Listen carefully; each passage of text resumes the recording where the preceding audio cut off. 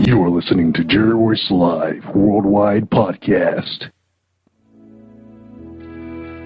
Hi, if you're struggling with your relationship or you just can't seem to find the right one, author GERALD MANUEL has written an enlightening new book entitled How to Identify Your Spiritual Soulmate. You may order a copy today from Amazon.com or at BarnesandNoble.com. This book is sure to answer many of the questions you may have. Thank you and God bless you. This is KIMMIE Robinson, the CEO of Elation Magazine. I'm listening to Jerry Royce Live Worldwide. You are listening to PositivePower21.org with Jerry Royce.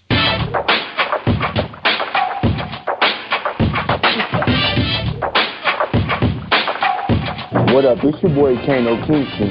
Hi, this is Angel Sessions. Hey, this is Pat. Hi, I'm Teresa Powell. Hi, Jerry. This is Ira Samuel Carter.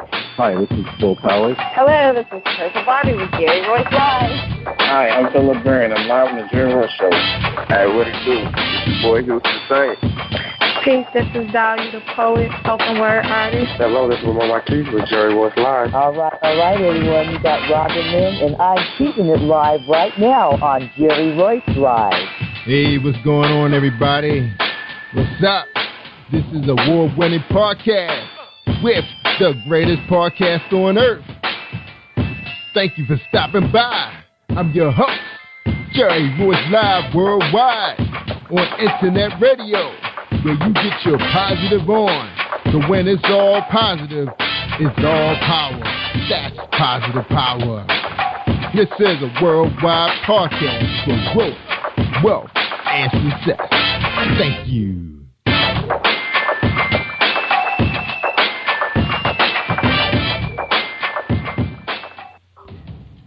Think you know how drugs get in those little brown bottles? Think again. Set in the green hills of western New Jersey, inside the gilded halls of power of a U.S. pharmaceutical company where decisions are worth billions of dollars and human lives worth less. Nicholas Hardy, a young executive at Marshall Pharmaceutical, finds his career, family, and life in jeopardy. The Farmhouse, a suspense thriller novel by Bill Powers, published by Donna Inc. Publications, available at Amazon.com or DonnaInc.org. Go to Bill's webpage at www.authorBillPowers.com. Are you looking for the next great read? A book filled with love, passion, betrayal, and intrigue. The award-winning novel, Season of Change, by Tamika Patrice Kane, is sure to satisfy your literary sweet tooth. Check out this must-read book reviewers are calling uplifting and emotional, and exceptionally great read, deeply intense and thought-provoking. Order your copy today, available in paperback and ebook on Amazon.com or at www.tamikapatrice.com. Are you an author looking for promotional services or a reader looking for a great read at low prices? In this competitive world of books, Writing Royalty Promotions is dedicated to bringing authors and readers together to build a greater respect for literature through our various promotional services and online bookstore. So head over to WritingRoyaltyPromotions.com and check us out.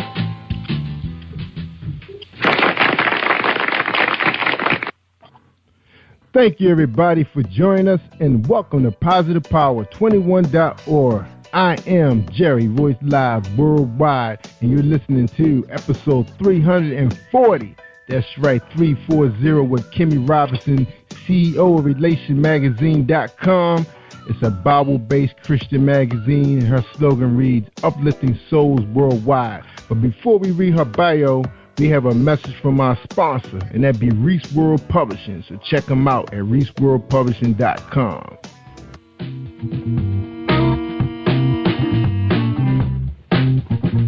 Are you an avid reader of urban fiction, looking for drama, suspense, and more?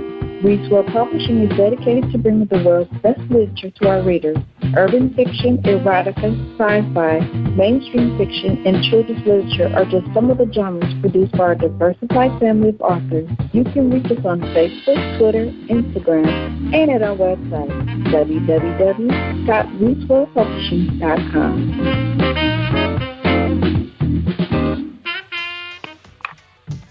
Hey, we're back, y'all. Thank you for joining us. And we want to thank everybody for their prayers that went out for the Marylanders, the Baltimoreans, everybody that was going through a little bit of mayhem. But they working with the young people. We got all the clergymen, all the community leaders, all banding together. This is something that probably should have been happened. Sometimes it does take something like this for us to understand what we need to do. So it's going to be some dialogue with the City Hall, because I had an opportunity to work with City Hall, working with the health department a few years ago, and I know those guys are not in touch with the community. I mean, they're thinking about, the things they think about, but sometimes they forget about our young people. When you start closing up recreation centers, parks, and pools, something's going to happen. They're going to cry out because they don't know how to communicate, and people never listen in any way. So anyway, that's enough there. But if you want to check out a little bit of what's going on with CNN, check out our website. We did record some of the segments today, some of the positivity or the positive things that's moving forward. All right. Right now we got KIMMIE Robinson on the show, Elation Magazine. Their main purpose is to uplift the name of Jesus in the form of writing for his glorification. He will use our writings as a divine tool to feed the new saints, revive mature saints, and bring lost souls to his word for glorification. All right, and KIMMIE Robinson was born in St. Louis, Missouri. She gave her life over to the Lord at the age of 12. Although her purpose by God was given, she wanted to do things her way. She believes when God gives you a purpose, there is nowhere to turn or nowhere to run. She has two wonderful daughters, Candace Wheaton, who is 9, and Hannah Wheaton, who is 6. She is also fired for the Lord. Motherhood is her proudest ministry. KIMMIE is an accountant, but her passion is serving the Lord and others. Elation Magazine was founded on the principles of basically serving the Lord in spirit and truth. This magazine's main purpose is to showcase to the lost, last and the least, that they can have life more abundantly through the love of Jesus Christ. Elation Magazine focuses on empowerment through the spiritual writings of many experts in their respective field. KIMMIE believes that Christians can have fun in many ways. She showcases talented artists, authors through the format of Elation Magazine and Elation Radio. She can be found on LinkedIn, Facebook, and Twitter, and her email is krobinson@elationmagazine.com. You catch her on Gmail and all the other fun social media outlets. All right, KIMMIE Robinson, welcome to Jerry Voice Live Worldwide. How you doing today?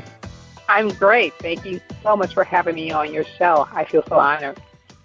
Oh, my pleasure. So glad to have you. I know it was short notice, but we came I love short notice.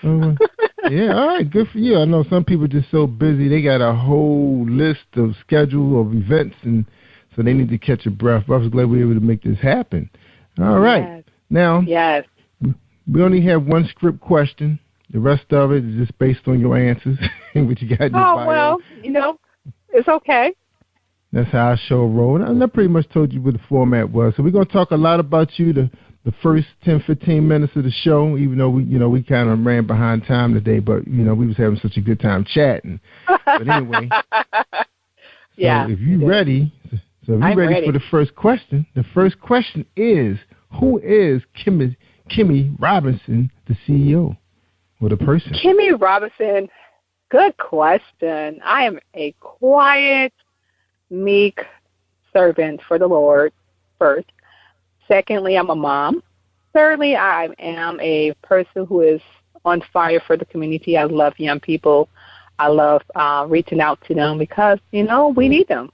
Like you were saying, they need places to go, like parks and recreations and after-school programs, and when the government closed those things down, it tends to allow them to do things that they're not supposed to be doing because we had those, outlets when we were young, and I think, when you do close those type of after-school activities down, it tends to, allow other things to happen that we don't want to. So I love the young people, and most importantly, I love to read, write, sports. You know, I love people. You know, I love being around people and, you know, working together for a common good, you know.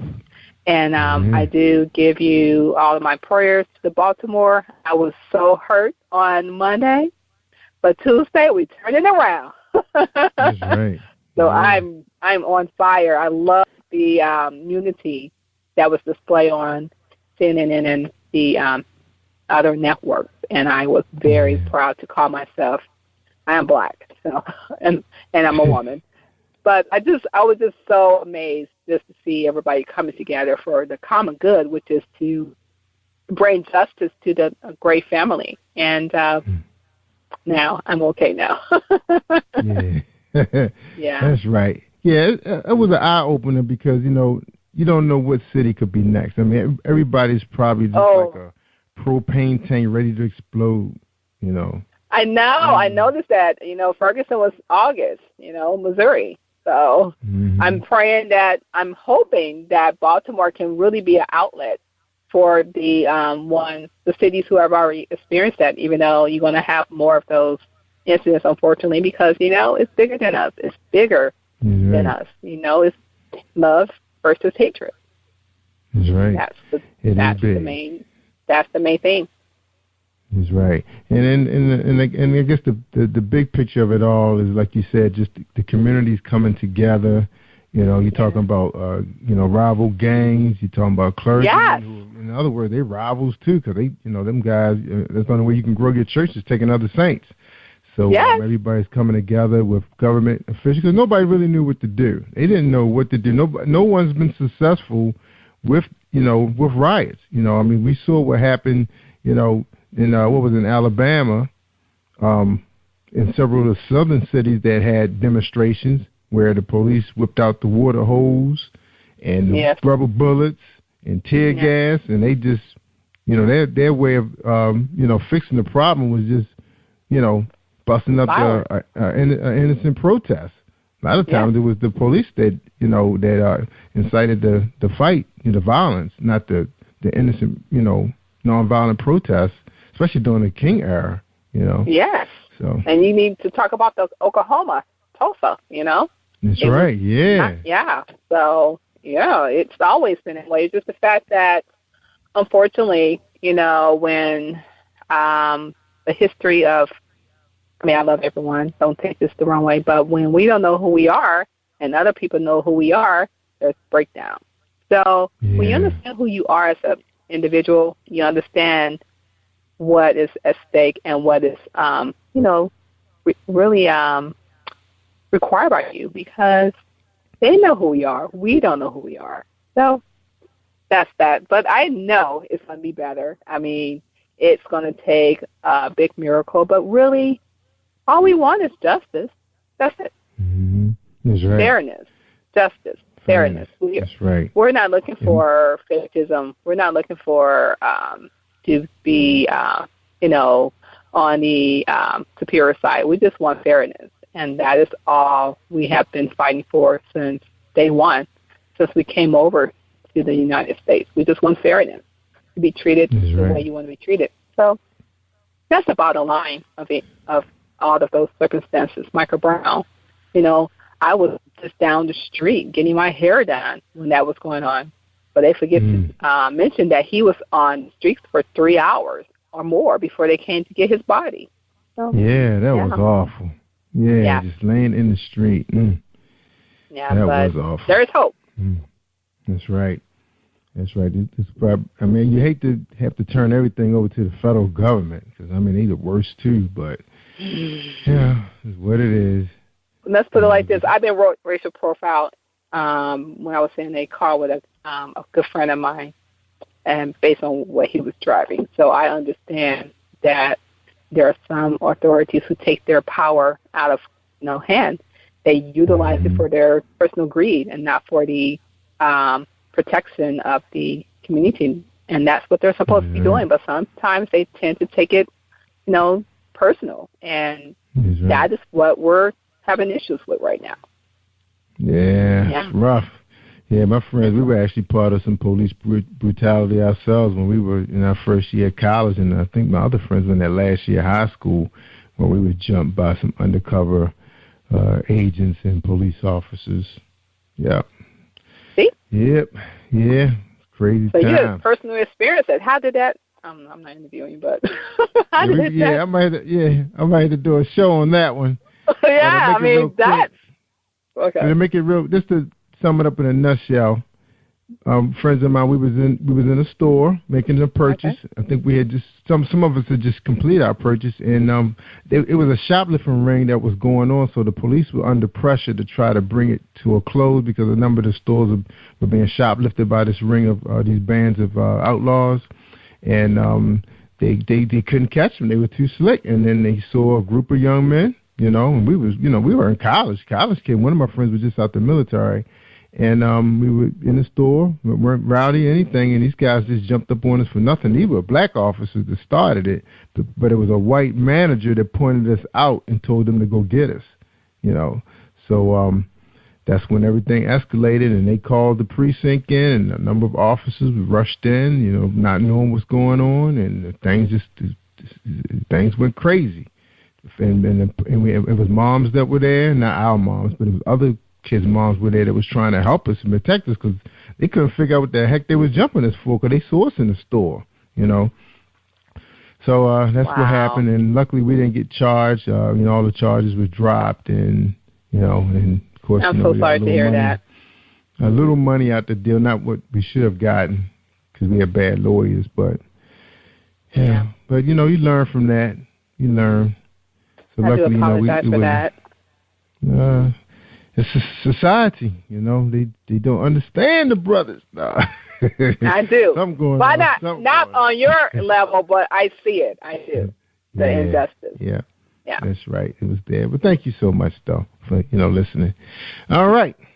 Now we're talking about you now, so tell us a little bit about your background. How did you grow up in St. Louis? Home of the Rams. Are they still home of the Rams? Because they move around. Yeah, they're trying to go to L.A., but I'm hoping that they don't because I like football, but I'm really a Chiefs fan, a diehard Chiefs fan. If you ever want to go to a good football game and tailgating, the Chiefs. I'm telling you, that is the best experience I have ever had. I heard. Lucky for us, it's quite a few people from Kansas City lives up this way because of the feds, the federal government jobs, and they showed us how to barbecue. So we throw down too at our Ravens tailgate party. We throw down hard. We throw down. I love to barbecue. Yeah, barbecuing is fun. It's amazing how it's so good. Yeah, they have tailgating. They have. I was going to say tailgating can hurt you during a 16-game season too. Because I think I went from like a 185 to 230 pounds in 2 football seasons. You've been eating a lot of meat, and it's okay because you guys can lose your weight more fast than we can. So I got it off down to 190 now. Yeah, see. But it's okay. I love to eat too now. I love my barbecue now. Right. I do moderation with my meats, but I still love my ribs. I'm sorry. I am a rib person. Oh, yeah. That's the key. Same here. Had my share this past spring. We went to a couple of rib joints by the beach. Yeah. Don't say the beach. I'm so jealous. Oh, my goodness. Okay, but this about me. I'm just Kim. I grew up in a strict environment. My mom didn't allow me to spend the night with friends. I, been in church all my life. But guess what? I like hanging around with the trouble people in high school. Not trouble people, but people, they didn't have curfews. They could stay out late hours. So what did I do? I would sneak out the window when my mom would go to sleep because she would take something for her back to make her feel better, and so she can't hear anything. And my dad worked, the third shift. So I would go out with my girls and hang out and then come back just in time so that she wouldn't notice that I'm not in my room. So I grew up something like that, I was curious, curious because I had a curfew. But I never got caught until one day it was like I went to McDonald's to get something to eat, and my mom went to the bathroom, and she heard somebody coming through the window. So what did I do? I jumped out the window and waited till she, closed the door, and I went through the back door to go downstairs and pretending that I was sleeping on the couch. But so I grew up that way. But you know what? As I reflect back on my upbringing and why she did those things, I'm very appreciative because I understand that now. So that's why I tell young people, your mom and dad may be a little bit, strict, and they may scold you and direct you to the right path. And they do know those things. They just may not want you to make the same mistakes that they have made. So I grew up in that type of environment, and two brothers, they used to beat me up, and I enjoyed like sports, and my mom kept us in church all day, and I accepted the Lord and Savior Jesus Christ at the age of 12, so I got baptized. I didn't know what I was doing. I was just doing it because I really felt Him. But I didn't understand it until now. So that is how my upbringing was. I must admit, I can't complain. I did the hide and seek, the double dutch, the real fun stuff. Hanging out with the community, going to the next door neighbor house. You don't have that interaction right now. And that's what's missing. We don't have the backing of the community. Because it took the community to raise me and my brothers, because at times, my mom would, let us go outside, but you have somebody on the porch telling you if you don't behave, I'm going to tell your mom. But you don't have those things now. So you don't. So your brothers never ratted you out? They didn't notice you were gone?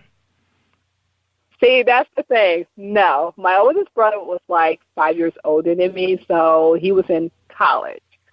However, my younger brother, no, he never ratted me. And he tells me to this day, I know I used to sneak out, then I confessed to my mom and dad what I used to do. But then, you're young. It's like that movie, The ATL. You're curious. You wonder why your parents I'm not privileged like that, but, my parents were just strict. They didn't want me to do certain things. And, I wanted to be rebellious. And, when you're rebellious, you tend to, mess up and make mistakes. So, it's funny. You hear these stories all the time about, strict parents. Even, when I was going to church, you hear kids say, their parents are strict, and you see those kids in the neighborhood. But those kids never turn out the way the parents think the strictness is going to, help them grow up. No. They kind of erratic. It's like they want to see everything. I just tell you about when I went to Atlanta. When I went to Atlanta for college, oh my goodness! So what happened? Okay, when I graduated from St. Louis, Missouri, I moved to Atlanta to go to Morris Brown College. So you got the Black 4 colleges in one. You got Morehouse, Clark, Spelman, Morris Brown, then the ITC, which is the theological school. Okay, those colleges are within walking distance. Yeah, I had a great time. I kept myself in school. But at the same time, I went to parties and homecoming and hang out and, done the things. No curfew, of course. How do you manage stuff like that? Mm-hmm. So I tell my story just to tell parents that it's okay to be strict, but over strict can really cause someone to, not understand the true being of being in the world. Because when I went to college, I was, surprised about some things that I saw. And when you have parents who tell you it's my way and a highway, you don't learn from that. And that's the type of upbringing that that I was under. I love my mom and dad, and that's how they were brought up. So I'm teaching my girls to come to me. I'm not going to be as strict as they were, because when I went to college, I was blindsided. I was like, wow, people do this? Darn. Of course, my friends in high school smoke weed, but I'm talking about the entire people do weed. I've never done it, but I was like, wow, that's interesting. So you learn things that, you don't normally learn when you're under a strict, household. And I want to be able to facilitate an open relationship between me and my two daughters. So that way when they're in college, they'll be more prepared. That's right. So even with you sneaking out at night, you still didn't see enough in the street that you weren't completely shocked when you got to college? You have ATL versus St. Louis. No. Atlanta is very progressive. They were just growing at the same time, and, people are just moving there. But now, of course, everybody knows about Atlanta. But back in 1992, oh, my goodness, I was, like, dumbfounded. I was like, dumbfounded. I didn't know that, so many things you can do and so many places to go. And then you're in college. You go to step shows. You're going to Spelman. You're going to Morehouse, then Clark to Kick-It. And then, downtown, oh, my goodness. I was so blindsided. So, but I had a great time. I was going to ask you, how was your grades? Oh, I did well. I was a B student. I should have been an A student. I'm more of an A student, but because I didn't apply myself, like I should have, but it's okay. Yeah. I had fun. Good thing you didn't go to school in D.C. Now, I've been to D.C. twice, and your house parties are off the chain. Oh, my goodness. I love house music, and I went to a house party there. Oh, my goodness. I would never forget that. Look, in D.C. didn't really have the hardcore house music like we have in Baltimore. They have some Baltimoreans that lived there that was playing house music, the ones that were attending Howard and those schools, because a lot of the DJs used to commute over there.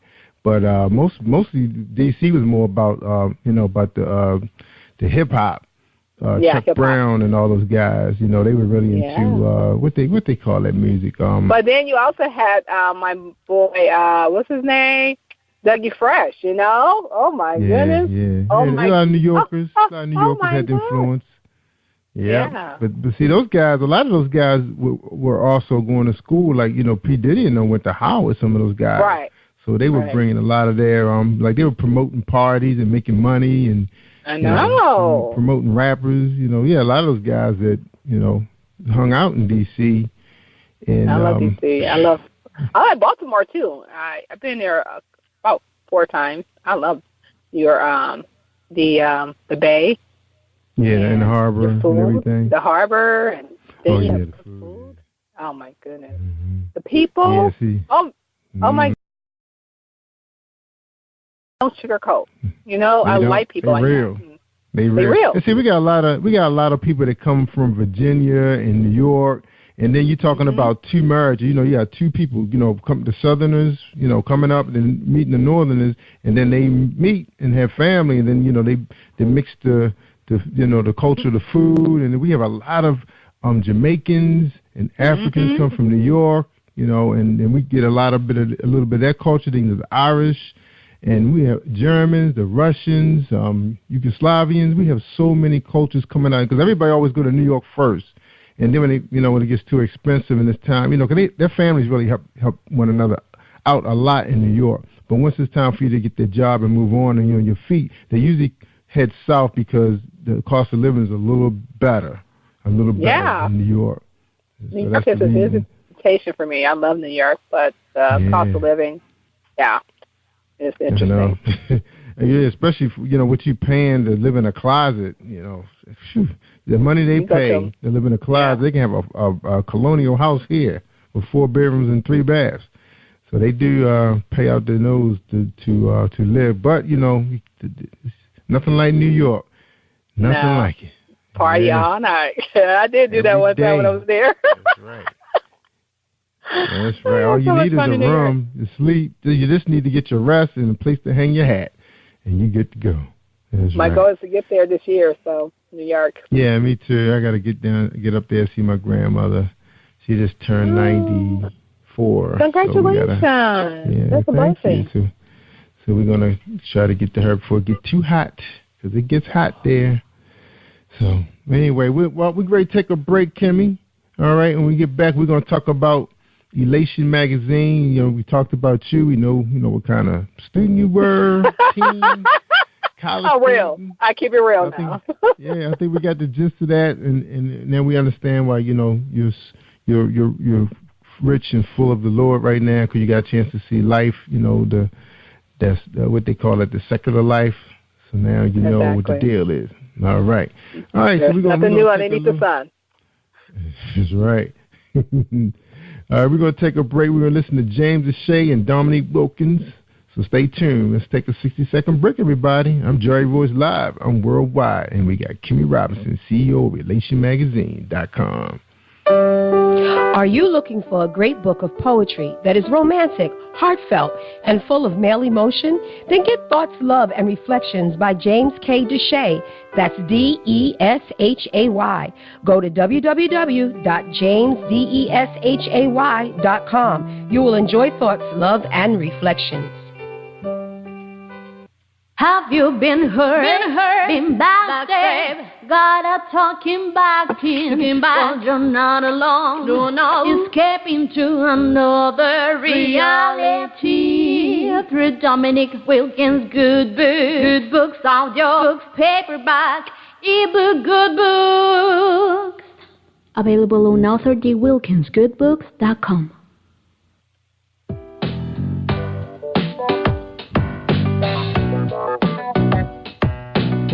Hey everyone, this is Tanika Gonzalez, spoken word poet. Whenever I'm online, I'm always listening to Jerry Royce Live. You can find Jerry on www.speaker.com. Positive Power 21.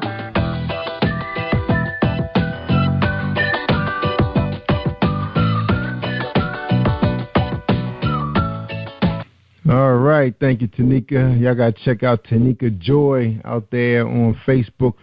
She has some beautiful poems out there. She runs some videos. She's about to drop a new CD soon and a couple singles for those of you who are looking for comfort. And she definitely has the voice to do it. She's like Sade of poetry. All right. And right now we're talking to KIMMIE. She's a publisher, CEO of Elation Magazine. And now we're ready to get down and talk to her about this Bible-based Christian magazine, which is uplifting souls worldwide. So that's what you're doing, KIMMIE. You uplifting souls worldwide. Yes, he's using me now, so I had to submit to him. Yeah, it's been a really great time. I'm having the best moment in my life, giving my life over to him, finding the purpose that he has given me, and not me finding what I'm supposed to be doing. And secondly, it's just been fun, meeting people like yourself, Mr. Jerry Royce. I listen to you on the radio worldwide, and just networking. It's beautiful. It's a beautiful thing. That's right. So that's right. Nothing like meeting another podcaster, right? Networking is key, and I love people. So that's it's right. been a blessing. Good for you. All right, so let's talk about this magazine a little bit now. My family, we've been in publishing since about 92, 93, so I know the business. I think we released our first publication in 94, and I know, it's not easy. We were just a community-based publication, so are you exclusively online, or are you in hard copy? Where are you, offline or online? Currently, we are online, but my goal is to become print, and my goal is to be the household magazine for Christian education, bringing people to Christ, because, it's all about him. And I'm just blessed to have the opportunity to start online, because you can reach so many people. I have a writer in Africa, and I have another one in one in Nigeria and one in Kenya. So, that's God moving, He wants everyone to come to him, and you can still have fun. I'm having fun. I am having so much fun. So you're enjoying this, huh? Enjoying the ride. So how long have you been publishing Elation Magazine? We are we've been doing research for the first year, for a whole year, and we're on our third year. And, they say they give you 5 years before you can call yourself a true business. But we're not a business, we're a ministry, and I know God's going to keep on, blessing us to write and minister, and hopefully my goal is to be printing in bookstores and Christian bookstores and, spread the good news gospel, because Elation, main purpose is to uplift souls worldwide. We just want to, let people know that, God loves everyone, and it's not a color thing. God is not going to say when you go to heaven, you're black, you're white, you're Asian. He's not going to say you're Baptist, you're Muslim. He's going to be more so concerned about your relationship with him through his son, Jesus Christ. And that's what it's about. Men tend to allow the division between Baptists, Church of God in Christ, and, Catholics and things of that sort. But that is not of God. He's just going to be concerned with your heart and your soul, And that is the main purpose. I don't call myself a Baptist, but even though I was brought up in Baptist church, I'm just more so a Christ-like individual. And I love everybody. If you tend not to wear pants, that's on you. But I'm going to wear pants. If you don't want to wear makeup, that's fine. I'm going to wear makeup. But, it's just all this, division and these quote-unquote rules that man made. They're not of God. So God is more concerned with your heart and, your relationship with him and how you treat his people. And that is what Elation is truly about. Good. Good for you.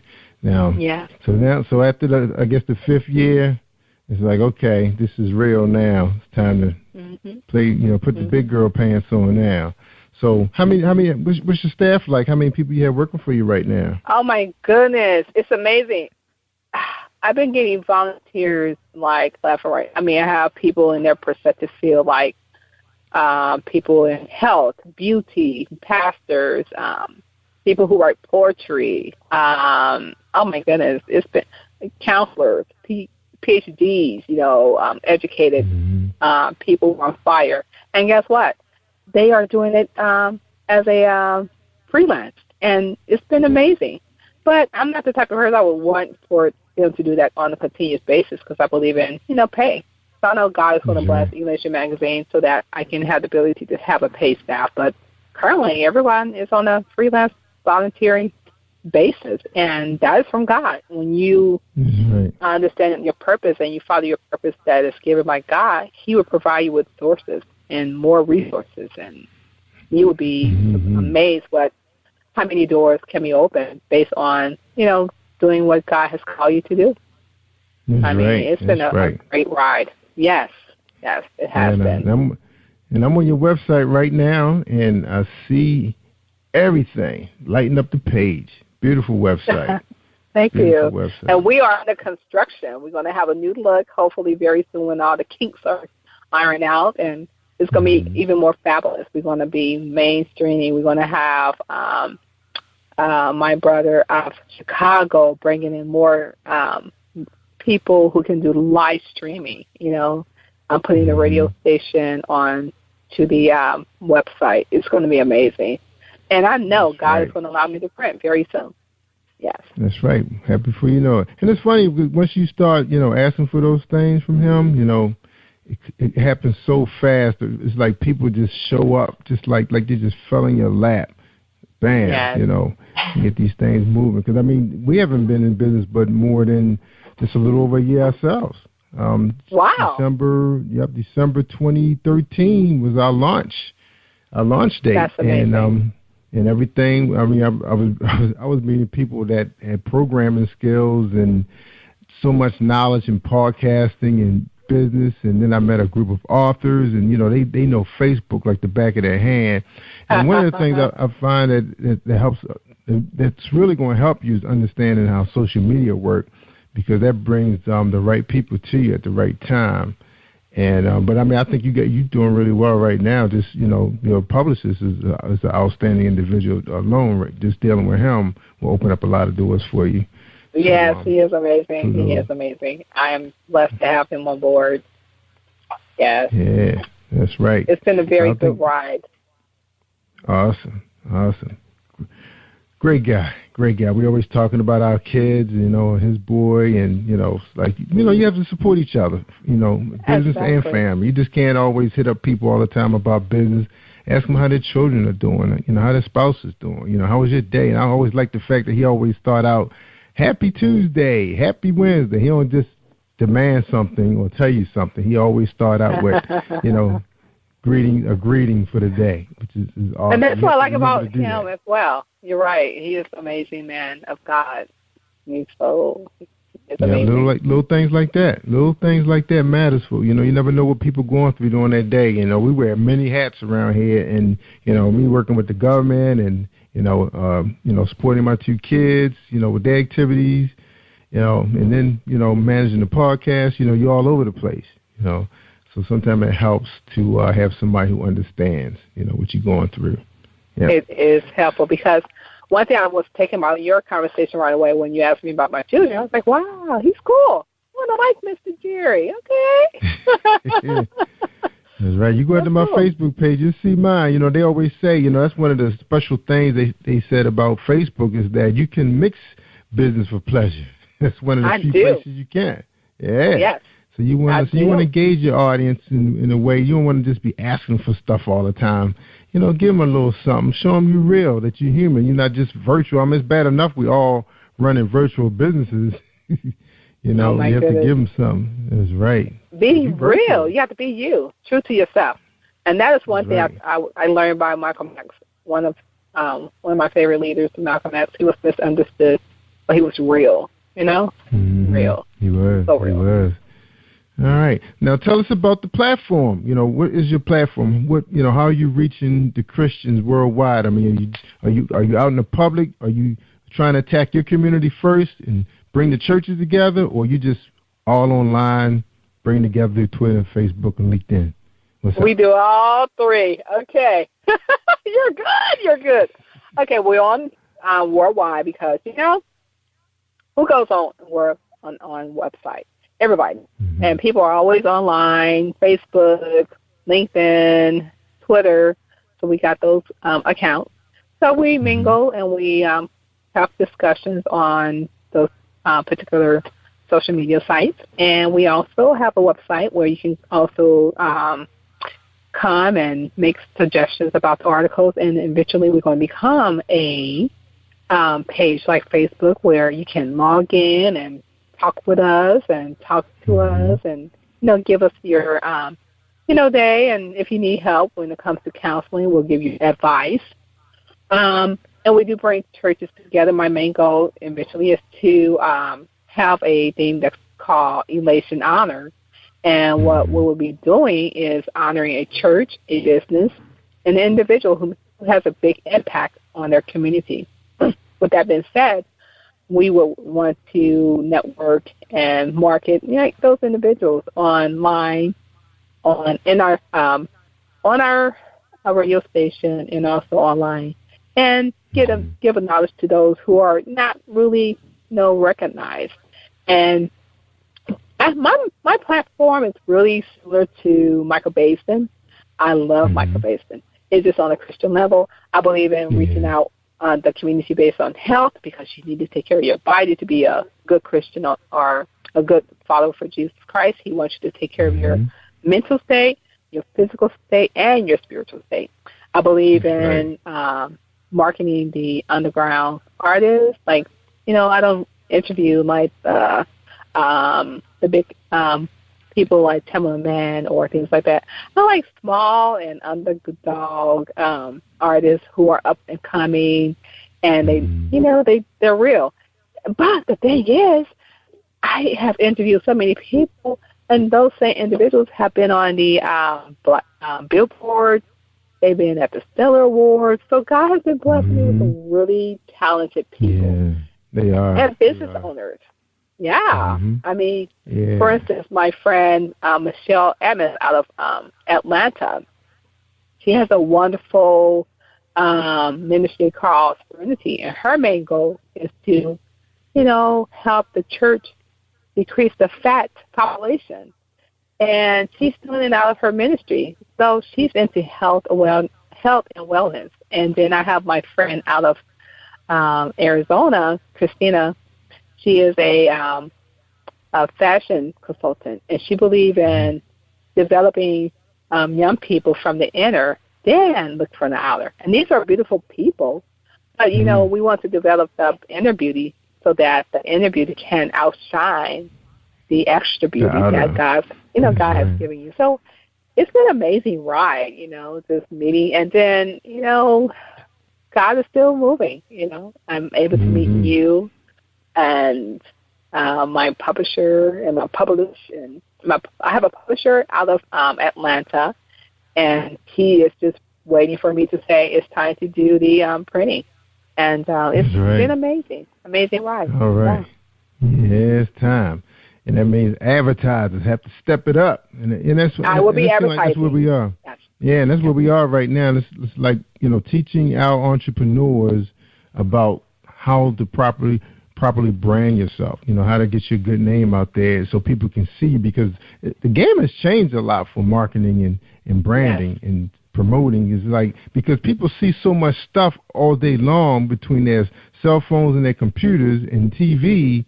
It's like, how are they going to remember you among all of that stuff, you know, those mainstream? And because you talked about independent artists and entrepreneurs, you know, where they probably don't put the money out to promote. They probably do a podcast here and there, maybe a banner ad on this website. If that website doesn't have a lot of traffic coming to it, then, you know, how do they do business but in their community? But this is our community, especially when you're online. Exactly. Those Facebook people, your Twitter people, that's your community right now. Yes. Now, that was one thing I wanted to ask you about, you know, your offline community. What are you doing for your offline community, you know, with the other churches? Do they all know who you are? Have they sat down with KIMMIE Robinson, the CEO? Yes, I have help with my pastor and other pastors within, and Elation is about to go to the streets. So we're going to go knock on doors and pass out literature about us, and also give them a few information about churches in the neighborhood. So we're starting to do that because we want to do outreach. We are disciples as well. And so with that being said, we're going to be marketing Elation, churches, and Jesus Christ, but Jesus Christ first. And with that being said, that'd be another form of marketing, because you're right, the game has changed. It's not about commercials or going on TV. People are going to social media, Twitter, to find, you know, products to buy and services to support. So with that being said, we also will be doing T-shirts. We're going to be wearing T-shirts and pencils and bracelets and coffee mugs. You'd be amazed. People, you know, will have like conversations about, whoa, what is Elation Magazine? And you can start marketing by the word of mouth, because word of mouth is power. And and our next goal is to do like seminars. Another big passion of mine is women. I love empowering women. So I have a friend of mine. She is a first lady, and we are in the process of bringing a woman ministry where we can do seminars by, you know, teaching the young people and the women that first you need to be in love with yourself and then understand that a man doesn't complete you; they complement you. Because we are so in love with our sisterhood, you know, and I met her at church, and it's going to be powerful. So my main goal is to do seminars in different cities, and I would love to do missionary work in Africa. I do have a connection. I told my friend eventually I will be over there, so I have to, you know, do some funding. So, yes, I would like to do seminars and outreach, and our goal is to not only outreach, but eventually start raising money for scholarship funds so that we can help the inner city. Because you have those, you know, scholarships for those who are, you know, from good homes and who, you know, attend good schools and make good grades. We want to reach those, you know, we want to reach Tyrone. Tyrone is someone who may not know how to make good grades. He may need a mentor.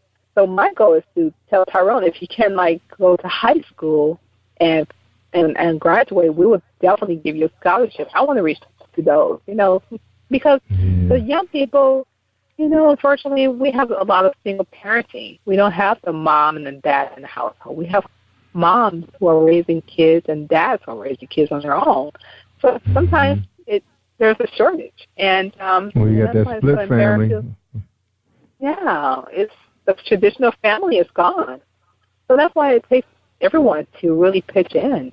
But unfortunately, the resources, like you said earlier, they're leaving. They're closing the parks, the after-school programs. Who would have thought that, they're going to try to cut the pre-K program? And, that's they've been trying to do that for years, cut those programs where the kids need, the learning centers, where the kids need extra learning. That's a shame when it gets down there like that. But you see all these big buildings a lot going of up. Resources. Yeah. Mm-hmm. But they're outsourcing others. But we also too we have to have the businesses step up too and help out in some cases too, even if it's just a body, because one of the things I was in a leadership development program for the federal government, and one of the things I did was I started an initiative that kind of sprang off of what the White House was doing with my brother's keeper, and we had an area high school, and they were looking for the business community to come out and support them. So every time they give events, for the seniors, and I guess the juniors, we would come out in big armies, because we had different type of council groups that could do those things, and it was easy to network the events through, emails to those organizations. And we would come out and bring plenty of bodies, and including the executive leaders also. So that was a big piece I was really proud of doing. And but they changed over principles, and we haven't had much communication with him, because I guess he's just trying to, put his stamp on the school right now. So we're gonna give him some time to get adjusted. So that's a big task when you're dealing with high schoolers, But you sound like you're doing a lot of some of the things that we're doing over here. We're definitely gonna be networking, because I'd love to do that with you and whatever I can do, because it's a partnership. That's right. There's no I in this. If that's that was one of the things. And that was what we forgot to mention, because we mentioned it early before we came on the air, was that you were actually on the radio with Relation Magazine, but you're on terrestrial radio, which is an AM station in Kansas City, in St. Louis, right? In St. Louis, yes. And you can also listen to it on the website. Yeah. Okay. So they would have to go to the website to hear you? Yeah, if they're outside of Missouri. Mm-hmm. Outside? All right. Outside of Missouri, just listen to me at 7:30 every Monday on Relation Magazine. Yeah. So they can go to Relation Magazine and find, because I'm on your website, I don't see anything about no radio show. Oh, you go all the way down to the bottom, it'll take you to the link. It's like a microphone, Relation Radio. It should be like an icon. On the front page. On the front page. And you click on that link, and it'll take you to the radio station. It's actually 1010 AM, KXEN, 1010am.com. And I've been doing radio for like 2 years, and I'm loving it. I would never thought I would be on the radio, but I'm loving the radio. Yeah, it's funny how things turn on you, because same thing here. I mean, I always wanted it. I thought about going to school, but then my dad was like, he had other ideas. But I was glad, I went that direction in the publishing and graphic design. Got a chance to pick up some other skill sets before I found podcasting. Yeah, because we do a lot of our own in-house work. We used to publish other artists, poets, ministers, you name it. So I got a chance to understand the publishing industry. And I was going to ask you, that's what I'm leading up to. Now, you went to school for accounting. How did you get into publishing? What happened? That's God. Let me tell you, my worst subject, I did not love writing, but guess what? I love numbers. You love numbers. But now, it's so funny, right? I'm going to be honest between you and I. I mean, when I had to do a term paper, I would ask my cousin or somebody to write it for me. I didn't like writing. So you needed some help. So now look at you now. So that's why you're the organizer now, right? So you just organize the writers. Yes, and now I love writing. Writing is my baby. Writing has gotten me out of the situation. It teaches me how to meditate. It teaches me how to have a relationship with God. It taught me how to express my feelings. Writing is a huge mechanism when it comes to therapeutic, when you need to calm down or you need to have an outlet to, to your feelings. It gave me an outlet to write based on how I was feeling. And you can create any type of platform. You could create a story. You could create like a fictional, non-fictional. It's amazing how much writing, the creativity is amazing. So now I love it. It is so amazing. You can make anything out of just a piece of paper now, of course, the computer, and paper. And it's amazing how people can read it. And it's amazing. I didn't realize how powerful, writing is until now. So that's right. I enjoy it. Now you know. That's right. Good for you. Now, so will you see Elation Magazine in the next 5-10 years? Oh, we're going to be the platform for a household, not only in the Christian world, but on the secular world. Because, I want the ones who don't know Jesus, I want them to understand that he can do the changing. He is the person that you should fall in love with, not men, not places, not things. Because once you know him, he's going to give you those things added. He's going to give you abundance of life. He has given that to me. He's going to give you a purpose. He's going to give you love in your heart, joy on your mind, peace in your heart. You're going to have so much things to do. He's going to give you work. He's going to give you, word. He's going to give you the opportunity to understand that this life is more so about him and not about you. So when you let yourself go and let him in, it's really easy living. Don't get me wrong, you're going to have, trials and tribulations that tend to try to distract you. That's why that's common sense. You're not going to have problems. You wouldn't still have problems. But the main thing is you have someone who is going to fight those problems for you. Because I used to be the type of person I would like to fix things and things like that. But now I tend to give it over to God. So Elation is going to be a missionary. I would love to continue doing the writings. Of course, my next goal is to get another city to do Elation Radio. And also print. Print is my next step. That is what I want to do because everybody doesn't have a computer. Right, I got to print. Right. No, everybody doesn't have a computer. So with that being said, I want to send literature to the jailhouse, to the nursing homes. Those would be donated, and then bookstores, of course, and church bookstores and Christian bookstores and households. And I think they're the only ones that have bookstores are the churches. The other bookstores are closing up now. Everybody just went online. That's so I think true. That's where they're going to find you in the church. Yep, church good place to distribute publications like this. What's the size going to be like? Is it going to be like big tabloid, or is it going to be small like a Jet magazine? Because I've seen a couple church publications like that.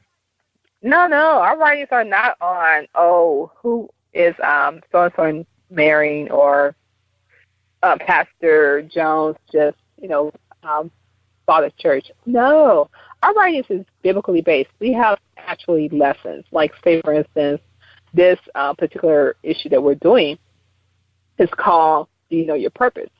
So we will get scriptures from the Bible that is a correlation with the that goes with the title, and then the writers and other people will write based on that topic. Of course, there's exclusions such as counseling or someone who is in the pastoral corner. We have a pastor corner where they can write based on what the Holy Spirit tells them.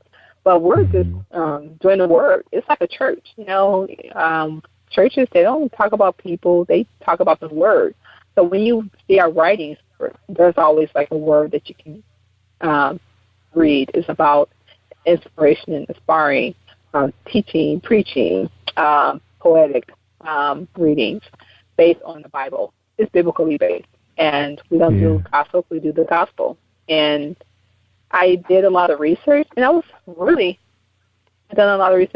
surprised to find that a lot of Christian publications, they tend to do more of the gospel instead of the gospel, and we want to be different. I don't want to talk about people because, when Jesus comes back, he's not going to be concerned about those things. He's going to be concerned about whether or not you know who he is. But we're trying to show people that it's okay to know him. You know, you have no idea what he can do for you. Yeah. That's right. No, when I meant the size. You know, what is going to be the size of your publication? Is it going to be like a newspaper size, like, you know, like the tabloids in the supermarket? Is it going to be a small booklet? I would like for it to be a magazine because our goal is to use that. Yes, we're going to be a magazine. Oh, okay. And we're going to be, and we're going to be similar to, like, you know, one of my favorites is the Charism. I do like them. Similar to that. But at the same token, when we're doing our street ministry, we're going to be passing those out so that we can get, you know, people to understand that it's okay to know who he is. And at the same time, that can open up doors for marketing and branding and ministering to people on the street, because we're going into the urban areas where help is needed the most. And people don't understand that Christians, too, we fall. So, yeah, we fall. The difference is we get up. We just get up. All right. We're talking to KIMMIE Robinson, CEO of Elation Magazine. She gave us the whole blueprint. Now we're ready to take a quick commercial. And we come back, KIMMIE, we're going to get your final thoughts for tonight's show for the audience, okay? Something for them to take home with, sleep. This is all fun. Right? Okay. All right, hold tight, everybody. A message from Tamika Kane. Are you looking for the next great read? A book filled with love, passion, betrayal, and intrigue. The award-winning novel, Season of Change, by Tamika Patrice Kane, is sure to satisfy your literary sweet tooth.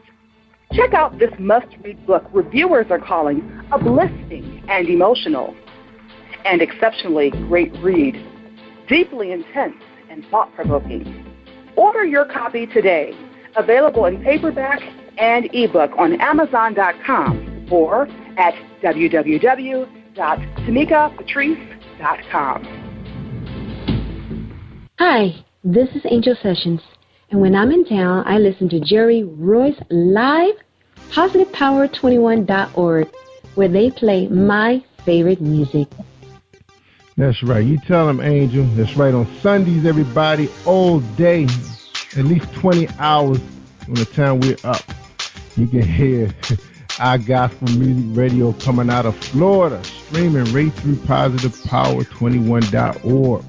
And if you have your smartphone, you can hit me up at Spreaker.com/positivepower21. So you wouldn't need to download the app at Spreaker.com. We do have some awesome podcasters. Sometimes you can catch celebrities out there doing podcasts. So they're spending a lot of money on that platform, and I think it's one of the best ones out there. As far as quality and dependability, it's there. It's always up and running, even when we're not. All right, we're talking to KIMMIE Robinson, CEO of Elation Magazine. We're going to be doing some streaming with some KIMMIE soon, too. So we hope to have her broadcast on, too. So we'll check it out. Yeah. Maybe we'll run her Sunday mornings along with our gospel music, or Saturday night going into our gospel music radio on Sundays. So we'll check her program out and see what KIMMIE allow us to do. We ink a deal, right, KIMMIE? We're going to ink a deal? Amen. Amen. All right. So you ready for your final thoughts for tonight's show? You ready? Oh, it's been a pleasure. I'm so honored just to have the opportunity to talk with you. Thank you for having me on today. You're welcome. I want to thank we gotta have you back. We gotta have you back when you got something else going on too. You know, when you release your hard copy. When you anticipate that happening? So what's your timeline for that? My timeline is within a year, probably a year or so. But we gotta have you back before then. Yeah. Maybe we have you back when you get your new website up and running. Launch of your new website. We'll have an online party. Yes, that'll be fabulous. I would love that.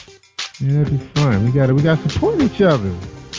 You know? And I'm in with you as well. Whatever we can do, we can feature your business on elationmagazine.com, and also interview you as well. I would love that.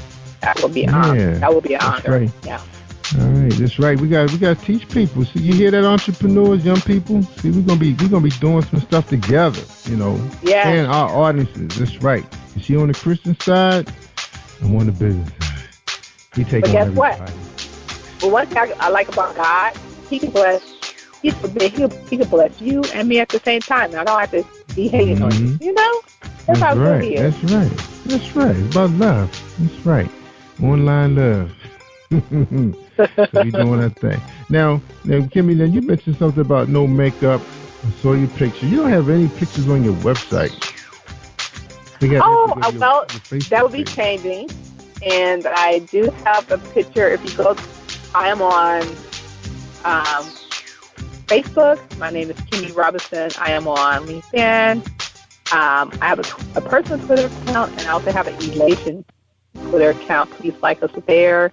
And I also have a group and a like page on Facebook, LinkedIn group for Elation Magazine. But yeah, catch me, KIMMIE Robinson. I'm everywhere.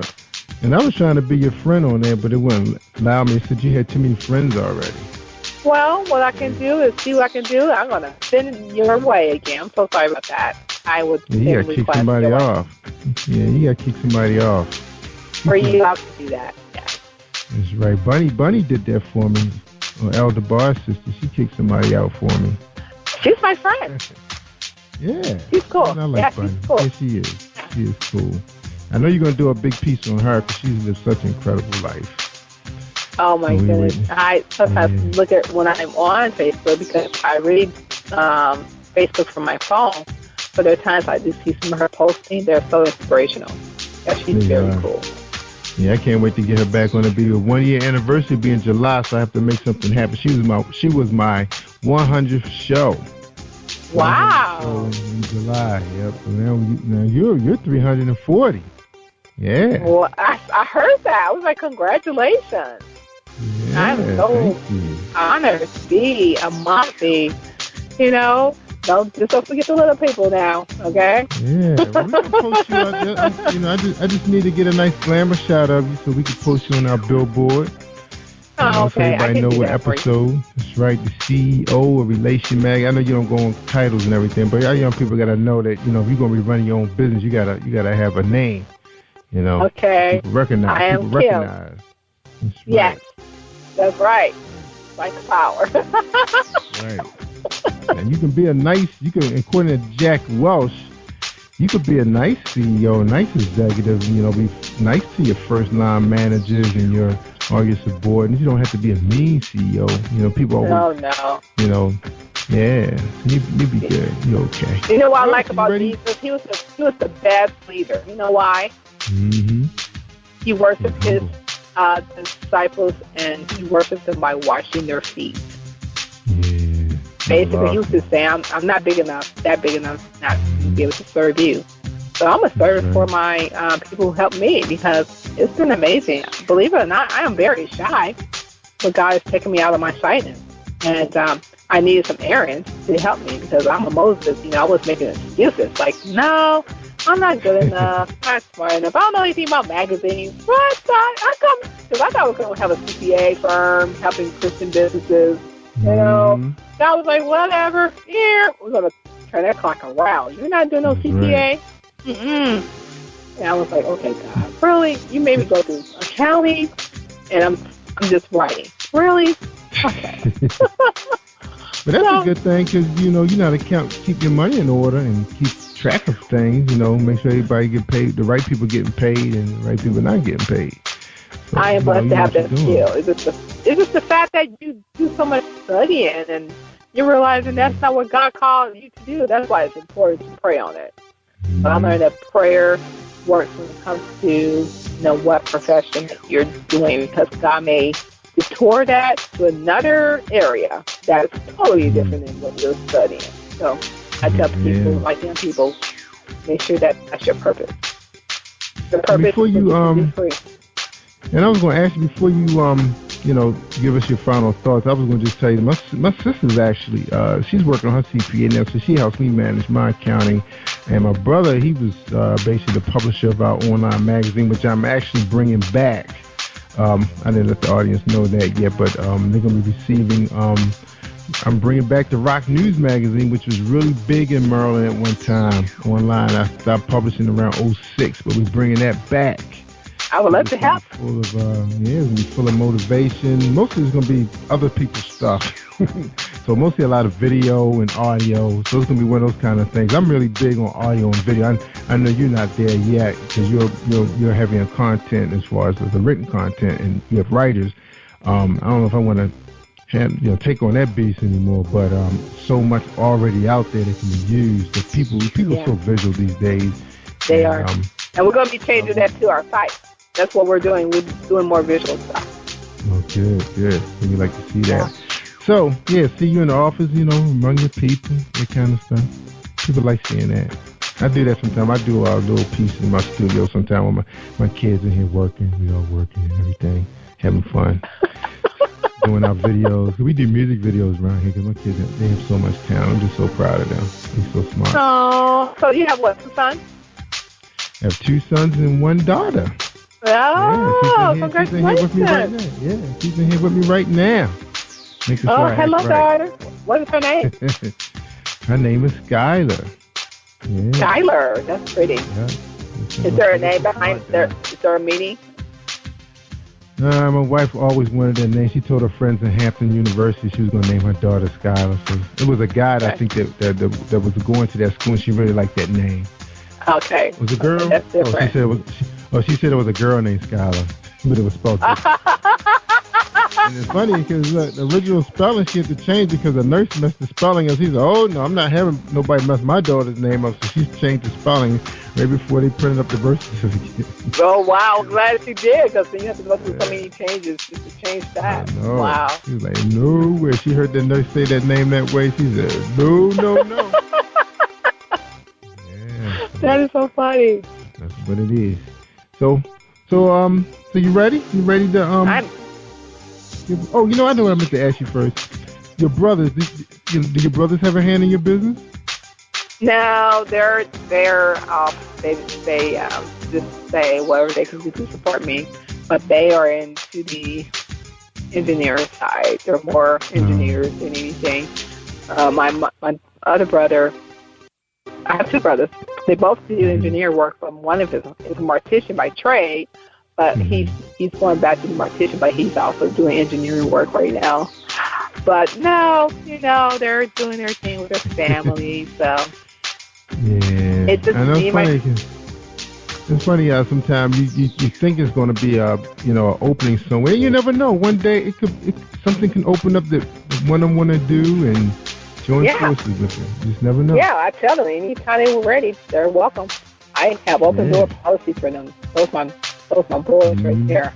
I love them. Yeah, that's right. I'm waiting for my brother to return. I think he's working on some other stuff with his wife right now. So we both went to high school for engineering.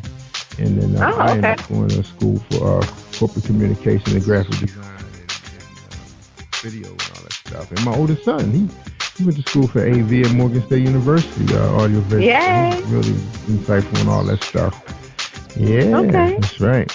All right, you ready? You ready? Because I know we can talk all night. So you ready? I can talk all night. I am a talker. But I'm from the Show Me State. I do show up, too. You do show up. All right, your final thoughts for tonight's show and for my audience. Well, I just want to let worldwide, my name is KIMMIE Robinson. I am on Jerry Rose's show live worldwide. I just want to say it was an honor.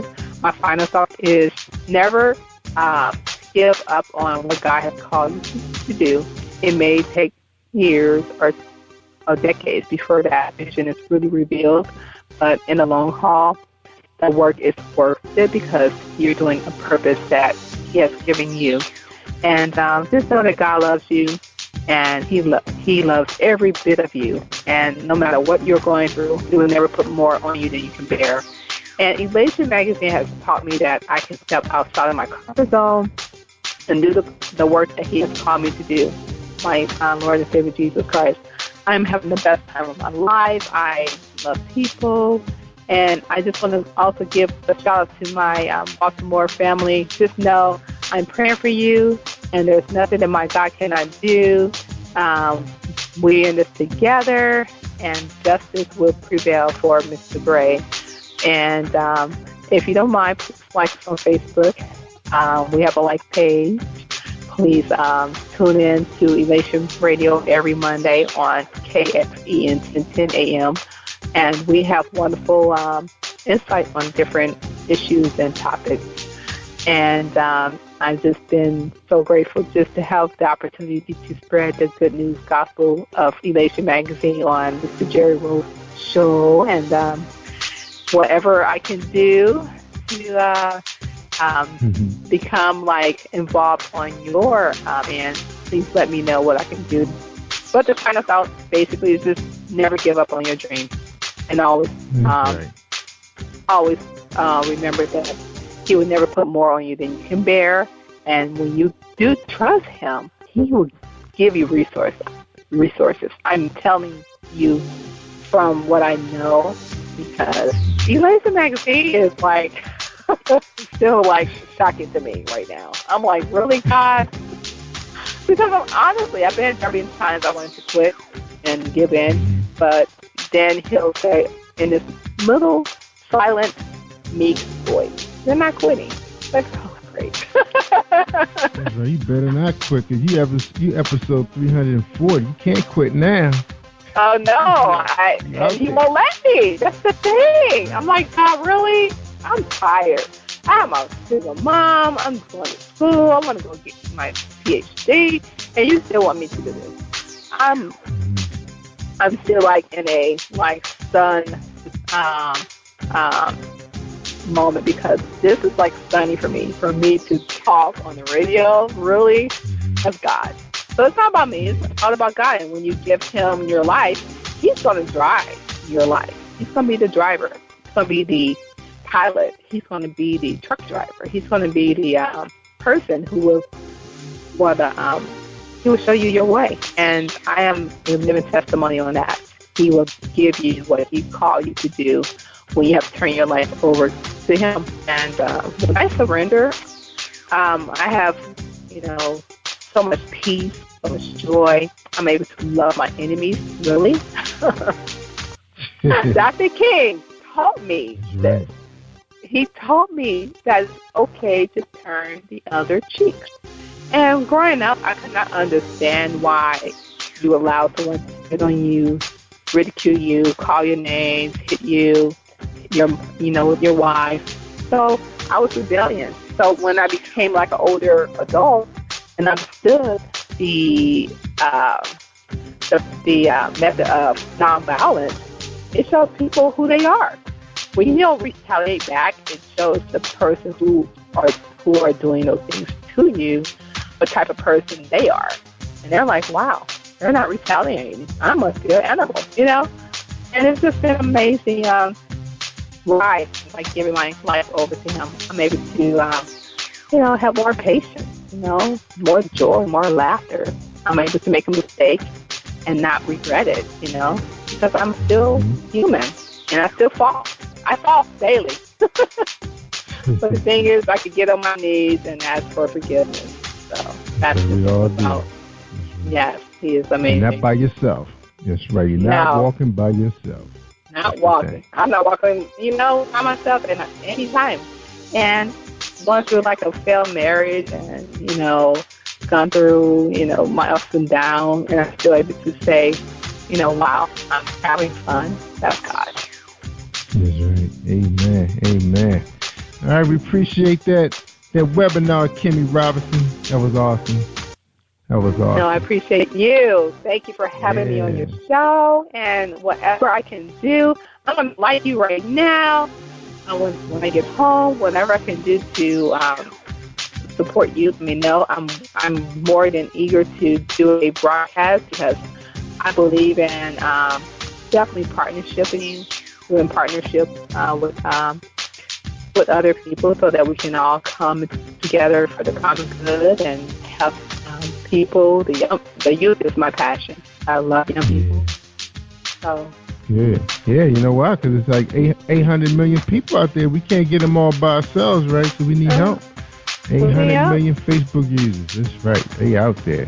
All right, Kim, we're going to close out the show because we went past your time. Lucky for you, you didn't have anybody come on at 9 o'clock today. So I guess God set that all up for you. Because normally I run 2 shows. But I was lazy coming off of my vacation. So we didn't plug that many shows for the remainder of April. So May, we coming in strong because all the publicists been hitting us up. I got to start answering their emails so we can book these people. Get it going. Get it moving. All right, Kimmy, so you hold tight because we got to exchange some information. But I'm going to close out the show, and I want to close everybody out with this because I know a lot going on in the world with the earthquake going on and, some storms threatening in the south and Baltimore going through its aftermath and its healing. And, of course, we haven't heard the verdict yet. There hasn't been a verdict. We haven't gotten the report yet. So that's going to be kind of nerve-wracking, but hey, let justice be justice. So anyway, I'm going to leave you guys with this. To achieve success in any area of life by identifying the optimal strategies and then repeating them until they become habits. That's Charles Gibbons. And I'm Jerry Woods Live. I'm worldwide. And like I always say, if you want to hear the good stuff, you got to listen to Jerry Woods Live worldwide on PositivePower21.org and Spreaker.com/PositivePower21. Stay awesome, y'all, all week long. Remember, I'm Jerry Woods Live. I'm worldwide. Thank you for tuning in to Jerry Voice Live on PositivePower21.org and Spreaker.com/PositivePower21. This is a Voice Enterprises production. And don't forget about replay on Facebook.com/Jerry Voice Live.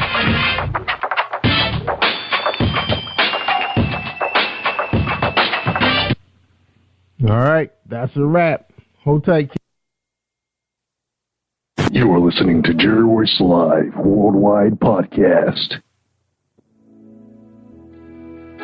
Hi, if you're struggling with your relationship or you just can't seem to find the right one, author GERALD Manuel has written an enlightening new book entitled How to Identify Your Spiritual Soulmate. You may order a copy today from Amazon.com or at BarnesandNoble.com. This book is sure to answer many of the questions you may have. Thank you and God bless you.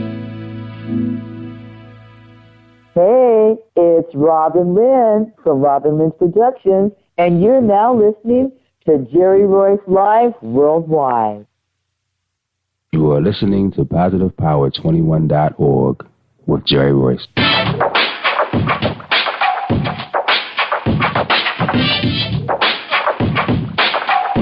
What up? It's your boy Kano Kingston. Hi, this is Angel Sessions. Hey, this is Pat. Hi, I'm Teresa Powell. Hi, Jerry. This is Iowa Sandra Carter. Hi, this is Phil Powers. Hello, this is Teresa Bobby with Jerry Royce Live. Hi, I'm Philip Byrne. I'm live on the Jerry Royce Show. Hey, what it do? It's your boy Houston Saint. Peace, this is Dahlia the Poet, spoken word artist. Hello, this is Mama Keith with Jerry Royce Live. All right, everyone. You got Robin Lynn, and I'm keeping it live right now on Jerry Royce Live. Hey, what's going on, everybody? What's up? This is a award-winning podcast with the greatest podcast on earth. Thank you for stopping by. I'm your host, Jerry Royce Live Worldwide on Internet Radio, where you get your positive on. So when it's all positive, it's all power. That's positive power. This is a worldwide podcast for growth, wealth, and success. Thank you.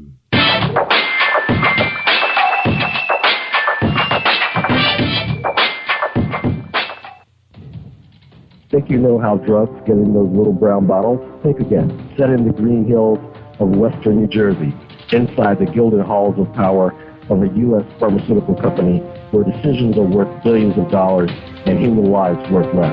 Nicholas Harding, a young executive at Marshall Pharmaceutical, finds his career, family, and life in jeopardy. The Farmhouse, a suspense thriller novel by Bill Powers, published by Donna Inc. Publications, available at Amazon.com or DonnaInc.org. Go to Bill's webpage at www.authorBillPowers.com. Are you looking for the next great read? A book filled with love, passion, betrayal, and intrigue. The award-winning novel, Season of Change by Tamika Patrice Kane is sure to satisfy your literary sweet tooth. Check out this must-read book reviewers are calling uplifting and emotional. And exceptionally great read, deeply intense and thought-provoking. Order your copy today. Available in paperback and ebook on Amazon.com or at www.tamikapatrice.com. Are you an author looking for promotional services or a reader looking for a great read at low prices? In this competitive world of books, Writing Royalty Promotions is dedicated to bringing authors and readers together to build a greater respect for literature through our various promotional services and online bookstore. So head over to WritingRoyaltyPromotions.com and check us out.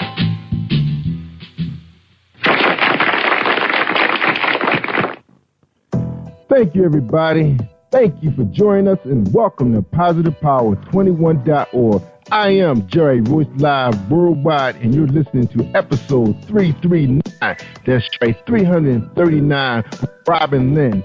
Robin Lynn Productions from VibeLive.com is here in the studio for us tonight. But before we bring her on, listen to a word from our sponsors. All right, so everybody hold tight for a few seconds while we hear from my man, James DeShay. That's right, the poetry man. He's romance. Are you looking for a great book of poetry that is romantic, heartfelt, and full of male emotion? Then get Thoughts, Love, and Reflections by James K. DeShay.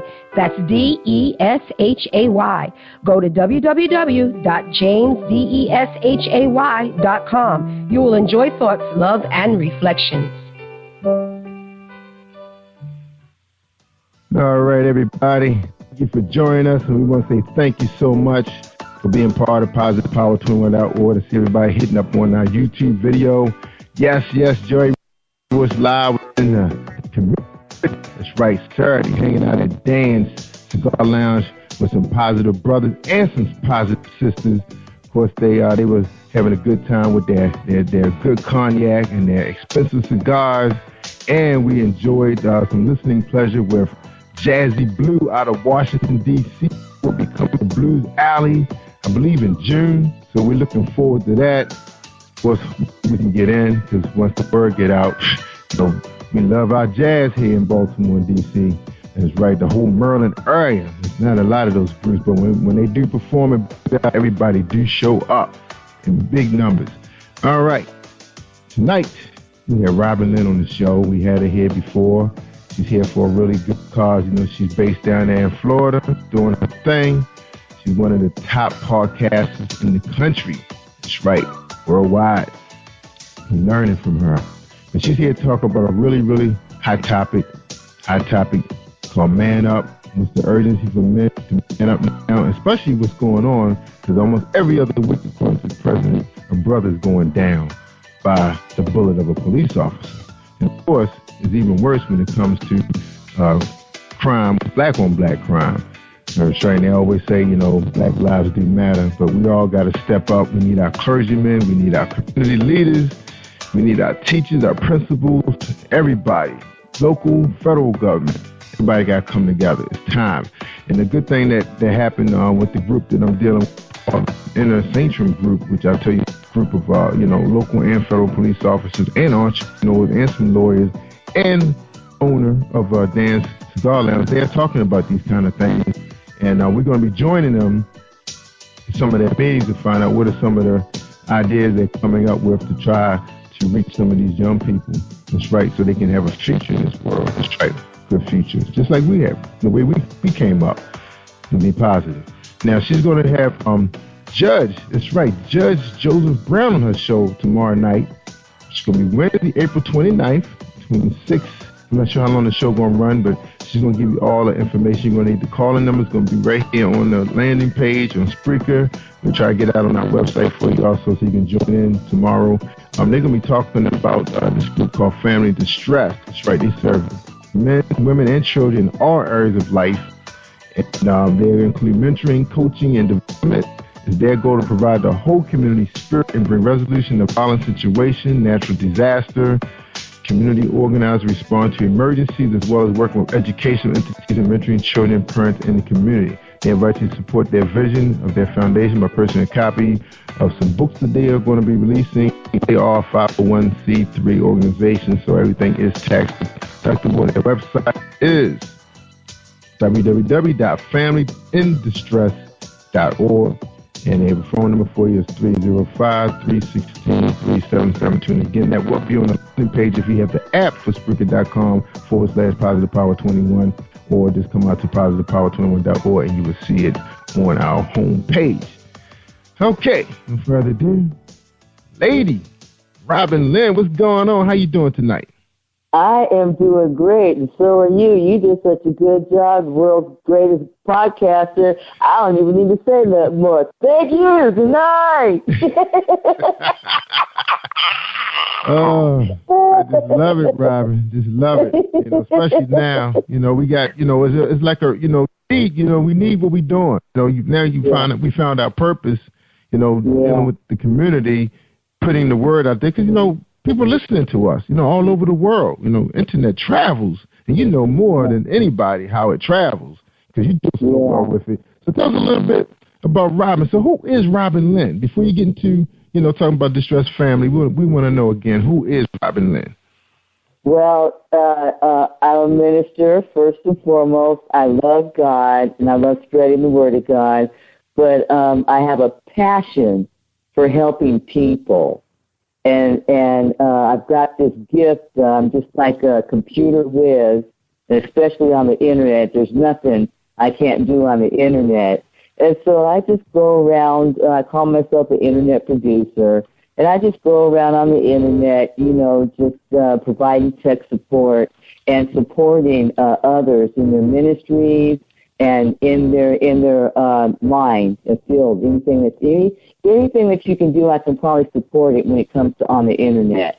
So if you need a website, if you need exposure, airplay, promotion, several radio stations, radio blogs, and all that. But as much as I'm out here co-hosting and blogging, I'm really more of a behind-the-scenes person, and I'm happiest in the support role. So, I call Robin Lynn Productions a cornucopia of entertainment, education, network, and support services.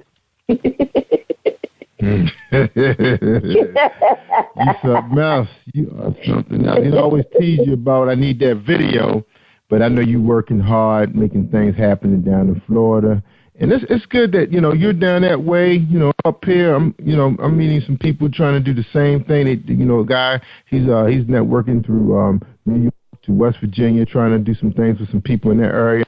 And I'm finding out there's a lot of people trying to do things that's on the internet, not just come on here and just be clowning all the time. It's like there's some people really doing some serious stuff. And I can see how God is really blessing us too, giving us the what we need, the resources to even reach even further, bringing the right people to. Of course, when you get started, you're trying to entertain whoever you can to get started.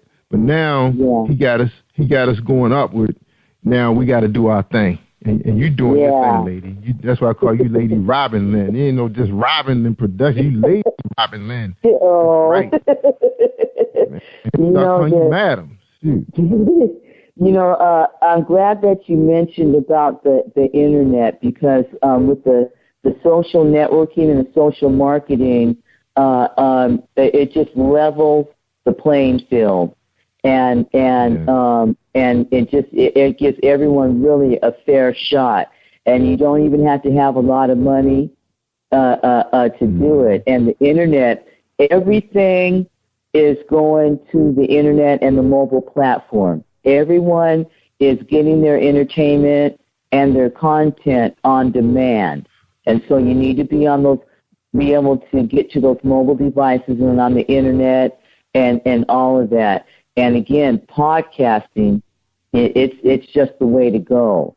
And so you've got an exchange of information and knowledge and technology, and it's just awesome. It's some of the greater exploits that God spoke of back in the Bible. Greater X-ray. Yes. Yeah, absolutely. And it's funny, how you talk about technology, because I got to take my hat off to Spreaker.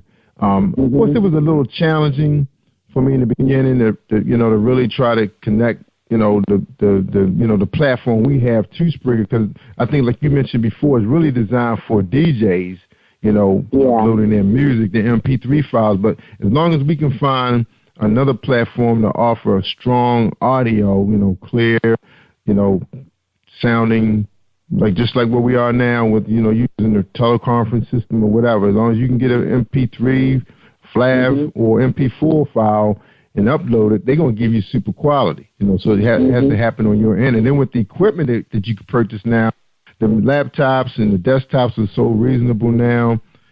You can have, I got monitors all over the place, so I don't have to hold on, where I pull that up. I can have everything up that I want. And where I'm going at is, when I was at that event on Saturday, my buddy, which he called, we like brothers. We grew up with each other since we were in grade school. He was going around telling everybody, we broadcasting in 15, 20 countries. We got Jerry Live right here, because I was putting it on my YouTube channel, but I was actually recording it, But then this one guy walked up on me.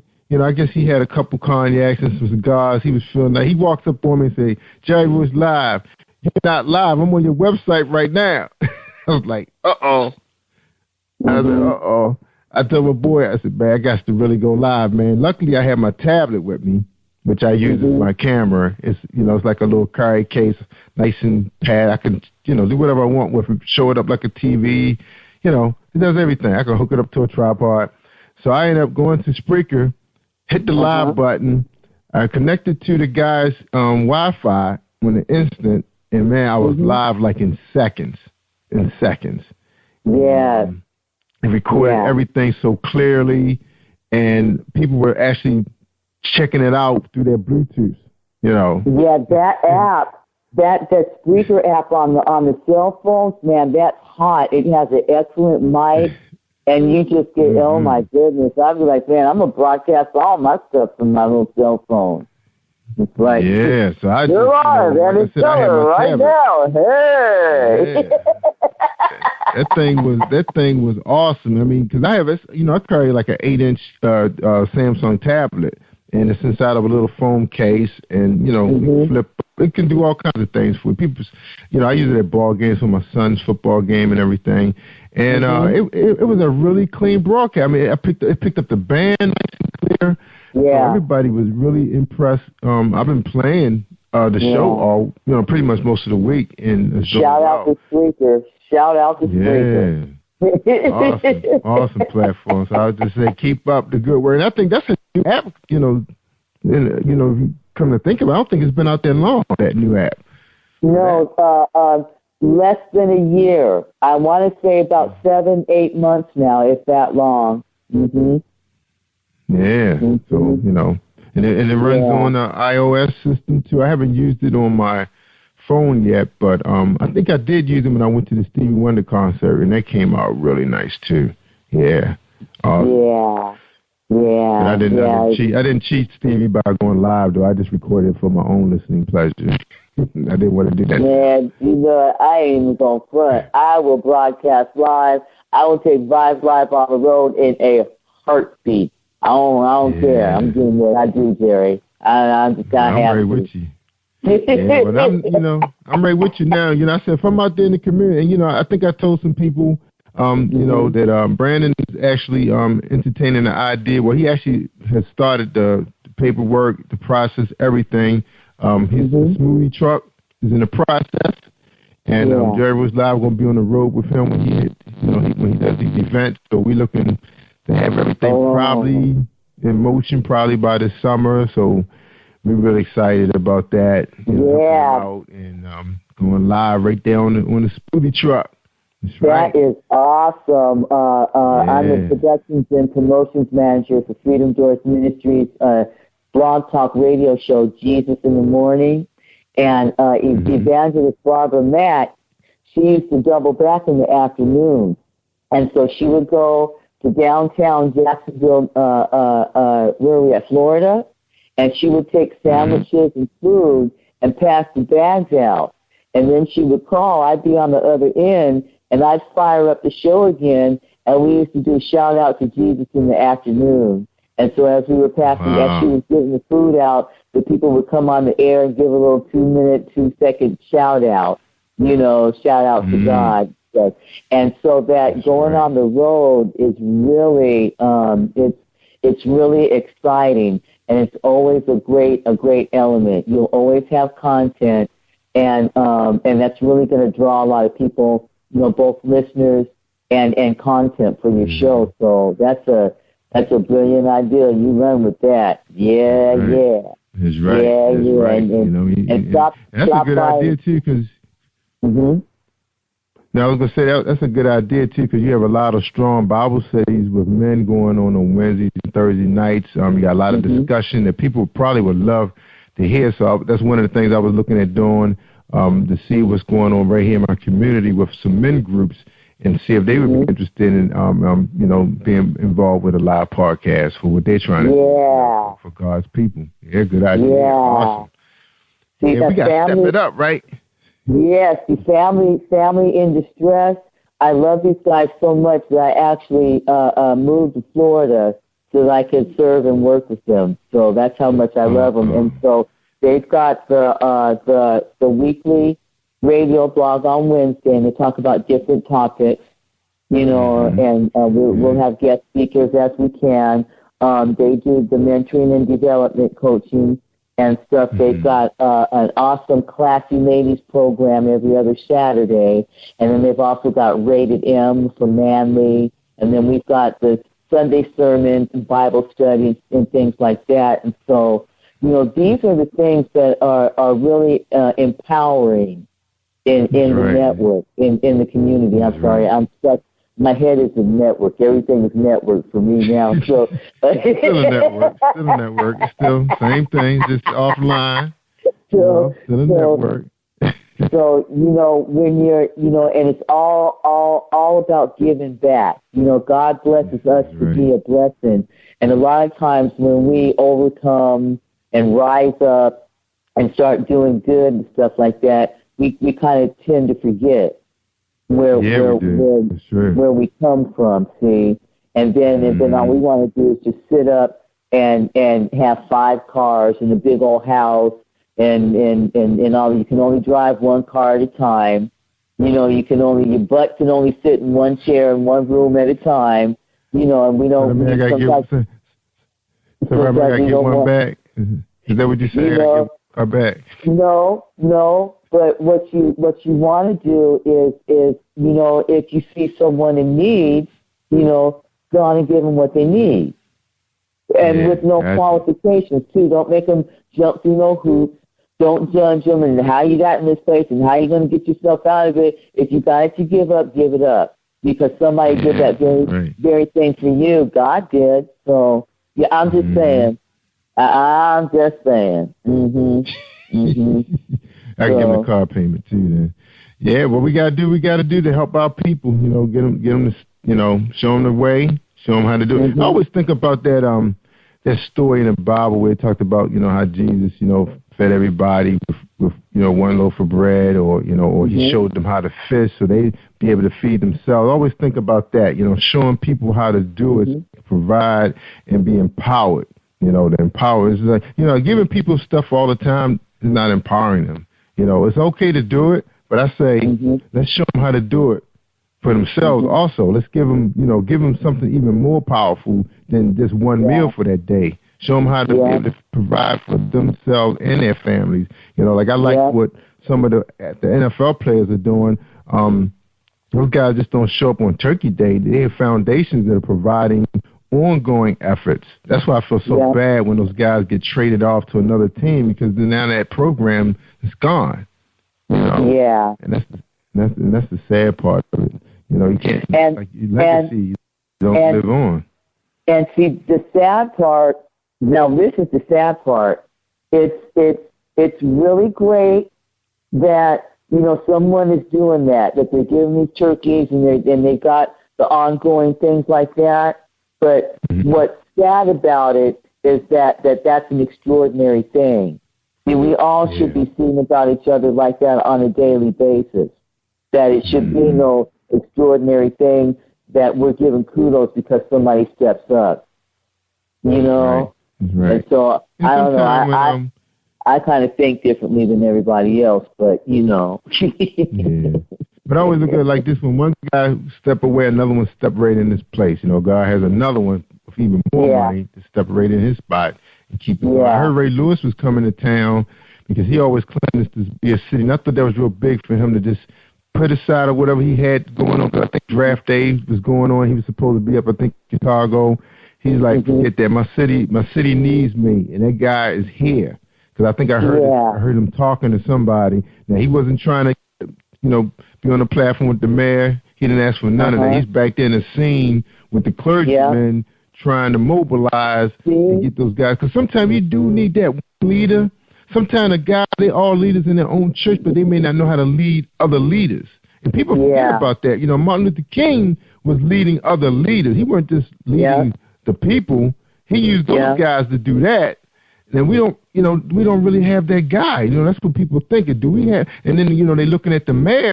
The mayor's like, this never happened before. Nobody know what to do. Even the governor, he just started. He didn't know what to do. You know, he was called Martin the mayor. He never experienced a doggone riot before in Baltimore. I mean, the guy that was here in '68 is not here. You know, so nobody knew what to do. They didn't know. They couldn't call to Ferguson or call to the North Carolina and say, what did you guys do? Because they didn't do it right. Nobody knew. Then now the government probably got to step in and say, okay, we need to put a plan in effect to handle rioting and looting. It's all the same. They all react, you know, from frustration, you know, of something, you know. This is why I love, I didn't mean to interrupt you. Yes, I did. This is why I love Joe Brown, because, see, you know, his show is not running anymore. You know, he could be sitting back and just watching everything, okay?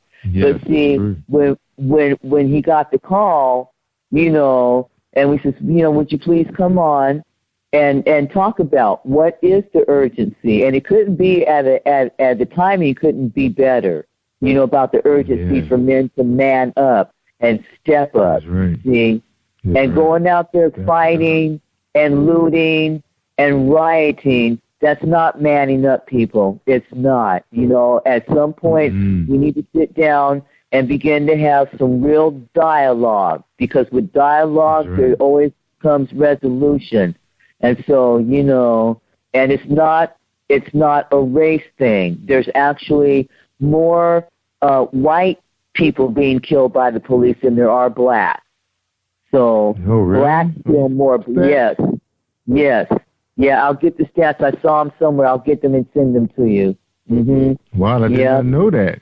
Nobody's talked about that, because I know I saw a group of advocates on the march today that were Asians and Caucasians that were marching, and they were marching because of that young man that got killed, but nobody was talking about the fact it was a race thing. They just said this is something that needs to be taken care of because it's happened too many times.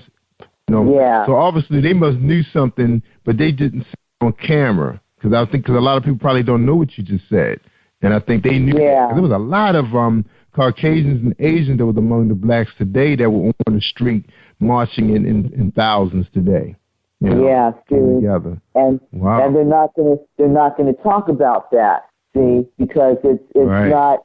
They want people to think that it's a race thing, because they want us fighting amongst each other and fighting each other, so that they can, you know, there's some bigger things going on. There's some more devastating things going on, like in the government and in the CIA and in the wars and all this kind of stuff. And they don't want us having enough time or inclination that we're going to discover this, you know, what's really going on. And so it's really, really sad that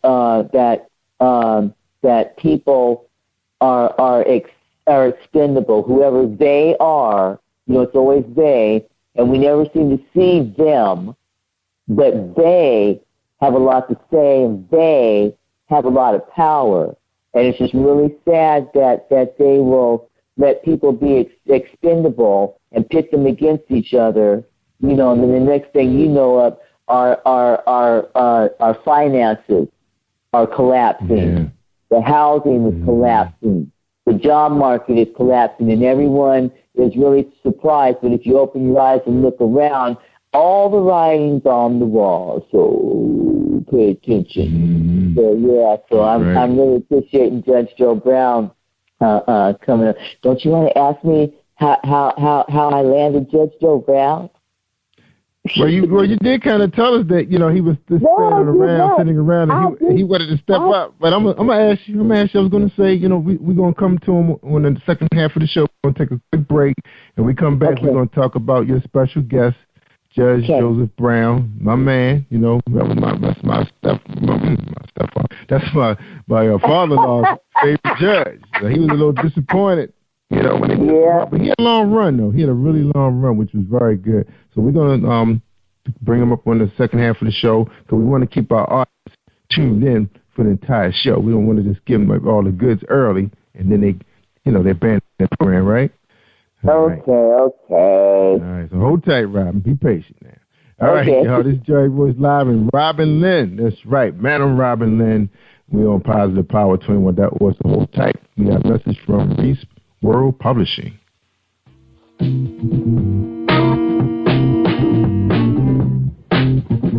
Are you an avid reader of urban fiction, looking for drama, suspense, and more? Reese World Publishing is dedicated to bringing the world's best literature to our readers. Urban fiction, erotica, sci-fi, mainstream fiction, and children's literature are just some of the genres produced by our diversified family of authors. You can reach us on Facebook, Twitter, Instagram, and at our website, www.reeseworldpublishing.com.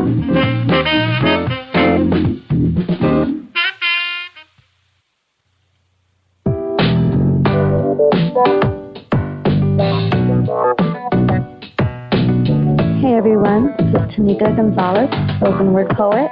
Whenever I'm online, I'm always listening to Jerry Royce Live. You can find Jerry on www.speaker.com. Positive Power 21.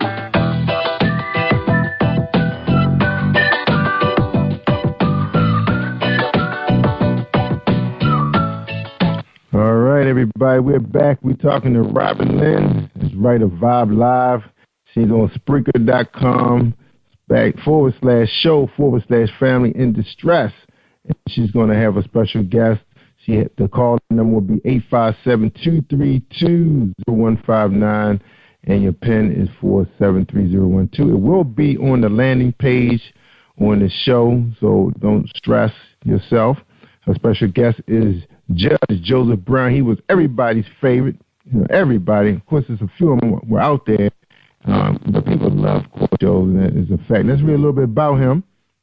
Raised in South Central Los Angeles, Brown graduated at the top of his class at Dorsey High School, then earned a bachelor's degree in political science, and in 1973, a Jewish doctor in degree at UCLA. While attending law school, Brown worked as a substitute teacher. He's a member of Alpha fraternity. Brown became the first African-American prosecutor in the city of Memphis. He would later open his own law practice before becoming a judge on the state criminal court of Shelby County, Tennessee.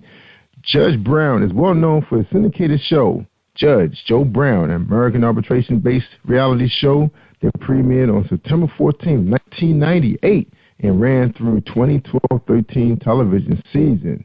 And he will be on Madam Robin Lynn's show tomorrow night.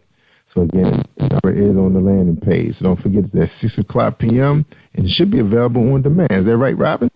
Oh, yeah, it's going to be available on demand, and I'm going to be resharing it, reposting it, and everything. You don't even have to Google it. Just turn on. If you turn the computer on, it's going to be there, I promise. I'm going to just start talking to you. That's right. All right.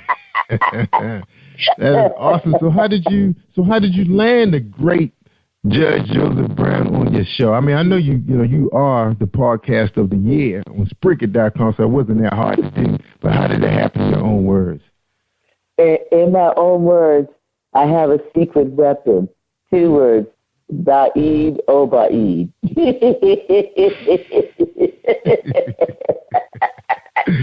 Doing your thing. He's the man. Daoud is my publicist, And he and I were sitting and we were conversing on the phone one day, and he says, I was just asked if I wanted to interview Judge Joe Brown. He said, but I passed on it.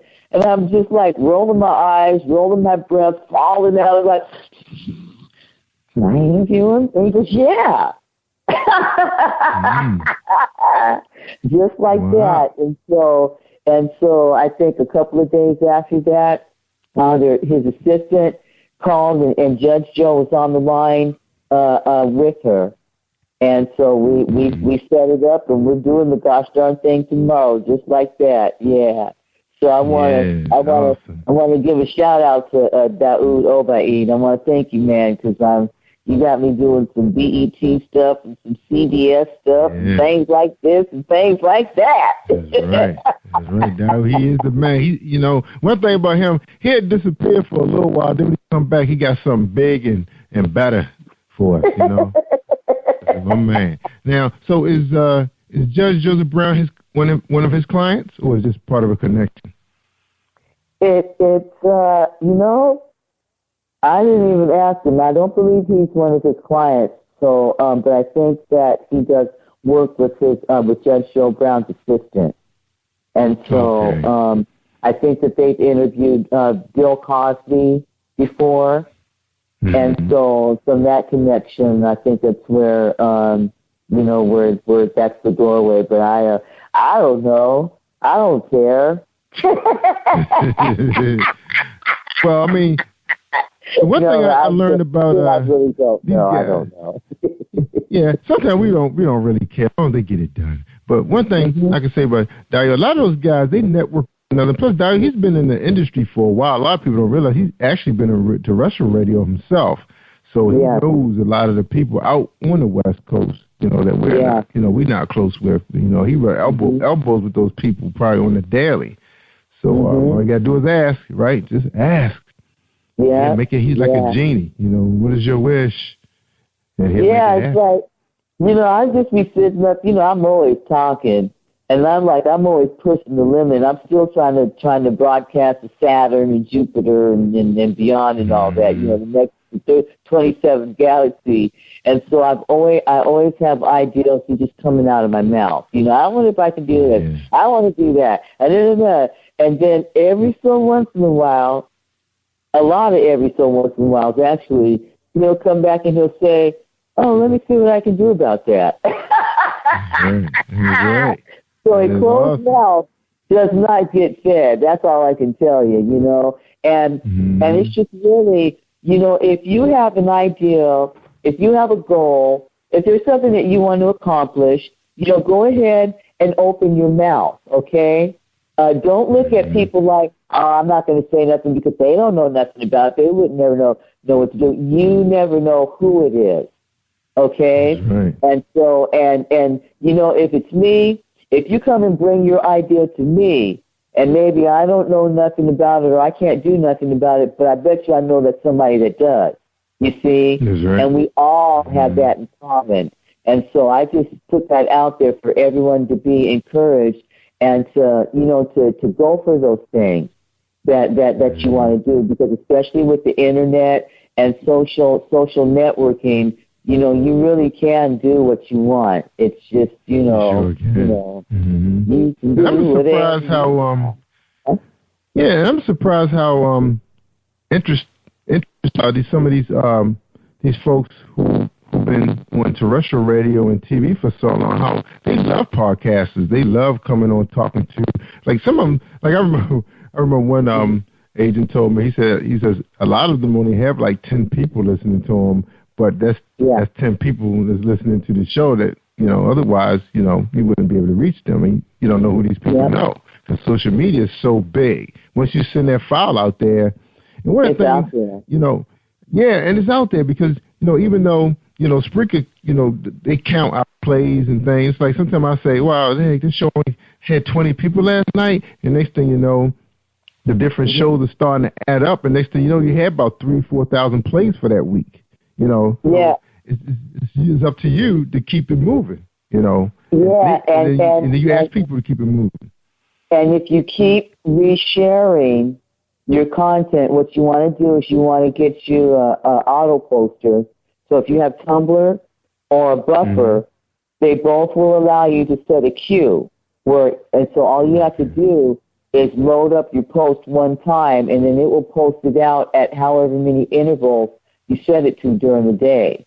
So I've got my Tumblr is set to post 10 times a day between midnight and midnight, and then my Buffer, I have that set to set out once every hour, you see? And so when I load up, whatever it is I load up, it's going to put that content out there. And when you take your older content and you reshare it, it's just like re-airing it again. And that's what gives us the advantage over a terrestrial. Because terrestrial radio, once they air it, it's aired, you see? And if people don't tune in, they miss it. So we have a distinct advantage. Plus, don't be discouraged if no one, or if it seems like no one is listening to your show live. Number one, there's no tool out there that can actually aggregate every listener that's out there. And we have people listening in by shortwave and things like that. And these measures don't always show up. Satellite and all that, they don't show up. And everyone is getting their entertainment on demand. Okay? So that means, when you're live, they may be sleeping, they may be working, but they like your content. They will go in there and they will watch it at their leisure. And that's how that happens. So that's the reason why you want to keep putting your show out there, and don't be discouraged when you because listen, I get between 400 and 1,000 people to my network every day. Sometimes it's 10,000, sometimes it's only 100. Okay, but it's still a steady flow of traffic. And with all those numbers, I'm reaching 577 or 75 or however many thousand people, over 500,000 listeners, and it still feels like I'm not reaching anybody. Yeah, you're right. Because even on my website, I have like 17,000 people claiming they come to my website, clicking. I see all these clicks on the books that people have on my site. These people contact me later, say they made the bestseller since they've been on my show. They contact me like a month or two later and say, yeah, I got a lot of clicks from Positive Power. I was like, really? And I said, wow. I said, I got to go out there and check what the reports are saying. And I said, whoa. Something you don't know. You're just assuming because you're in here by yourself. You just think it's just you and your guests half the time. Yeah, and we're left with that feeling because most people don't leave remarks and comments when they're watching. They keep it moving. Yeah. And some people are quiet. It was a guy I haven't seen him in a long time. And I said, how you doing with your podcast? Because he does the Game of Thrones. And he said, man, I listen to your thing all the time. I said, really, Lee? He said, yeah. I was like, wow, okay. So you just never know. You just got to keep it moving. I started getting feedback from other Spreaker radio shows and channels. And they were telling me, yeah, every so once in a while I go on and I listen to your radio show. And I tune in, and some of them say, yeah, man, I'm a fan. I listen all the time, And then I do the same thing. I be like, yeah, I got my show on the autopilot up in the cloud, so that's why I can afford to go around and listen to everybody else's show. Because, see, what I do is in every network, in every social network that I'm connected with, every account, I actually do take the time to go through and I listen to other people's shows and I make comments on there and I like their comment and I share it. Now watch this. We know how powerful word of mouth is, right? So on the internet, this is how word of mouth looks like and how it works, okay? You put out a post, you put out something, and it just sits there. The search engine does not recognize it until someone clicks on it. Now you can be the same someone that puts the post out there, and the same someone that goes and clicks on it. As soon as you do that, boom, you got it in the search engine. The search engine is going, hello, and it makes it look, okay?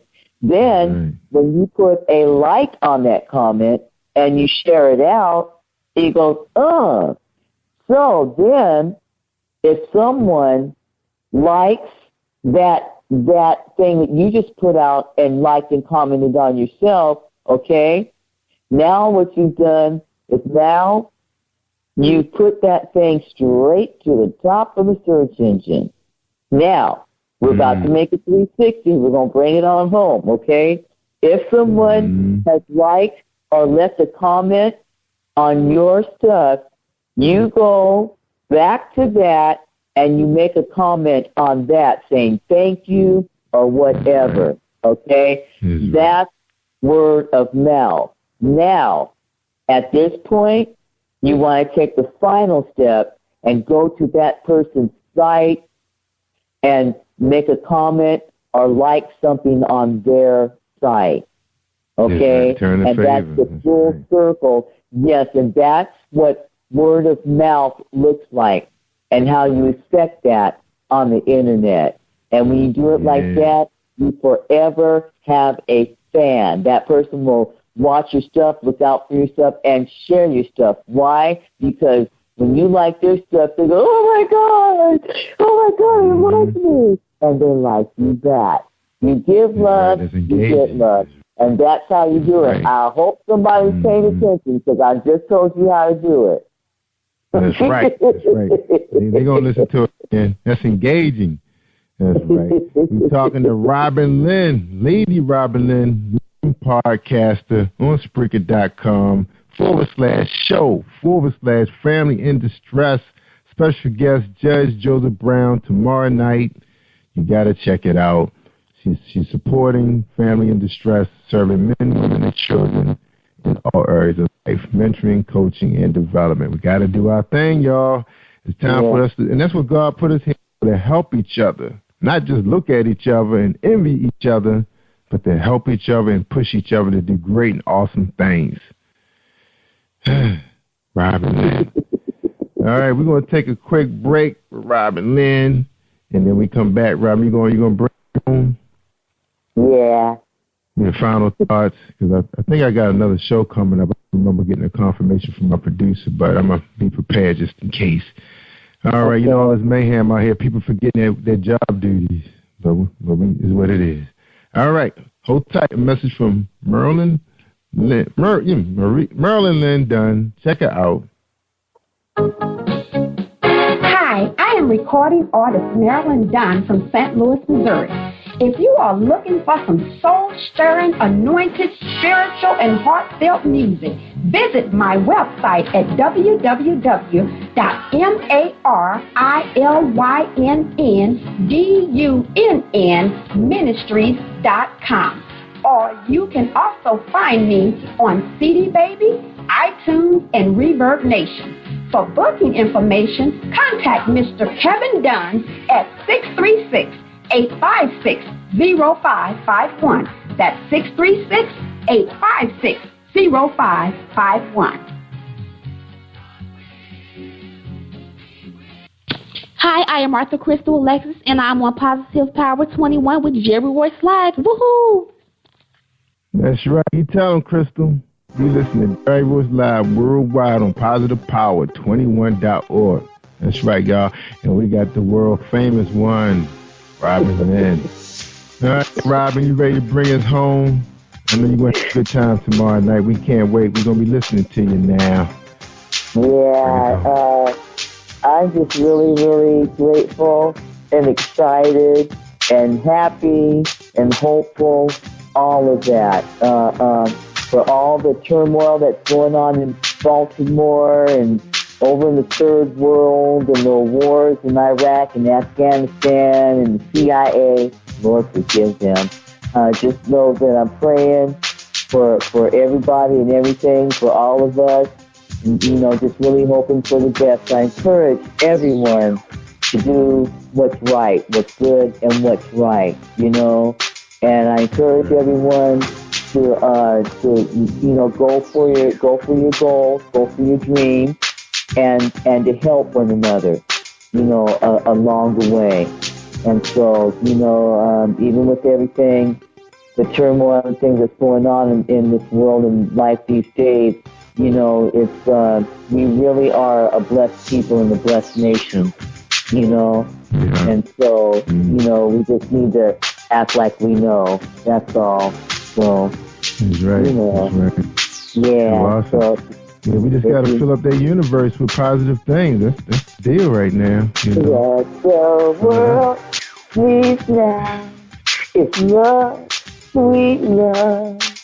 It's the only thing that is just truly love you. That's right. And I bet you the universe, the universe probably hasn't heard that song in a long time. Man, out there.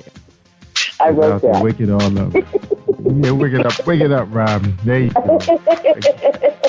And don't forget, y'all, Robin's going to be out there at 6 o'clock. It's going to be on demand, too, so if you can't get to your smartphone or your computer, because I know a lot of you sitting at your computer typing, because I deal with a lot of writers. I got a lot of writers that make up my audience.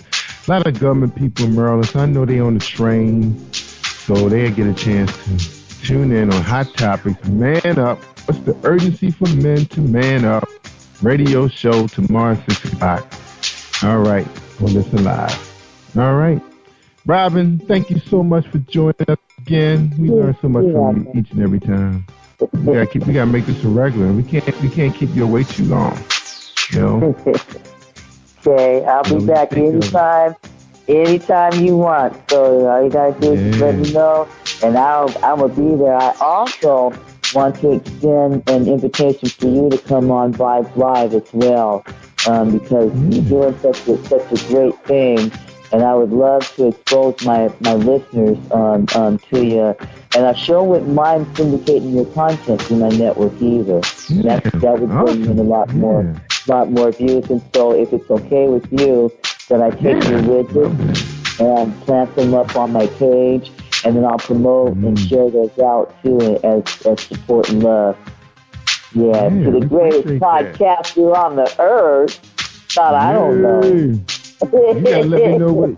And look, you gotta let me know what show I can broadcast too, because Friday nights we broadcasting a hair show for Curry Hines out of New York on Friday night, starting at 10 to 12 or 10 to 1, and then but we got so much space on Friday because I don't do a show on Friday, but I would love to take one of your shows. So if you got a show you have in mind that you think would be a good fit with him, we would love to do that. Yeah, because I do a show out of Florida with Keith and Teresa Powell, gospel music. So they still be awesome, and I think we also stream on a urban magazine up in New York. So everybody's trying to put together, and that's a good thing that we podcasters have to show them how to do it. Because I see too many fights on Facebook too, Robin, with the poets and the authors, and that's just not how you're supposed to do it, y'all. Everybody's gonna get theirs. Everybody can't drive 5 cars. You ain't like Robin. You only need one. Right. You can only drive one at a time. So, I don't get me started. The show is ending.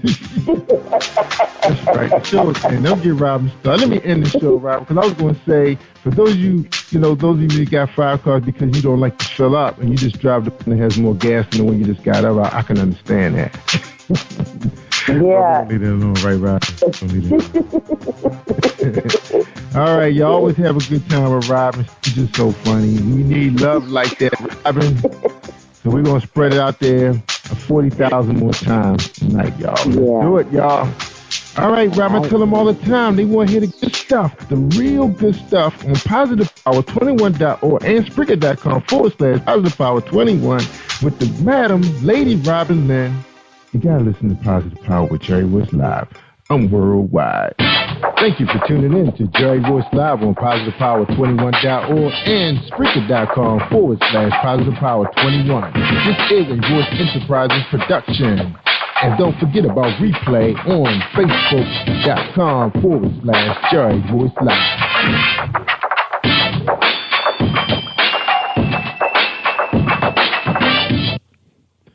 All right, y'all. Y'all stay awesome. All week long. I'm Jerry Royce Live. I'm worldwide.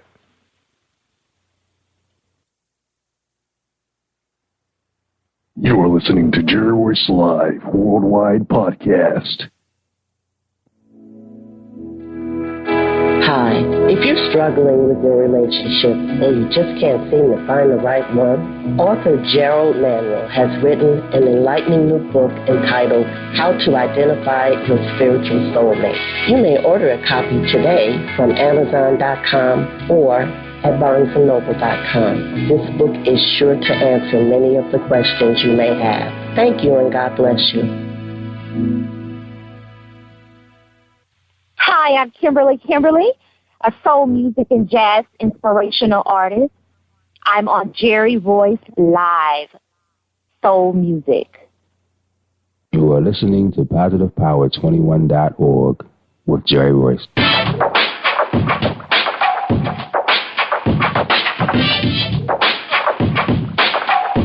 What up? It's your boy Kano Kingston. Hi, this is Angel Sessions. Hey, this is Pat. Hi, I'm Teresa Powell. Hi, Jerry. This is Iowa Samuel Carter. Hi, this is Bill Powers. Hello, this is Teresa Bobby with Jerry Royce Live. Hi, I'm Philip Barron. I'm live on the Jerry Royce Show. Hey, what it do? It's your boy who's the same. Peace, this is Dahlia the poet, spoken word artist. Hello, this is Mama Keith with Jerry Royce Live. All right, everyone. You got Robin Lynn, and I'm keeping it live right now on Jerry Royce Live. Hey, what's going on, everybody?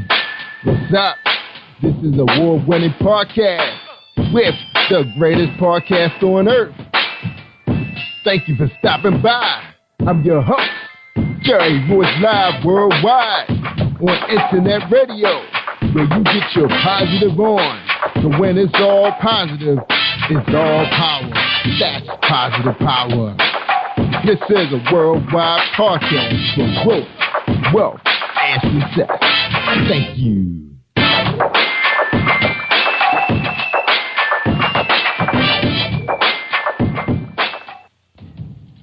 Think you know how drugs get in those little brown bottles? Think again.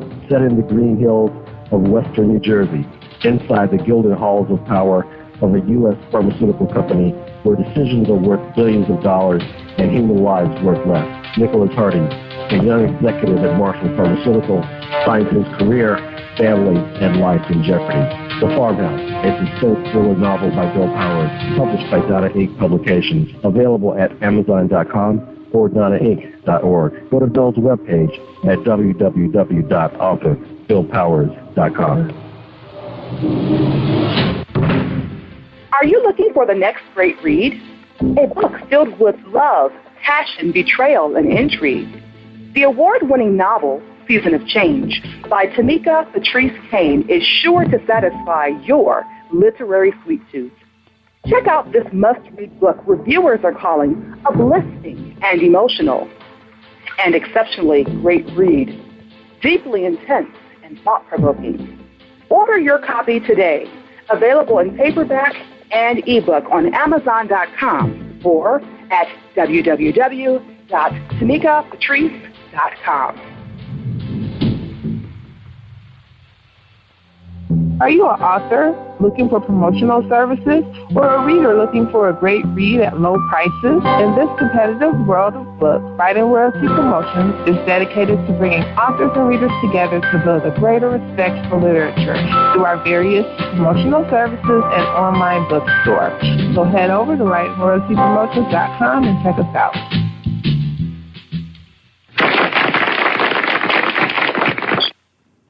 Thank you, everybody. Thank you for joining me. Welcome to PositivePower21.org. I am Jerry Royce Live Worldwide, and you're listening to episode 338. That's right, 338 with Kimberly. That's right, our soul music and jazz inspirational singer is here. She's a vocalist, a writer, composer, and we're going to bring her right out here as soon as we hear a word from our sponsor, Reese World Publishing. So hold tight, everybody. And we'll be right back with episode 338 with Kimberly. You're going to love her music.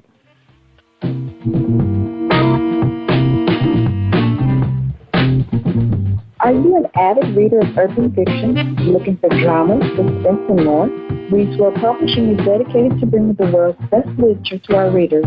Urban fiction, erotica, sci-fi, mainstream fiction, and children's literature are just some of the genres produced by our diversified family of authors. You can reach us on Facebook, Twitter, Instagram, and at our website, www.reedswellpublishing.com. All right. Thank you for holding tight. Thank you for our sponsors for today's show. Tonight we have Kimberly. Again, I am Jerry Royce Live. And Kimberly is a soul music, jazz, inspirational singer, vocalist, writer, composer. She has a hit single out called I Want to Be Yours. And also we're going to play for you tonight, I'm Praying for You. All right, Kimberly Rivers is a resident and native of Jacksonville, Florida. Being musically inspired for music was her constant companion, and she began singing at a young age. Loving many styles of music, the genres of R&B, gospel gave her some of the greatest influences, such as Mariah Carey, Fred Hammond, Whitney Houston, CeCe Winans, Toni Braxton, and many others. Her stage name is Kimberly, derives from her testimony, deliverance from many insecurities and obstacles. The first Kimberly representing her struggles, and the second Kimberly representing her breakthrough while adopting the motto, if it weren't for my struggles, I would never stumble across my strengths. Her writing of lyrics leaves her with a passion to share the message of hope, encouragement, healing for others through her music. In 2014, Kimberly released her latest single song video entitled I Want to Be Yours. We're anticipating a full freshman project to release in 2015. Follow her on all social media and music media. Facebook, Kimberly, Twitter at Lyrics by Kimberly, and website www.kimberlymusic.com. Her management and bookings is through ACTS Entertainment Management, and that'd be axmanagement@live.com. All right, sit back, y'all. You're going to listen to my I fell in love with this song in the first 5 seconds. So check it out, everybody. I Want to Be Yours.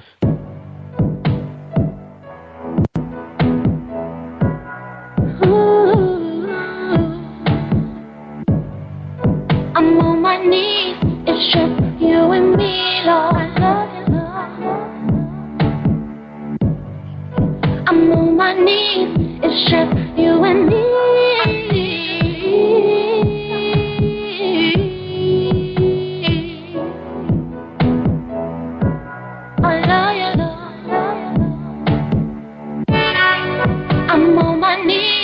Trying to get through, Lord. I'm on my knees, trying to get through.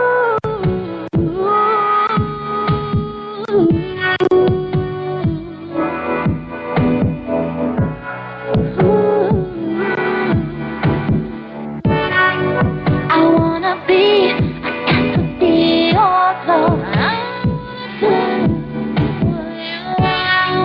I wanna be, I got to be yours.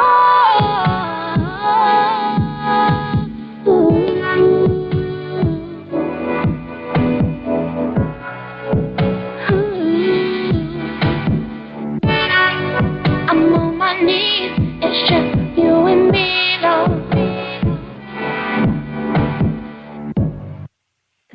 Oh, man, I hated to stop this song.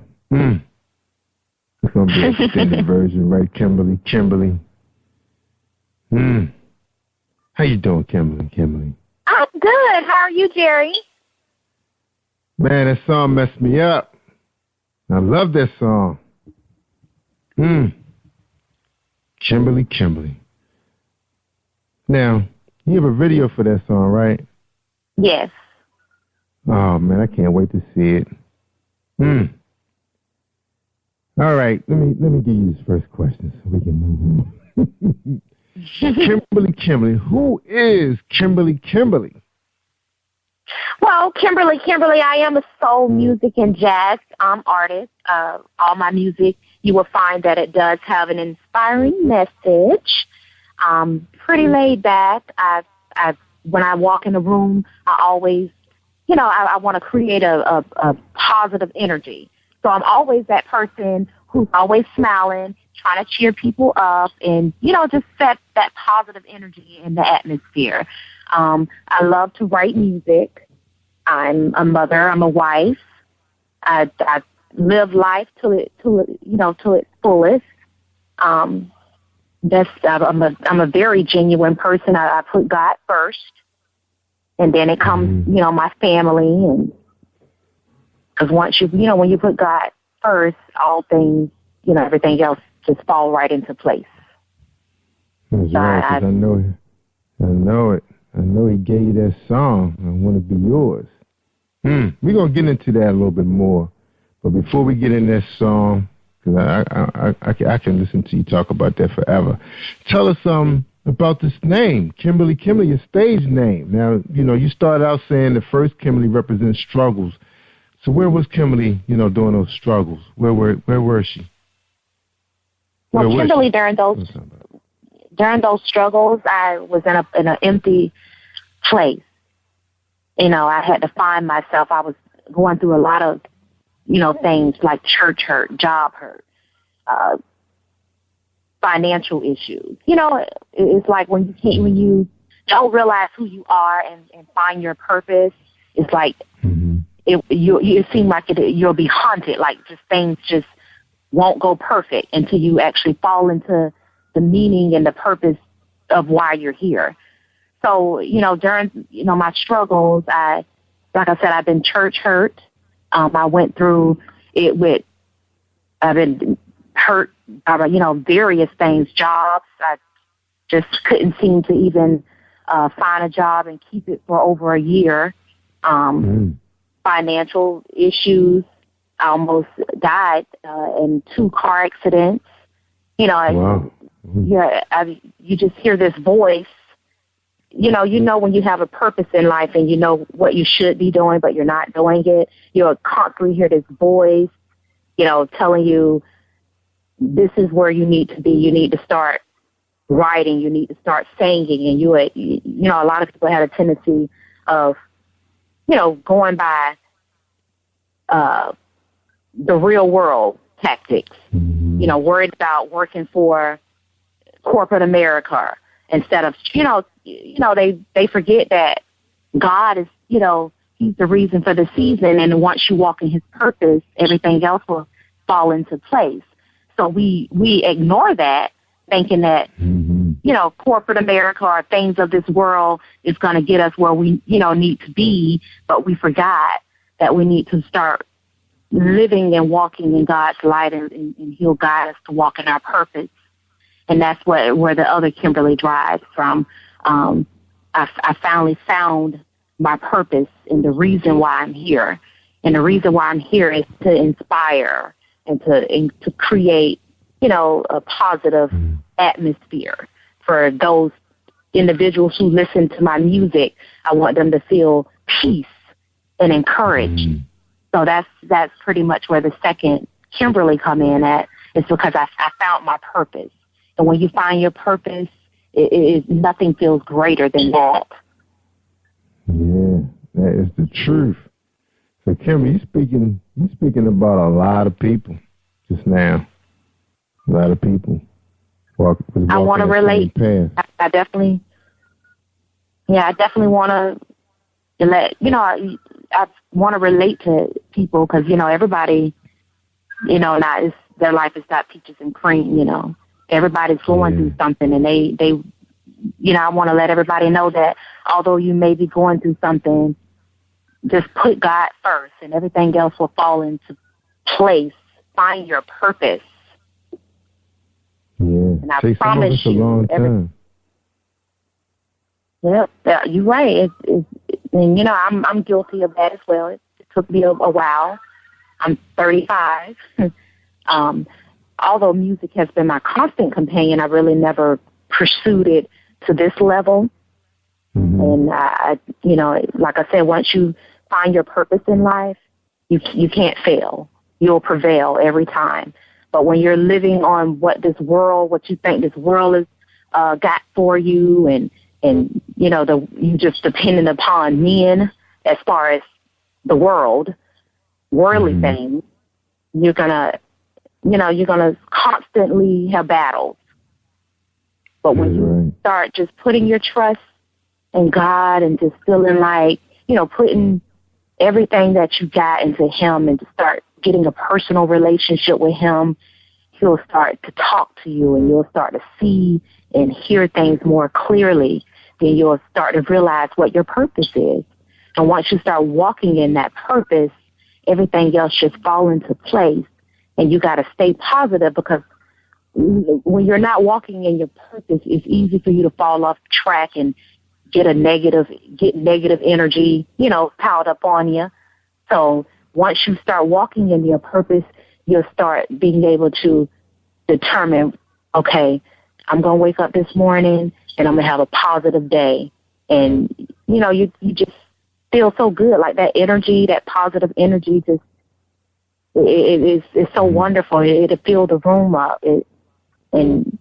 That's just how that's just how my purpose made me feel. Once I started walking in it, just started making me feel positive energy.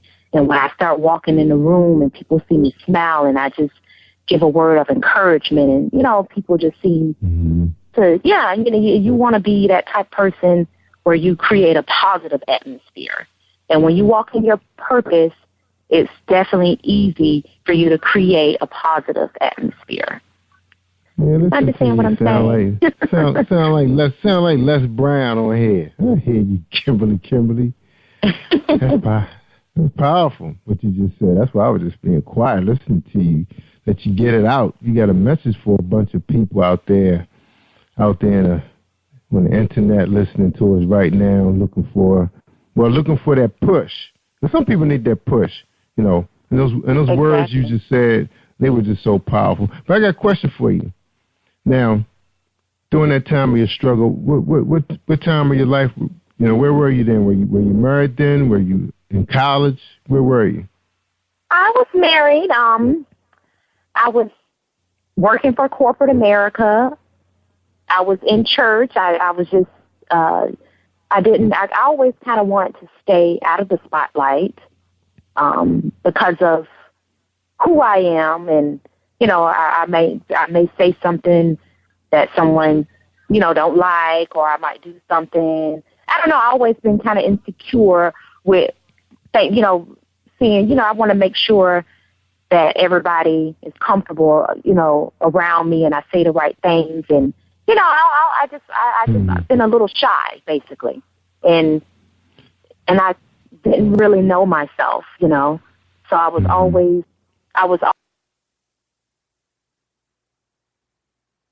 always living for other people, worrying about what other people think, instead of worrying about, you know, instead of finding myself. I started just, you know, like I just worried about what other people thought of me, and I'll neglect my own self just to make other people happy. You get into relationships. I've been married for 15 years now. I started off in a relationship. Yes, I started off in a relationship where he cheated on me. You know, he just hurt me really bad, and then what hurt me is that I didn't love myself enough to get out of it, you know. And you know, sometimes God put people in your life to make it, you know, to kind of change your life, to make it better, you know. So I'm happy that I found him, and I feel like he was the beginning of me finding my purpose. Oh, so you're still married to that guy? Yes, I'm still married. Wow, that was really strong of you, because a lot of women can't handle that. They just move on. Not that particular. Not him. I found not my him. husband. Yeah, the God guy. sent me someone. The guy you was the right person. Yeah. Oh, okay. The guy you was with earlier cheated on you and hurt you. Okay. Yes. But wow, you real strong. Okay, I'm going to call you Superwoman. All right. Yeah, once you let go and let God, then you'll allow God to send you and, people that's meant for your life, pretty much. Yeah, that's right. All right, so that was then. So the new Kimberly, the bigger and better, stronger Kimberly. Now, Kimberly, are you still in corporate America? I'm not. So you're a full-time performer, entertainer now? Yes. Praise God. Wow. Yeah, good for you. Good for you. Now, what did it take to push you out of corporate America? To go on your own at the age you are now? Because, that's not mainstream. Well, it pushed me away from corporate America, all the, discouragements that, people on the job will plot against you. I was discriminated on at one point. Just going from job to job, never stable or, find something that I'm really excited about and happy to wake up to and go to work. It was always trials and tribulations when I got there. And, you just kind of get tired of those trials and tribulations when, you'll take anything when you don't know your purpose. If you don't know your purpose, you will work at these jobs and you'll constantly let them run over you. If people don't watch their back and if people don't, stay focused, they will definitely fall to the point where they'll get into a depression. And that's what happened to me. I felt I got into a really bad depression and I had to constantly stay prayed up.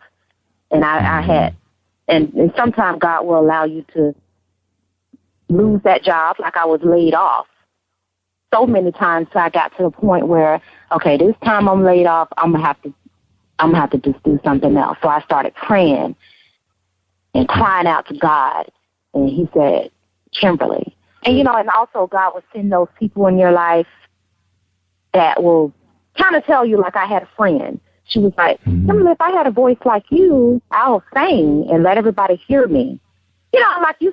When I started crying out to God and got in this peaceful atmosphere and started talking to God, He reminded me of all that encouragement. And I said, I'm going to start working in God's purpose. And I just started writing and I started singing. Like, when you build a relationship with God, He will really lead you. He leads me in a lot of my lyrics. So before I start writing, I'll go into prayer and I'll start praying and just crying out to God. And I just start singing. And I'll hurry up and grab my phone and I'll push record. And I'll start recording myself and I start off with a bridge and I go from there. But I found me. I found that purpose, the reason why God have me here. And sometimes you appreciate what you've been through because you, like I said in my bio, you would not stumble across your, the reason, your purpose. You wouldn't stumble across all the blessings that God has for you. So I say, in not just corporate America, you run across people that just have negative energy and they always have something to say, like you just can't please everybody, You sure can. And that's what I was trying to do. I was trying to please everybody and just forgetting about me and what makes me happy. So that's right, Kimberly. Yep. I was just saying your name. Now, Kimberly. Now, who's composing your music? I'm composing my own music. Really? You did that too? Yeah. So that music on I Want to Be Yours, you composed the music and the lyrics? That's correct. For that I Want to Be Yours. That for I Want to Be Yours, that's correct. Wow. So you did. So you play. So you're a musician also? No, I'm not a musician. but you knew what you wanted for that song. So what happened? So you came up with the composition, and you just got together with a musician and laid it out. How did that work? Well, what happened is they brought in the musician. They brought in the keyboard and was playing a couple of beats and things of that nature, and I kind of guided them of how they was like, what kind of style you want. And I was like, kind of like jazz, orchestra, and then, they started playing a lot of different sounds, and I said, okay, stop right there, something like that. So I wouldn't definitely say that I totally created the beat from scratch. I did get help from a couple of musicians. Okay, gotcha. That song is something else. All right, now tell us a little bit about your background. How did you grow up? What was growing up like for Kimberly? Growing up was pretty good. I had the luxury of growing up with my father and my mother, 4 sisters and 1 brother. My mother, I'm definitely familiar with, the church atmosphere because my mother always kept us in church. My father, he also sings. He doesn't write any music or anything, but if you listen to Sam Cooke, you hear my father. Oh, really? Yes. So wow. I definitely grew up in a household, of ministry and music. I grew up in a household that was very strict. I couldn't go to the movies at times or out with my friends. My mom had this, this rule where if you want to go to the movies, definitely want to go to Bible study. If you want to try to go to the movies, you try to go to the Bible study. Just never really wanted us to go out and explore the things of the world. So I stayed in church a lot. And when you stay in church a lot as a child, you kind of want to experience stuff when you start, get your own car and things of that nature. So I started experiencing a lot of stuff. And like I said, I got into the wrong hands of a man, and that's when things started going down for me when I met him. So, but I'm glad I found my purpose, and I was able to find someone that was worthy of correcting me and my flaws and all of that. Yeah, awesome, good for you. So tell us a little about your significant other. Is he in the music industry also? Or you rather just, No, he's not in the music industry. He's actually in retail, the retail industry, retail grocery, and management. He's been in that industry for over 25 years. Wow. All right. And he likes to travel, so he definitely keeps me ground and he keeps me traveling. We travel a lot. Okay. So I'm excited about my upcoming tour. Yeah. Now, we're going to get into that after our break. We're going to talk about where people can find you. Right now, is there other music out there or videos on? Now, I know you just, getting into this I guess is an EP, releasing a couple songs on this current project. Is that what's happening now? Yes, I actually have 2, not released, but I actually finished 2 more songs in the studio. So far I do have about 4 tracks prepared for my album, and my album should be completed by the end of this year. Good. So take a little while, huh? So this is your freshman project, okay? So this is like the Kimberly coming out to the world, then. Yeah, this is Kimberly coming out. Coming out, just getting started, so it's still a lot. I have to learn. I still have a long road ahead of me. So you guys bear with me. But one thing I do like is I like to write music, and I have, like I said, I have more coming. So definitely look out for my album. That's right. Now, Kimberly, with people, it's so popular now. People releasing singles. You don't necessarily have to drop a LP. People be happy for just 4 or 5 really good songs. Now, are you going to work it that way? Just release a couple singles and then come back, and say, okay, I got some new songs nobody ever heard, and then release those with the EP? Well, no, because I don't want to overwhelm the nation. I do want to start off with 2 singles, and you're going to hear that. And then my album should be released by the end of this year. And to hear the other songs, which will be great. You guys go purchase my album. Good. Now, you got one, I Want to Be Yours. So has that hit, like iTunes or Amazon yet? Well, you can definitely find it on CD Baby. That's how you can download my first single, I Want to Be Yours, right now. It has not hit iTunes yet, no. All right, how about Amazon? Because I know I tried CD Baby with someone I was helping out, release some soundtracks. And that's a real difficult platform for people if they don't have an account. It seems like everybody has an account with iTunes and Amazon. They seem to, and eBay, they seem to be the popular platforms. Have you thought about, Yeah, Amazon? In the making, definitely look out for Amazon. My music will be on Amazon. It will be on iTunes. So that's definitely coming in the next month or so. You can find me there.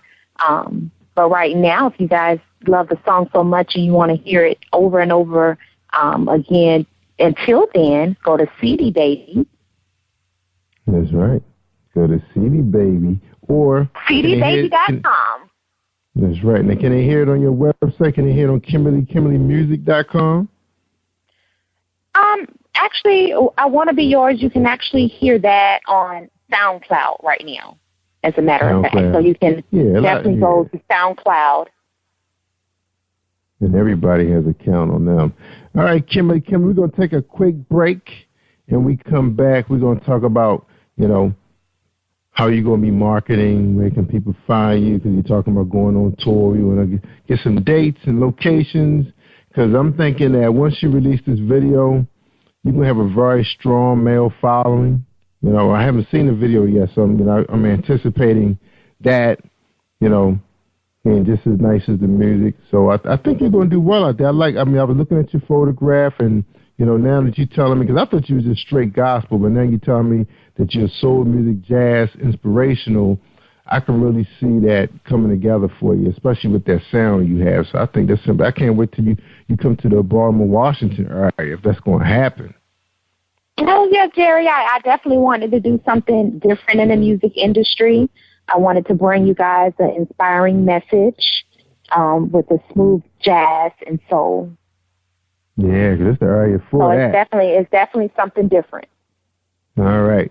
Now, just real quick, I want to do a shout out to an organization called ISG Inner Sanctum Group out in Pulaski Highway in Baltimore, Maryland.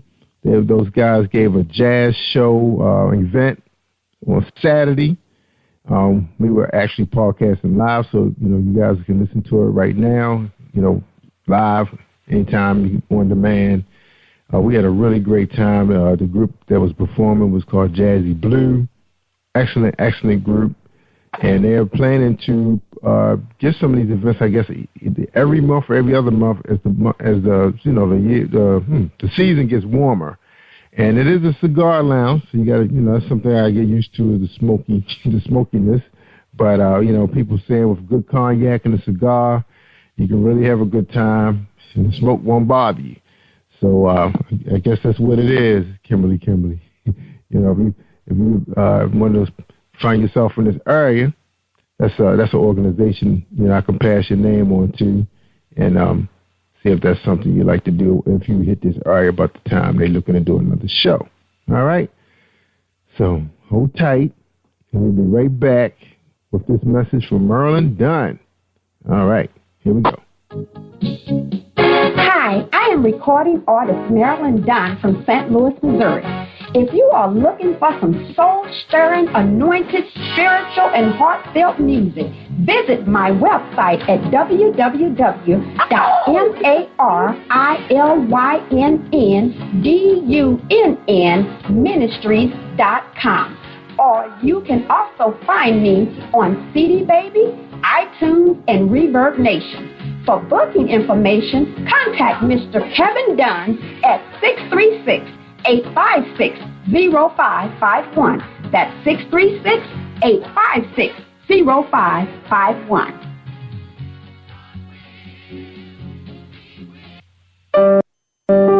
Are you looking for a great book of poetry that is romantic, heartfelt, and full of male emotion? Then get Thoughts, Love, and Reflections by James K. Deshay.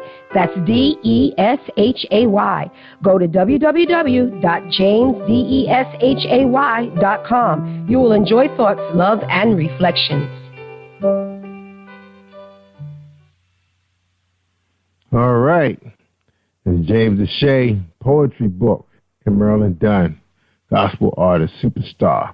All right, we're talking to Kimberly, her hit song. I know it's going to be a big hit, because I just love that song. Oh, thank you so much. See, that's what you got to do. Yeah. Claim it. That's right. I love it. All right, so we're going to listen to another one. I'm praying for you. So sit back, everybody, relax yourself, and here we are. Here we go. I'm praying for you by Kimberly.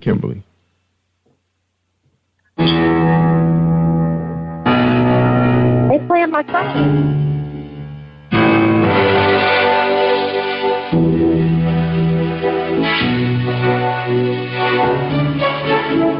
What you looking at? I see you talking, but you don't know me. So why you hating? I'm waiting. I'm praying, you're praying about me, my life, but I'm praying for you. I'm praying for but I'm praying for you.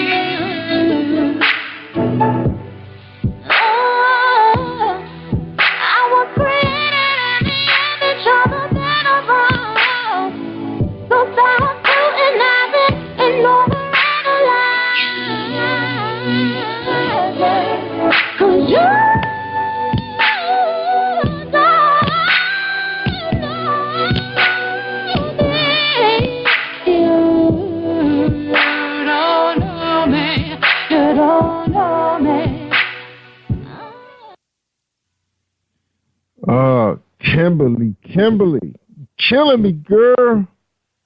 Man, that song bad too. Wow. Man, you're going to be a superstar. Oh, I appreciate that. That's what you got to do, Jerry. You got to claim it. Man, that song is... That's how you live a positive energy, when you always speaking good things. That's what I'm talking about. This song is hot, too. Whoa. Glad you like it. What else you got out? You got some more stuff like that? It's some more coming in the making. Wow. It's definitely some more coming in the making. You'll hear a lot more similar to that, but more powerful. So definitely look out for my album. Wow. See, now I'm impatient now. See, now you gotta put a push on it. Release this summer. Oh, you want me to release it this summer? Okay, Yeah. That'll be really pushing it, because you got to write the lyrics, and then you have to go in the studio and all of that. So I'll see, Jerry. I'll see what I can do.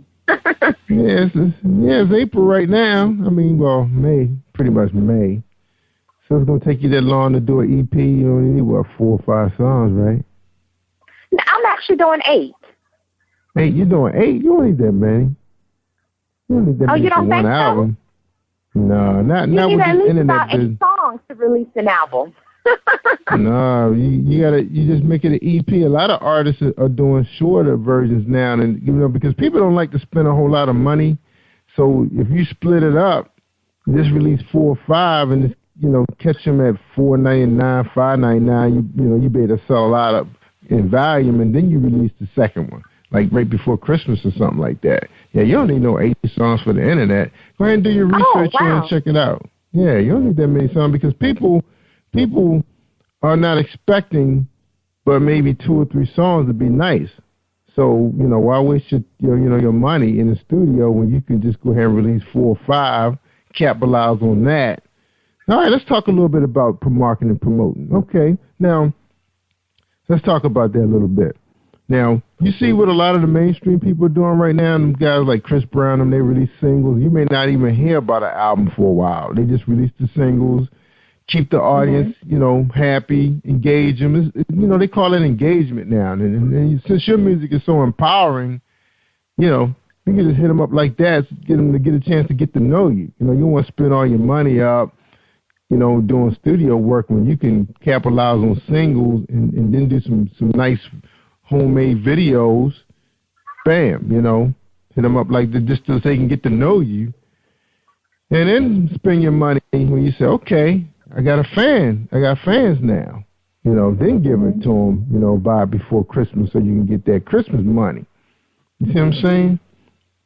I know you probably say, well, Jerry don't know what he's talking about. No, that actually sounds pretty good, Jerry. I'm trying to push my singles a lot before I actually release the full project. And that's why I put it up to the end. That's why I said by 2016 you guys won't be able to hear my album.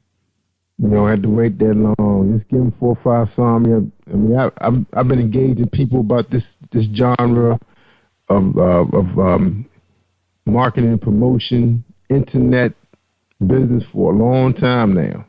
And even the authors have even trimmed it down. Them guys not releasing no 300-400 page books.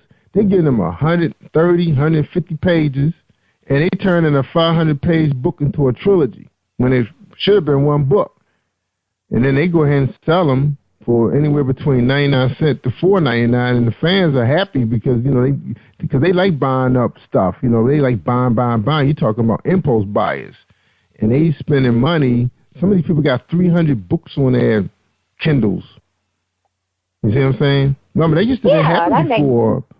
Yeah, people didn't never had no library, no 300 books before the internet came along. Books were costing what, $15 to $25. You just grab your favorite artist. Now people just buying up, giving people opportunities to be heard and be seen. Yeah, check it out. I'm definitely going to look into that. Thank you for that information, Jerry. Yeah, meanwhile, you can be actually putting your energy in doing some little tours so people get to hear the sound, do some videos, concerts, get somebody to record you in high quality and just let people see who you are, because I love your music. I mean, it's not that often that somebody can just, fall in love with a song in 3-4 seconds, You understand? Kimberly Price said, Jerry crazy. Oh, really, Jerry? Wow, I'm so excited. I'm so humble. I really want a lot of people to get, I really want a lot of my listeners to feel exactly how you just said you feel when you hear my music. And you know what? That's what I'm writing. That's what I'm writing for, Jerry. I'm writing to encourage people. Yeah, I can't wait to hang up and see your video. I want to.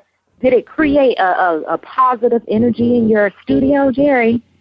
Yeah, you are. That's what I'm trying to do. Create positive energy. You give that same thing off. Look, you give that same thing off. Same energy off in your videos.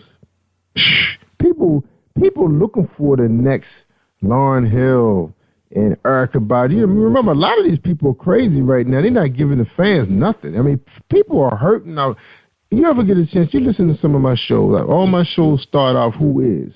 And those people be telling you some stuff. Boy, I heard some stuff on this show. And from people's poetry. I was Dr. Phil, taking all this stuff in, trying to be strong. But see, people going through some stuff, Kimberly, and they need music to help heal themselves because they're not going to get it from. That's like you said in corporate America. Those people were basically destroying your spirit.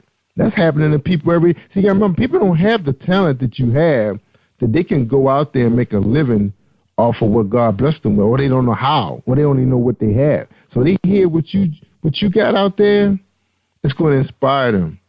It's going to wake something up in them, a sleeping giant. Yeah. Thank you. My hat's off. I'm so humble. Wow. I'm excited for you. I can't wait. I mean, if you ever get an opportunity, I want you to go out there and friend one of my friends. I'm going to give you this artist's name, when we hang up from the show. I want you to hold on, and I want you to check her out, what she's doing out there. I mean, she's killing them, but I mean, you right up there with her, man. Oh, wow. I'm excited for you. You're excited for me? Thank you, Jerry. So I am. I know that's good. I'm going to big, huh? Kimberly, I'm telling you, you let me know. You let me know if you coming up the East Coast, because I tell you, that group I was just telling you about, those guys will entertain you. If you don't got no problem with cigar smoke, they would love to have you in the club doing your thing. Because basically, you just perform off of your tracks. You don't really need no band or anything, right? Is that how it works for indie artists? No, I actually have some background singers. I'm backed by my sisters. Definitely go to my website, KimberlyMusic.net. And it definitely have my whole platform, my whole portfolio. I am backed by 4 sisters. They're my background singers. But I also come alone as a soloist. So whatever that particular venue need, whether they want me to solo or want me to come with my whole band. Oh, you got a band too? Yeah, I do have a band, yes. Well, they did have a nice band, this past week. I don't know what that band ran, but I know they do perform in Blues Alley in Washington, D.C. The group out, so you can look them up, Jazzy Blue. And it might be somebody you want to network just to get an idea what's going on in this market here. Those guys don't mind sharing information, those kind of groups. You got Lori Williams out there. She's pretty successful. She's been banging the pavement for a while in the Washington, D.C. area. She's out there, too, under my friends, and she's a jazz performer. I'm not sure how people, one of the things that, be coming out of the show, and I watch on Facebook, like I seen a poet that posted why females poets don't support each other, the spoken word artists, and I know it was some battles going on out there back and forth with some groups. They used to perform together. And then I'm seeing the same thing sometimes on Facebook with some of the book authors. They hating on each other instead of showing love. They show support for a while, but after a while you got people who are taking off because things are happening for them. It's like it's their turn. It's like you said before, prayer does everything. God started giving you favor. It's your turn. And you can elaborate on a little bit more than that. A little more on that, what I just said. You were so good at that earlier. Oh, thank you. You're making me blush, Jerry. But it's true, right? Yeah, you're right. Yeah, that is true. So you excited? I am so excited, and I'm just getting started. I do have a long road ahead of me, but it's starting off already positive. And like I said, whenever you set that positive energy, you just can't fail. Like, seriously. Right. Purpose and positive, walking your purpose and create an atmosphere of positivity. And you cannot fail. Seriously. That's right. They can't stop your train. They can't stop Kimberly's train right now. That's right. You and Jerry was live. We worldwide. Now, Kimberly. Now, I'm your biggest fan right now. What I'm gonna do now? Since you're gonna make me wait till the end of the year for an album, you gonna be able to support the fan and put some more stuff out? Well, one thing I have a teaser of all of my tracks. So even before my album actually is released, I will right now have 4 tracks that has a teaser on SoundCloud. So if you want to just keep hitting the repeat button on that. That's how you can listen to more. You're wrong. But yeah, look for my album to be released. You're making me excited, Jerry. So I'm gonna try to push it, harder so I can get it to you guys a little bit sooner. Yeah, because people start when they come out here and they start hearing this stuff. They be like, Jerry, where's this artist at? Where's you see one video. Now let me talk to you a little bit more, Kimberly. We got time. All right, let's talk about the internet. How you gonna now? What are your fan base like right now? Do you have like fans that's like in the neighborhood, the family, the job, or church, or where are they right now? Besides the people like me who just discovering you right now from the show, where are your fans? Well, my fans are definitely my family and friends, and I have a lot of fans that just happen to hear my song and they want to follow me. So I'm getting fans not just from family and friends, but from people that I don't know. So I'm creating that's what I'm doing right now. I'm creating a fan base where I am singing at different venues and churches and having people to follow me. And I'm not going to just tell you to follow me. I'm going to tell you to listen to my song first. If you like it, definitely follow me at Kimberly, the angelic vocalist on Facebook. Kimberly, angelic. That's right. The angelic vocalist. Yeah, because I pulled you up. I searched for you, and I saw Kimberly, and I figured that was you. I didn't know your name was that long, the angelic vocalist. You got to talk about that. You got to make stuff simple for people. It's too much to remember. Well, Facebook, you can just type in the angelic vocalist. Yeah, but it came up. And I also have my personal page is actually Kimberly. So. Yeah, that's why I'll just go ahead and refer you to my site, KimberlyMusic.net, and you can click on the different links, and it'll get you right to my fan page and all of that. Yeah, that's awesome. So you excited? I'm very excited, and at the same time, I'm very humble, and the only person I can thank is God. And I definitely appreciate you guys listening and allowing me this opportunity. Thank you so much, Jerry. I really appreciate you.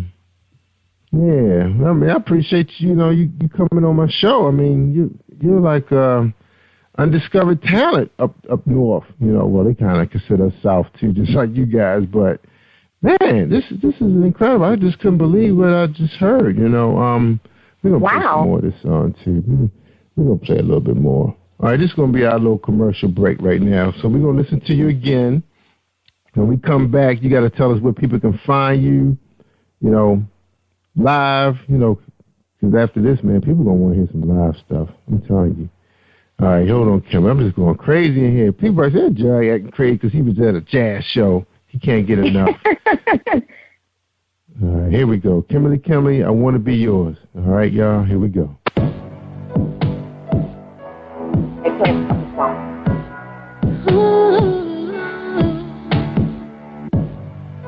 I'm on my knees, it's just you and me, Lord.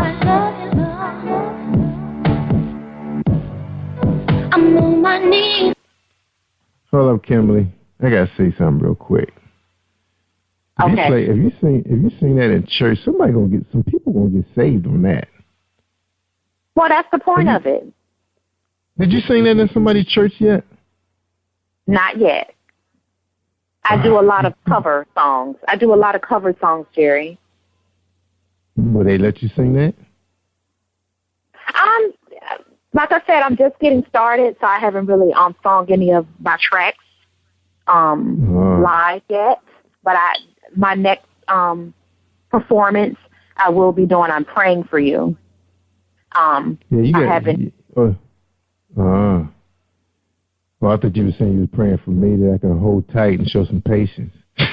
Oh, no, look at you. No, the song that's titled I'm Praying for You, I'll be performing that in Jacksonville next.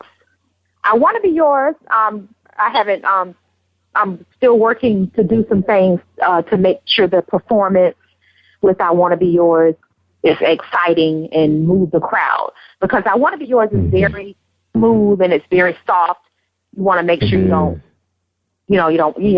bore the crowd. So you want to definitely make sure you have that live performance and that other thing. Yeah. I don't think you're going to have that problem. I think they're going to just go into a trance and just start going. They're just going to go mellow on you. They're going to be just gone. All right. We ready to play it again. We ready to play it again. All right. We ready to play it. Oh, man, I just love this song. Hold on, everybody. I know y'all probably tripping on Jerry Royce Live, but I'm crazy about this. I must be a groupie now. Hold on. Here we go, Kimberly. One more time, y'all.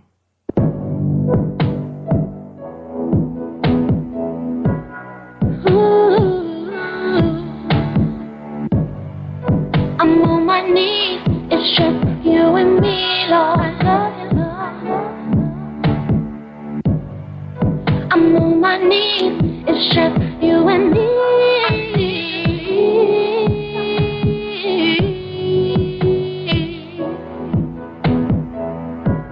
I love you, Lord. I'm on my knees, trying to get through, Lord.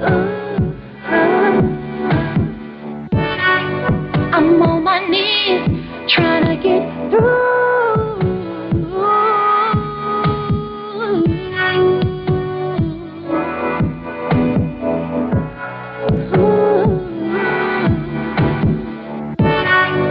I wanna be your love. I wanna be, I got to be yours.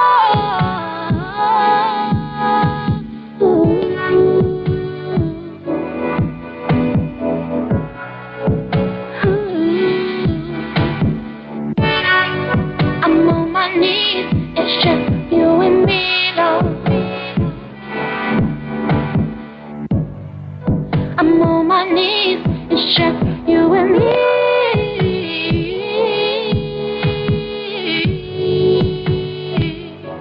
I love you, Lord. I love you, Lord. I'm on my knees, trying to get through, Lord. I'm on my knees, trying to get through. Kimberly. All right, what was going on when you wrote this song? Talk to me now. What's up? Well, when I wrote I Want to Be Yours, like I said, I was going through a lot, and I got to the point where I just started getting on my knees, praying and talking more to God. And I pretty much wrote that song so that everybody can realize that, you know, you need to get to a point in your life where it's just you and God. And just talk to him and build a relationship with him. Because once you actually start praying and build a relationship with God, you'll start to hear and see things more clearly, and he'll be able to guide you into your purpose. And once you're guided into your purpose, you'll just, you know, everything else will just fall into place. So that's, I was going through a lot, and I just started talking to God. All of a sudden, these lyrics came to me. You know, like, sometimes you be like, God, do you hear me? Do you hear me, God? And I'm like, it's just you and me. Talk to me, God. Bring me out of this. And I got to that point, and I just started hearing and seeing things more clearly. And ever since then, and that was actually that was the first song I wrote, actually, and recorded. And ever since then, I just realized, you know, I had an epiphany. I built a relationship with God, and now every time before I write my lyrics, I just get on my knees and start praying, and then I start singing, and then I start writing, and then I start recording. Yeah, that's right. Woo, Kimberly. Now, where can people find you? You know, when they're going to hear you? When the breakout performance? What's up? Any dates yet? For my next performance, it will definitely be in May sometime. The dates have not been released yet. But if you follow me on Facebook, The Angelic Vocalist, you'll be able to see my upcoming shows and performances. And y'all hit the like button. if you like what you listened to tonight, definitely hit the like button on my Facebook page and follow me. Hit it. You can also follow me on Twitter. On Twitter, yeah. Kimberly. Now you got that one video. So what are we seeing in the video? I haven't looked at the video yet. What are we seeing in the video? You just see me meditating. I'm meditating and I'm walking the beach and I'm just talking to God. Just sometimes I want my song to kind of get off a vibe of, I don't want to say R&B, but kind of like that jazz and soul type vibe where you can, where anybody can listen to it, not just somebody in church, but anybody can listen to it. That person who's going through it, that person who's smoking cigarettes, and maybe it'll help them put the cigarette down. Just talk to, I don't want to discriminate. I want everybody to relate to my music. That's why I filled the atmosphere with, the genre with jazz and soul music and not gospel. But what you will always hear is an inspiring message. Definitely there. All right, now, could there be a remix? You like really hitting it hard. Yeah, actually, I'm sorry, go ahead. No, you go ahead. I'm sorry. No, because I can really see you really taking that even further, with the deep screaming lyrics, like really taking it, like a Mary J. Blige thing. How she does it, her last big hit. I think she did a remix and took it to another level. Even that joint she did with Sam Smith, where they did a remix and took it to another, like a club beat, You know what I'm saying? Oh, okay. Yeah, I'm going to consider that. That does sound pretty good. I know I didn't rewrite I Want to Be Yours. So my album will include the actual first I Want to Be Yours and also the remix. So actually you're listening to it's kind of a remix. Yeah. That song just got so much to it where it could really take people. Because I remember seeing, sometimes people do their live versions different than their, like their club mix or whatever they call it. Like real. Because I seen Mary J. Blige do that a couple of times. So you hear her radio version, then her live version she performs. She really takes it there where people really be feeling it. I can never remember that song that I really liked by her, but she really was taking it there. And that's why I haven't performed. That's why I haven't performed I Want to Be Yours yet, because I'm actually working to do that, to bring you more in the performance with I Want to Be Yours. Now, how come on your bio say you got a video entitled I Want to Be Yours? What does that mean? Because the video, a snippet is on YouTube. It has not been fully released yet. Gotcha. So the video will be released by this summer. You can find that on YouTube. And like I said, follow me on my fan page, and you'll be able to get more information as to where else my video will be at. All right. And y'all heard her first. Am I your first Kimberly podcast? No, you're actually my second. Oh, man. I missed it by that much, huh? Yeah, by that much. Yeah. Yeah, right, you're my second. All right, okay. All right. I'm probably your biggest fan, though. But anyway, listen to your husband. Appreciate you. Yeah. Well, we can ready to take a break. When we come back, we're going to get your final thoughts. Okay, sound good?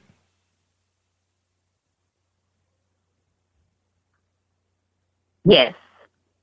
All right. I hate to let you go, but I got to end the show sometime. They probably said, Jerry just going on and on. That's right, my show, my podcast, Kimberly. All right, here's a commercial with Tamika Kane. That's right, support that sister. Awesome book. Are you looking for the next great read? A a book filled with love, passion, betrayal, and intrigue. The award-winning novel, Season of Change, by Tamika Patrice Kane, is sure to satisfy your literary sweet tooth. Check out this must-read book reviewers are calling uplifting and emotional, and exceptionally great read, deeply intense and thought-provoking.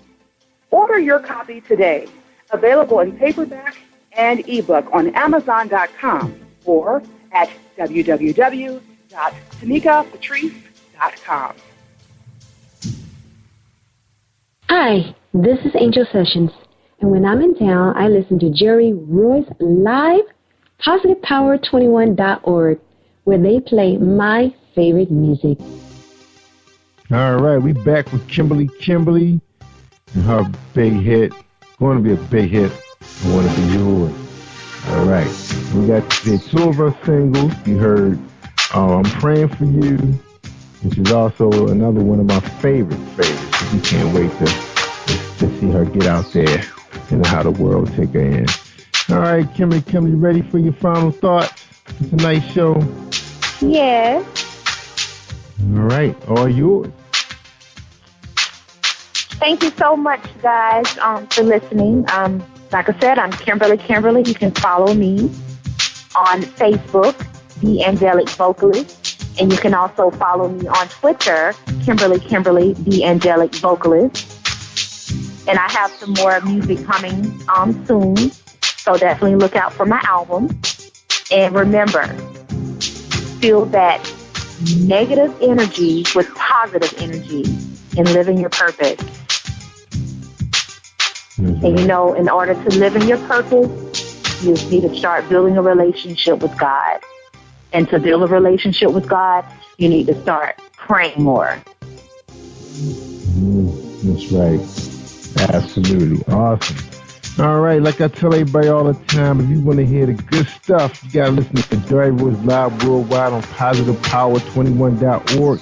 And you can download our app at Spreaker.com/PositivePower21. Listen to all these shows on your smartphone. That's right, while you're at work, saving your data and downloading on your smartphone. I'm Darrell Royce Live worldwide. And like I always say, stay awesome all week long. So thank you, Kimberly, for coming on our show, introducing your talent. Appreciate you. Well, no, thank you. I appreciate you. You're welcome. All right, y'all. Stay awesome all week long. I'm Jerry Royce Live. I'm worldwide. Thank you for tuning in to Jerry Royce Live on PositivePower21.org and Spreaker.com/PositivePower21. This is a Royce Enterprises production. And don't forget about replay on Facebook.com/Jerry Royce Live.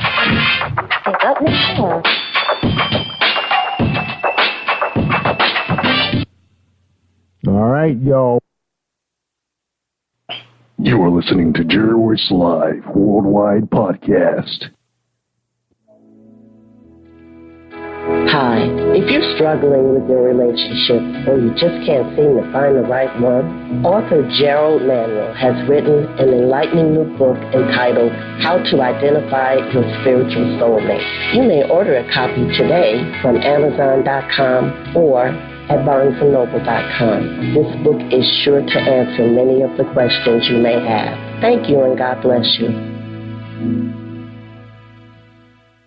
I'm Darrell Freeman Jr., author of Betraying My Father, Remember My Name, Reality is Always There, and A Dreadful Day. And you're listening to Jerry Royce Live. You are listening to PositivePower21.org with Jerry Royce.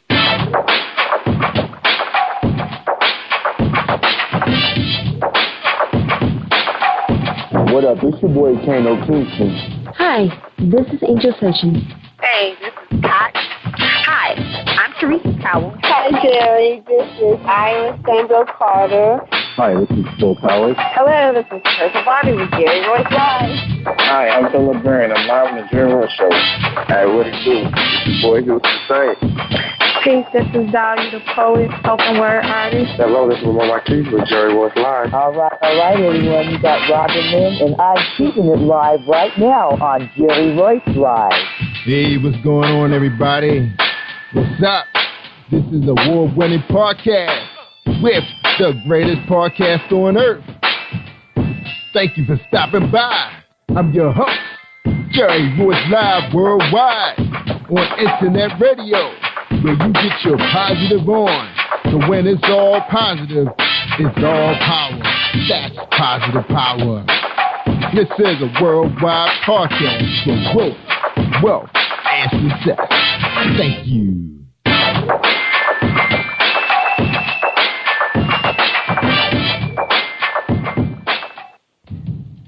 Think you know how drugs get in those little brown bottles? Think again. Set in the green hills of western New Jersey, inside the gilded halls of power of a U.S. pharmaceutical company where decisions are worth billions of dollars and human lives worth less. Nicholas Hardy, a young executive at Marshall Pharmaceutical, finds his career, family, and life in jeopardy. The Farmhouse, a suspense thriller novel by Bill Powers, published by Donna Inc. Publications, available at Amazon.com or DonnaInc.org. Go to Bill's webpage at www.author.BillPowers.com. Are you looking for the next great read? A book filled with love, passion, betrayal, and intrigue. The award-winning novel, Season of Change, by Tamika Patrice Kane, is sure to satisfy your literary sweet tooth. Check out this must-read book reviewers are calling uplifting and emotional, and exceptionally great read, deeply intense and thought-provoking. Order your copy today, available in paperback and ebook on Amazon.com or at www.tamikapatrice.com. Are you an author looking for promotional services or a reader looking for a great read at low prices? In this competitive world of books, Writing Royalty Promotions is dedicated to bringing authors and readers together to build a greater respect for literature through our various promotional services and online bookstore. So head over to WritingRoyaltyPromotions.com and check us out.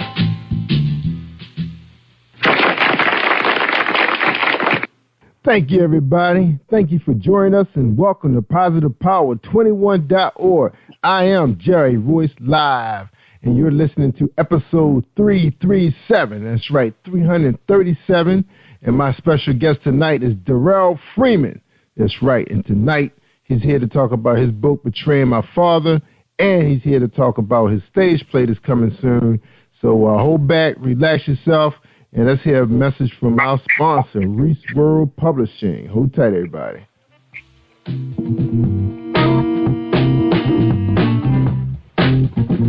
Are you an avid reader of urban fiction, looking for drama, suspense, and more? Reese World Publishing is dedicated to bringing the world's best literature to our readers. Urban fiction, erotica, sci-fi, mainstream fiction, and children's literature are just some of the genres produced by our diversified family of authors. You can reach us on Facebook, Twitter, Instagram, and at our website, www.reeseworldpublishing.com. All right, everybody, we're back. All right, we're going to read Mr. Freeman's his bio. He was from Crowley, Louisiana, 33 years old. He attended Crowley High School in North Texas, Job Corps. Throughout his life, he's encountered mishaps and struggles and trials, but he has never given up. Convinced he could do better, he began to follow his dreams of being an author. Since then, he's released 4 books. Reality Is Always There, A Dreadful Day, Remember My Name, Betraying My Father. He's been featured in 9 books such as From a Window, Tranquility, While We Wrote, Volume 2, Poetic Gumbo, Hurricane Katrina Couldn't Break Us, Savor the Longest Night, Savor the Longest Night? Savor the Longest Day Special. You said it's called Savor? Yes, Savor the Longest. All right, and then you have Is That Why I'm Single, coming soon, No Faces coming soon, and Doughboys coming soon. His advice to anyone is never give up, be your biggest critic, and convince yourself you can. Look out for his upcoming website, freemansworld.org, coming soon. All right, Mr. Freeman, welcome to Jerry Royce Live Worldwide. How you doing tonight? I'm doing great. I'm doing wonderful, man. Thank you for having me. I appreciate it. Yeah, no problem, man. And you did say Darrell, right? You said your first name was Darrell. All right. Okay, because like I was telling you, it reminds me how one of my friends spelled his name. And his was spelled Y. And I hate it when they spell it. Yeah, a lot of people got Y in Darrell. All right, but you got 2 L's. All right, that's good, man. All right. Well, the first question is, who is Darrell R. Freeman Jr.? Well, I mean, I'm just a down-to-earth type of person. I'm a father. I'm a true believer in God, domestic violence advocate, and, just someone looking to do better for himself and help strengthen our community. That's basically it in a nutshell. All right. Sounds good. All right. Now, we know, you've been living 33 years. There's a lot more to you than that. But it's no problem, man. Everybody's so humble these days. But I've had some people that went almost 20 minutes, man, on their bio. Oh. So anyway, bro. So tell us a little bit about yourself, man. I know we know you're an advocate, for domestic violence. We're gonna find out why. But tell us what type of student were you in high school? What type of kid were you? I was basically I was like an average C student. I was easily distracted. I really didn't take things seriously. But I did. I didn't take things too seriously, but I wasn't a class clown either, Yeah, so you were just chilling, just doing what you got to do, watching what the other kids doing. Right. When you're young, you just think you got the whole world ahead of you, and sometimes you just don't take life seriously, and that's the type of person I was. Yeah. Now, did you play sports in high school? I played sports in middle school, but high school, no, I didn't play any sports in high school. Okay. So what was the deal? You started getting a little more involved with, with the girls, or you just, you didn't want to get hit hard, no football, baseball. What was the deal? Well, once I got to high school, I started seeing, it was just a lot of work for me to be able to have to get up and go to practice and do all this and do all that. I just decided to fall back because I didn't really want to do it. So I just decided to fall back and just relax a little bit. Yeah, you got to be committed to sports now, man. Because this past summer, starting in August, my youngest son started playing tackle for the first time. And man, that's like boot camp, man. Boot camp. And I think they probably actually work harder than the pros, because I don't think the coach is trying to hurt those guys before wear them down before the season starts. Just get enough out of them to keep them legs fresh. But them young boys, man, boy, they be running them kids, man. They be running them, man. Man, I was playing. Get back at them. I was playing ball in the park with my son and some other people, and we was playing football, and man, some young kids wore me out. Now, how old are your children? Well, my son is he just turned 12 a couple of days ago. Oh, awesome! Same age as my kid. Yeah, I got a son 12. All right. So you just have the one child? Yes, sir.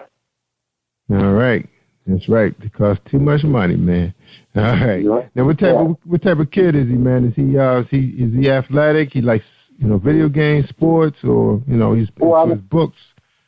He's into a little bit of everything. I mean, he likes sports. He wants to play football, and whenever school starts next year, he wants to play football. But I mean, he likes to play games, and I think every kid at his age is a whiz with computers and phones and everything, so he knows how to work my phone and my computer better than me. Right, yeah, they know their stuff, man. Now, you're a pretty young father, 33, son 12. You guys going to probably be pretty tight growing up. My son was like that too. And, you guys pretty close-knitted. You take them out to events. You guys always together on the weekends, doing guy stuff. What's the deal? Right. I mean, well, that's like my best kid friend, we do everything together. I try to show him, how to be a man and stuff like that, and just try to have fun with him and teach him things. And since I write books, he tries to write books too. He always reading the books with me and stuff like that. So I'm just glad I can be like a little positive influence in his life and just be a role model for him. Yeah, I understand. Same here, man. One of my mission was to try to start a home-based business where, I could be home, earn a decent income and not out the house. You went to, even though, I'm not up there right there watching TV, I'm not going to sit around and watch those shows he want to watch anyway. But, they know I'm home, I'm in the house. I fix dinner for them when I get in. I greet them. I ask them how school was and they need any help. Any projects, a lot of times they be springing stuff on me at the last minute while I'm broadcasting, So it's like, hey, y'all. And they help me out with a lot of the studio stuff, any administrative work I need done. And they want to learn the business in other areas we're trying to move into when it comes to recruiting talent and, producing shows. So they, they involve him and my daughter. My daughter's 15. So it's exciting, man, when you can have kids like that you can be involved in. Now, like your son, his friends, what kind of friends does he have? Are you involved with the parents? Do you understand, their makeup? Well, his friends, he's kind of like me. I mean, we have like a very limited circle around us, because I'm a real sociable type of person, but, it's certain people I hang around with. Like my close friends are actually like my brothers and maybe like my cousins, few people I went to school with, maybe one or two coworkers. And, his friends are usually the neighbors, somebody he goes to school with, and maybe somebody that rides his bus, They real close. Yeah, right. Yeah, sometimes you should be able to just count them on one hand. The rest of them are just associates, It's like, especially the homeboys, after a while, the homeboys kind of go their separate ways. Everybody living a different type of lifestyle, unless you're in business together or something like that. Because I used to be in business with my friends, years ago. But then as everybody got older, you tend to go your separate ways. But eventually we probably all come together because I got a very, very good friend giving a big event. And I want to let everybody know in Baltimore there's a jazz event going on at a cigar lounge on Pulaski Highway. I can never remember the name of that joint. But it's going to be a jazz show there. If you want more information, you can inbox me on Facebook. It's going to be at 7 o'clock. It's in Baltimore, Maryland. They're going to be having live jazz, and you get a chance to sit back and smoke your cigars. Have yourself a good time and enjoy some entertainment and some drinks and all that stuff. And then come meet me. All right? So that's going to be in Baltimore. Again, if you need the information, just inbox me, and I'll send you the address. Tickets are $25. So I thought I'd throw that in there real quick because I forgot about I needed to make a commercial on that. So anyway, that is awesome, man. We got to do our thing, man. Keep in contact with your close friends, but, you can't have too many of them, Right. Like that. All right. So that's good. So now, are you still good friends with the child's mom, actually, we're still together, We're still together, I come home to my family every night, oh, get out of here. Okay. So, are you guys married or y'all just, just still courting? I mean, not courting, but go together. well, you know how that goes these days. But, we are working towards that, We are working towards that. But, I'm not the type of person that's just going to marry somebody because they're pregnant or, because, we've been together for a while. I want to make sure this is, I want to make sure this is what we both want and that, we're moving forward together, We're not trying to drift apart. We're moving forward together, so. All right. So are you guys living together? Right. Living together. Okay. All right, well, you got to check out this book that's on my website, man. I had Pastor Gerald Mann. You got this book on there called, and I'm only introducing you to this book because you said it. You want to make sure. Here's a book out called How to Identify Your Spiritual Soulmate. All right, it's on sale. Good book, man. You got to check it out. Here's some chapters on there say the first marriage hookup. Why is it important to have the right mate? Why is it taking so long? How do I know if this is the one? Is it wrong for a woman to pursue a man? All that good stuff, man. So you got to check it out, man. I sure will. You're gonna have to give me that information again because I'm actually writing a stage play called No, I Won't Marry You, and I'm just, we're just discussing different issues about how come couples and individuals don't get married. So I mean, that could be like a good that book will really help with my play. Yeah, make a good reference book. Yeah, the book's called How to Identify Your Spiritual Soulmate. It's right there on PositivePower21.org for anybody. Yeah, I'm plugging stuff right now. I can't believe it already. We still got 3 more minutes before we do our plugs. But anyway, I'm plugging that book because it's a good book, it's a spiritual book. And because you're in that situation right now, it might help you, to understand, what you're getting into. But, like you get a chance to listen to that podcast, Pastor Gerald, he gets into a lot of the fact that he's not telling people not to get married, but, you just need to know what you're getting into spiritually. He covers some really good topics in the conversation, too, that you definitely probably want to hear. Anybody out there single, same situation, Mr. Freeman's in, you may want to check out that podcast. And that's the podcast right before this one, 336. All right, 336. All right, guys, you listen to episode 337. We're talking to Darrell R. Freeman, Jr. When we get back, we're going to talk about his Betraying My Father, his book, and also he's going to tell a little bit about a stage play, why he wrote it, and it's supposed to be coming out sometime this fall. Is that right, Darrell? This fall? Yes, sir. It comes out in November. All right. So have you already chose the cast? Can anybody try out or audition?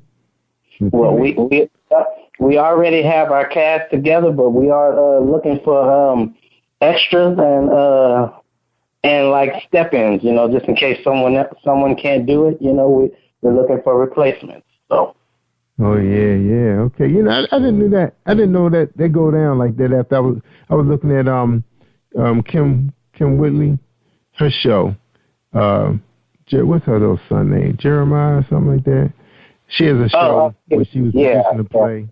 Yeah, Jeremiah, yeah. And one of the guys got pretty upset because she had a standby. I mean, he was standing by too. And I was like, well, I didn't know they do that. But then I've heard, sometimes when you have stage plays, the lead actor or the actors who have the main parts may not be able to continue the tour or right. In case the don't stop the show. Right, you just never know what happens, and you need someone that's going to be able to fill in. You can't just cancel the show because somebody can't travel with. Now, so what is that like, man? When you cast a group like that, are you doubling up on all the actors, or you have maybe one or two that can do multiple roles? How does that work? Well, I mean, we're actually looking for people that can do multiple roles, just in case one can't do this one, or if someone can't make it to the next show, we can switch characters around and things like that. But I mean, you want to look for people who have experience and things like that. If push come to shove, I'll get in the play. Whatever it takes to keep it up and running. That's right. All right. Well, we're ready to take our break. And let me cue it up real quick. I actually had picked out the commercial I was going to run tonight, too. I'll tell y'all. Here we go. All right, everybody. We got a Book Buzz presentation from Helen McMillan and Cynthia and Lane Cobb. All right, check it out. What's stopping you from making more, having more, and being more? Hi, I'm Helen McMillan. I'm a success coach. I can help you shift into your $1 million zone of joyful success. Be your most magnetic, confident, and powerful self. The first step is to get my free ebook, 7 Simple Ways to Shift into Your $1 Million Zone. Go to www.yourmilliondollarzone.com and download it now. What happens when a man meets a woman who's everything he wished his girlfriend was? Is his girlfriend's unconditional love and ride-or-die loyalty worth dealing with in her baggage? Find out the consequences of a man's need of self-completion and learn a lesson that everything comes with a price. The Lesson by Miss Cynthia Blue on Amazon.com. Are you ready to discover your spiritual potential? This is Lane Cobb, spiritual wellness coach and owner of Straight Talk Coaching for Women, your source for enlightened and empowered living, offering products and services to help busy women see who they really are so they can be who they really want to be. Contact us at www.straighttalkcoaching.com or call 443-756-8391 to empower your spirit and achieve your full potential. All right. Thank you, ladies. They've been with me for a while now, and they're doing well out there. That's right. You guys got to think about, Facebook. Facebook is awesome. You meet some wonderful people, great leads. You're in sales. Man, that's an awesome place to pull some leads, because people, you can inbox them, you can tag them, and they reply right back to you if they're interested in what you got. But you can't rely on them all the time like that. You have to have a website. That's right, so you can pull them in so they can see what you're really doing, and then they can engage you, communicate with you, see who you are, check out your video. Because remember, those news feeds move fast on Facebook, so they're going to miss it. So if you got 1,000 friends, I guarantee you only 6 of them is probably even checking out what you got going on. And if you're not making videos, it'll be less than that, because people love videos. They will stop and click and see what's on your video. All right, right, Tanika Gonzalez, a.k.a. Tanika Joy, could tell you that's a fact, because she started out with 120 views, and now she's up to about 500-600 views on her poetry albums. Okay? All right, so it does work. All right, y'all, we talking to DARRELL Freeman. He's an author, and he's a producer of a stage play. All right, man, before we get in the book, man, tell us a little bit about the stage play. Well, the stage play is called A Dreadful Day, which is pretty much based off of my book, A Dreadful Day. It's some minor differences, it's like two stories, but the play is based off the book, and the book, once again, is called A Dreadful Day, and it's just a story about a family that was torn apart by infidelity and broken trust. As the couple begins their honeymoon stage, they found out that they were expecting a child. So the husband begins to work these long extra hours just to make sure he has the family is well taken care of. While he's working these long hours, his wife becomes bored and she begins to have an affair, and that affair produced a second child. For obviously for another man. And she was thinking that this man is going to take her away from her so-called bored life. But to her surprise, he denies her and the child. He turns his back on her and the child. And, that just brings out all the rage and anger in her, and she begins to abuse her child. Wow. That's terrible, man. Now, speaking of abusing child, and you mentioned you're an advocate for, I guess, domestic violence, you said? Right. All right. How did you get involved with that? Growing up, I've seen a lot of violence, especially when it comes to relationships, couples, and things like that, and I've never been too fond of it, I really don't think, a man should be putting his hand on a woman, and I don't think a woman should put her hands on a man, especially if you so-called love or care about each other. You shouldn't be treating each other that way, So, so I just got with our local church, and it started this little program just to help us assist with situations like that. And domestic violence is not only abuse between a man and a woman, but when it comes to children, there's children abusing their parents and stuff. It's all different types of situations. There's more than one type of abuse when it comes to domestic violence. And I'm I'm also writing a book about domestic violence, me and a few other authors about mine. And we're trying to cover every different situation when it comes to domestic violence, just to open people's eyes up about that situation, because a lot of people choose to ignore it. Yeah, and we got a lot of national attention this past football season because we had two football players that were in the news involving a child and his girlfriend. And right. Wife. Yeah. Right, but attention. Right, but you also know, a lot of times when it was I think Jay-Z and whatever her name was fighting him in the elevator or wherever it happened, a lot of people didn't see that. Yeah, sister-in-law. See, what's her name? Solange. Her name. Yeah, Solange. Yeah, a lot of people didn't see nothing wrong with the way she was whipping up on him, but when the roles are reversed, a lot of people got a big problem with Ray Rice and the way he was treating his wife. It's not right on either part. It's right. Plus, we weren't behind. Nobody was in the hotel room, so we don't know what went down there. So obviously, they had some issues, but it seems like they're doing pretty well right now, working it out. We don't live that far from him. And, one of my best friends actually live a few doors down from him. So far, it sounds like they're making things work, doing the best they can. All right, man. So now we're moving to the Dreadful Day is a stage play. So why Dreadful Day? What makes that book so interesting and become a stage play, come to life?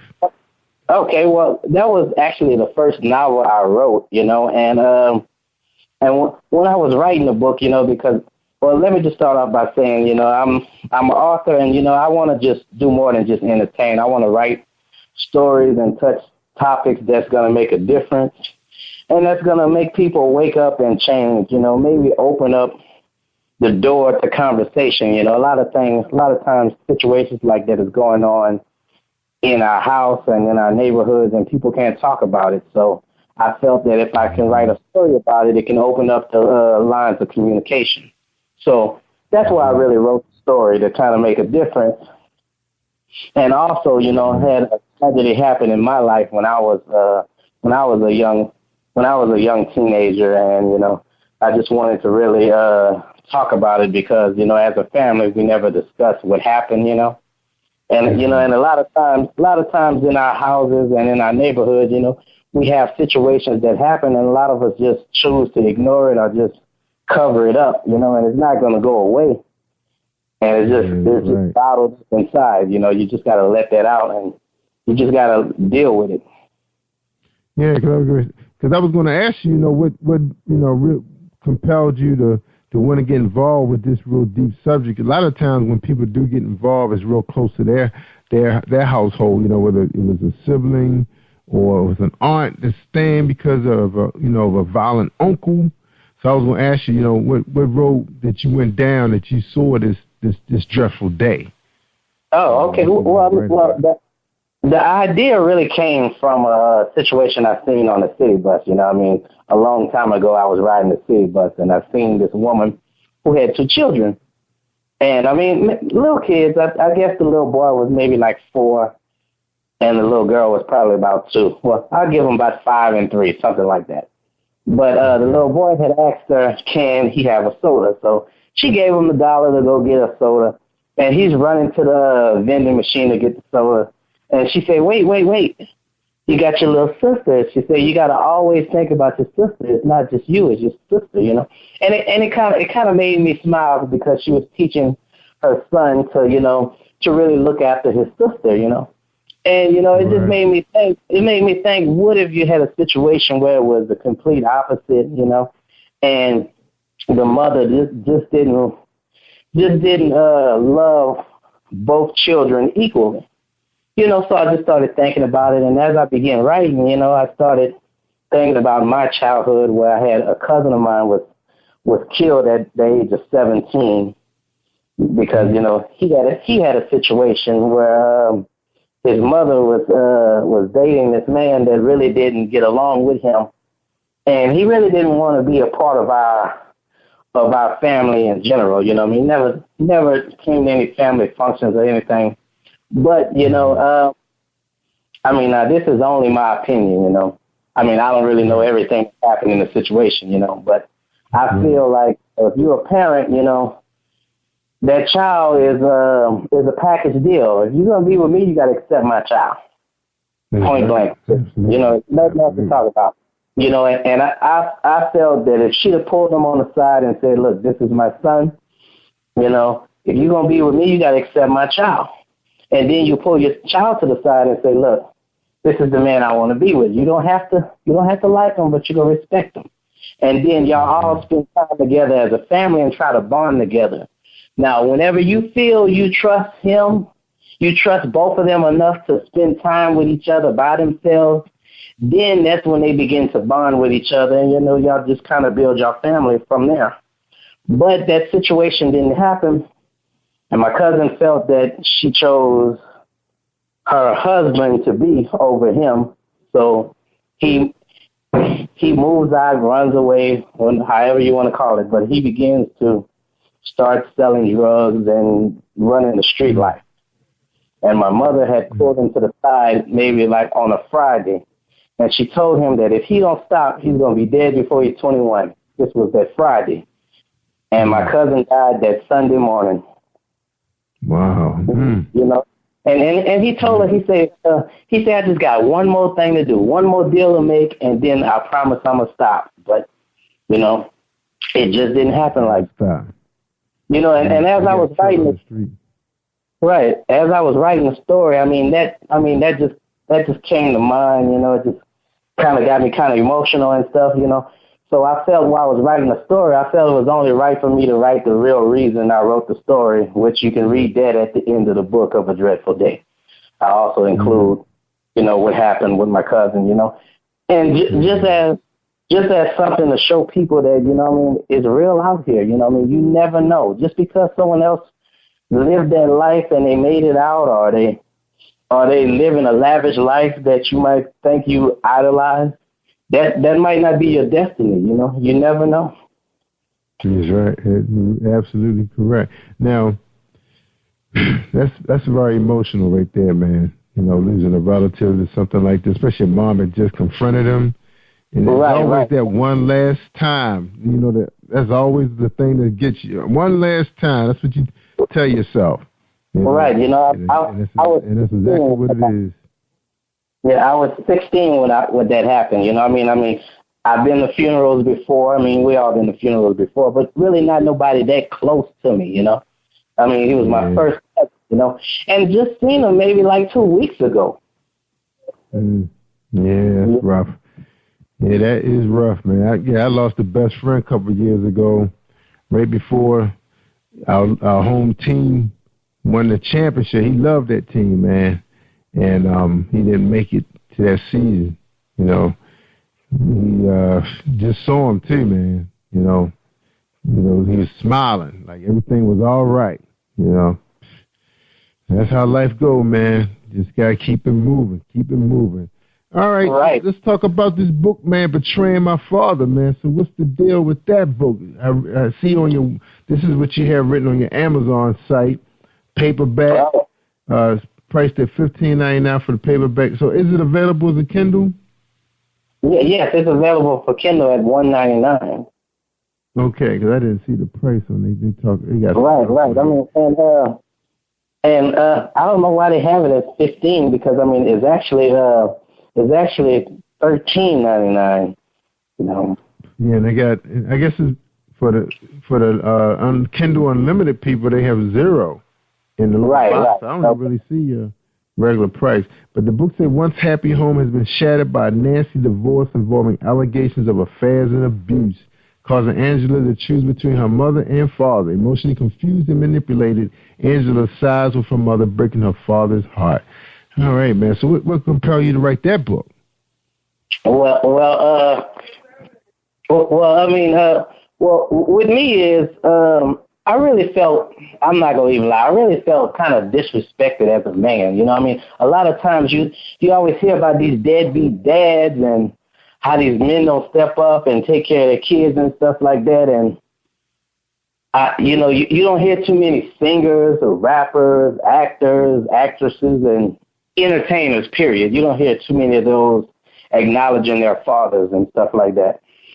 So I wanted to write stories. I wanted to write a few stories that are dedicated to, to strong men, and that's where A Dreadful Day comes, because the father in that book is, is a provider for his family, You'll read about that. And it's the same thing with Betraying My Father, Once you read the story, is a story about a family that's really close. I mean, in the book, Angela, she's close to both parents, but she's daddy's baby. They do everything together. They talk about everything.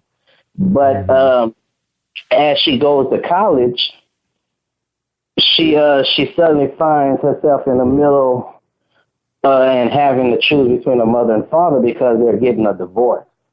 And, it really shocks her because she'd never seen them fuss or fight. She thought they had the perfect family, perfect relationship.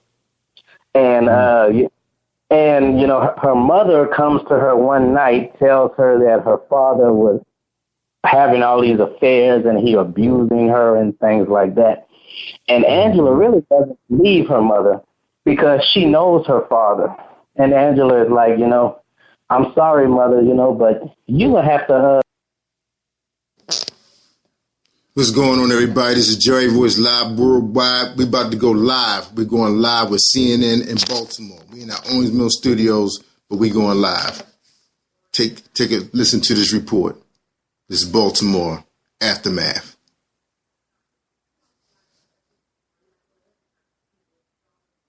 Her son taking part in the riots here in the city on Monday and did something about it. This is Toya Graham. She administered some tough love, all caught on national television, and got her 16-year-old son Michael out of there. Here's CNN's Judy Mose.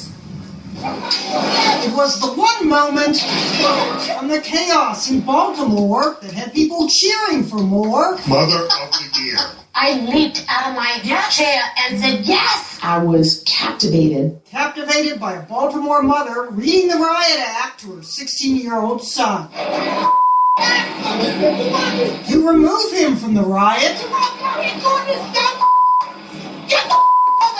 You now know her name is Toya Graham, and she's a single mom of 5 girls and a boy. Here's what she told CBS News about her brand of tough love. That's my only son, and at the end of the day, I don't want him to be a Freddie Gray. The Baltimore man whose death in police custody sparked protests. Her tough discipline won muttered admiration and outright applause. Of a mother desperately trying to keep her son from joining the rioters, and she saw. She quickly started to trend on Twitter, #BaltimoreMom. She went to pick up her son at the mall because she heard trouble was brewing there. He said, Mom, when I seen you, my instinct was to run. I'm a no-tolerant mother. He knew he was in trouble. The video was shared and analyzed from the right. Look at right there is the moment that I think just gripped my heart. And the left. Here's a kid that'll take a break and threaten a cop, but ducks when his mother comes and slap him. Is he the perfect boy? No, he's not. But he's mine. Send in the moms, read one headline. Maybe you really are the mother of all moms when you can inspire this kind of look in your tough guy son. Judy Mose, CNN, New York. She's so awesome. The next hour of CNN Newsroom starts now.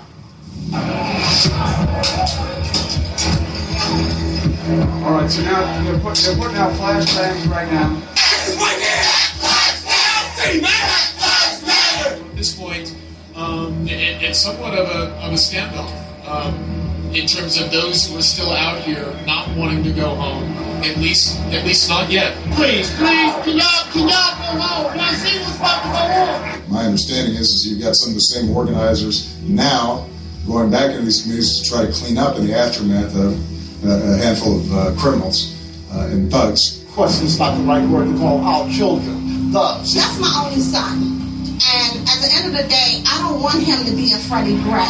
It's called your brother, make you need a hand. We still need somebody to lean on. And good morning, everyone. I'm Carol Costello. Thank you so much for joining me. I'm live in Baltimore, and here in the city, that curfew has kicked in, an uneasy peace taking hold.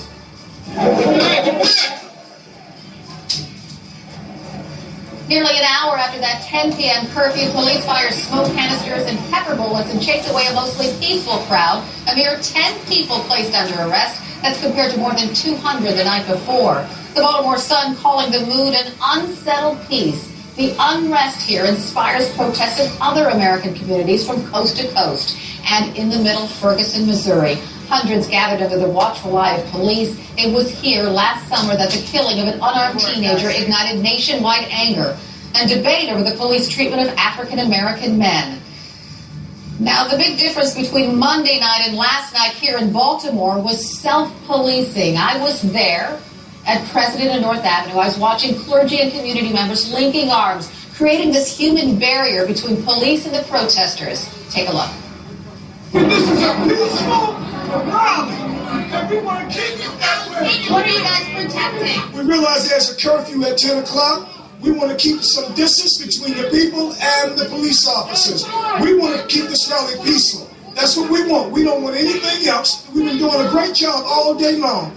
We want justice for all the future Freddie Grays out here. So we can riot, we can loot, and it's not going to change anything, sweetheart. It's not going to change anything. It's misguided frustration is what it is.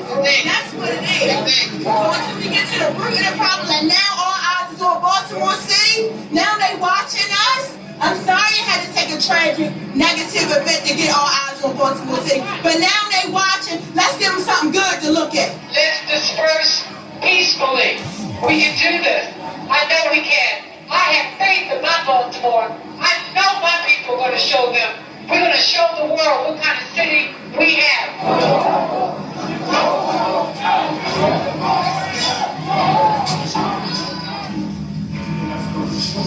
And as you can see, those community leaders and other people who just lived in that neighborhood linked arms, and they pushed people back until they went home. They took a stand, and it worked because there's not much reported in that particular area of Baltimore.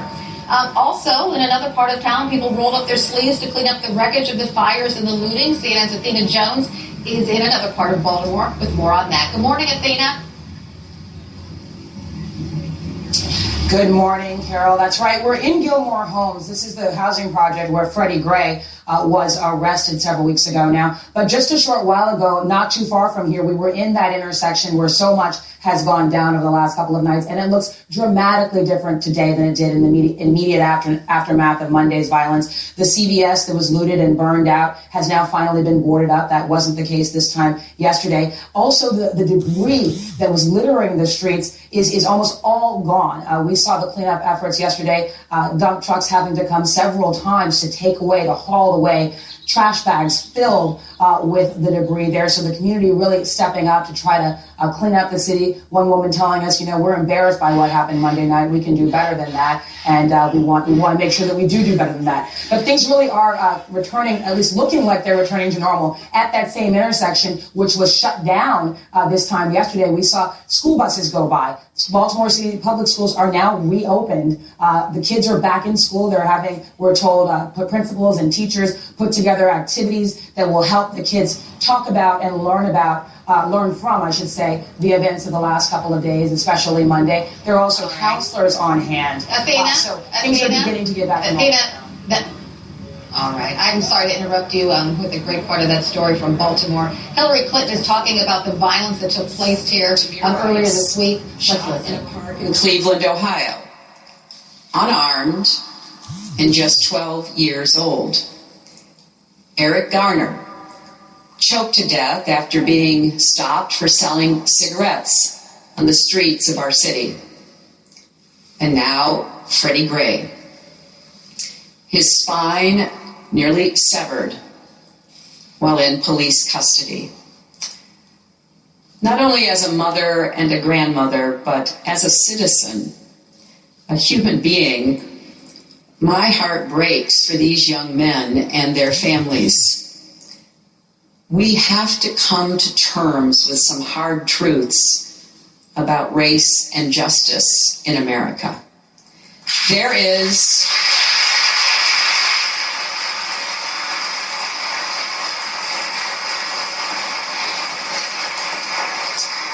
something profoundly wrong when African American men are still far more likely to be stopped and searched by police, charged with crimes, and sentenced to longer prison terms than are meted out to their white counterparts. There is something wrong when a third of all black men face the prospect of prison during their lifetimes.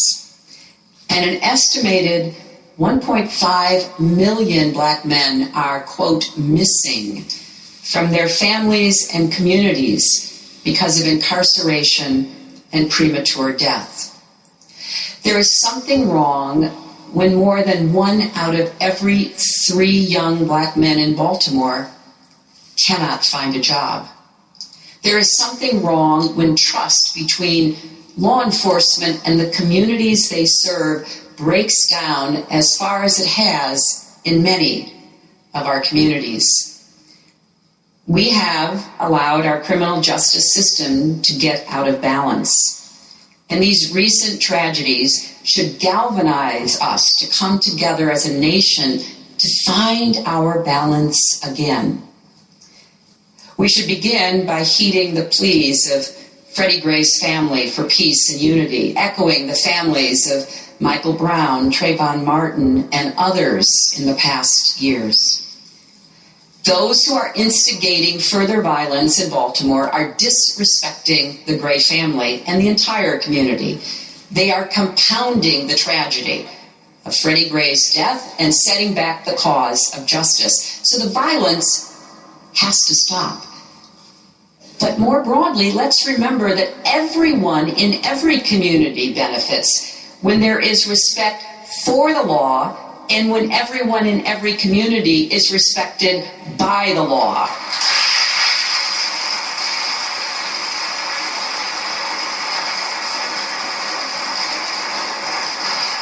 That is what we have to work towards in Baltimore and across our country.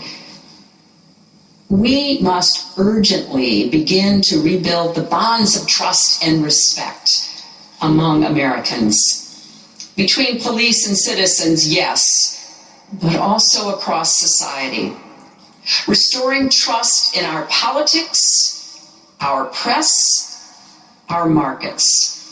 Between and among neighbors and even people with whom we disagree politically.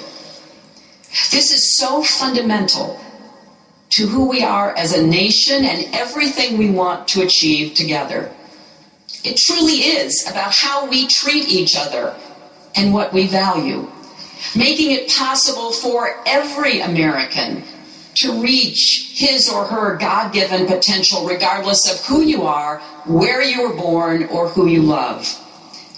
The inequities that persist in our justice system undermine this shared vision of what America can be and should be. I learned this firsthand as a young attorney just out of law school, at one of those law schools that will remain nameless here at Columbia.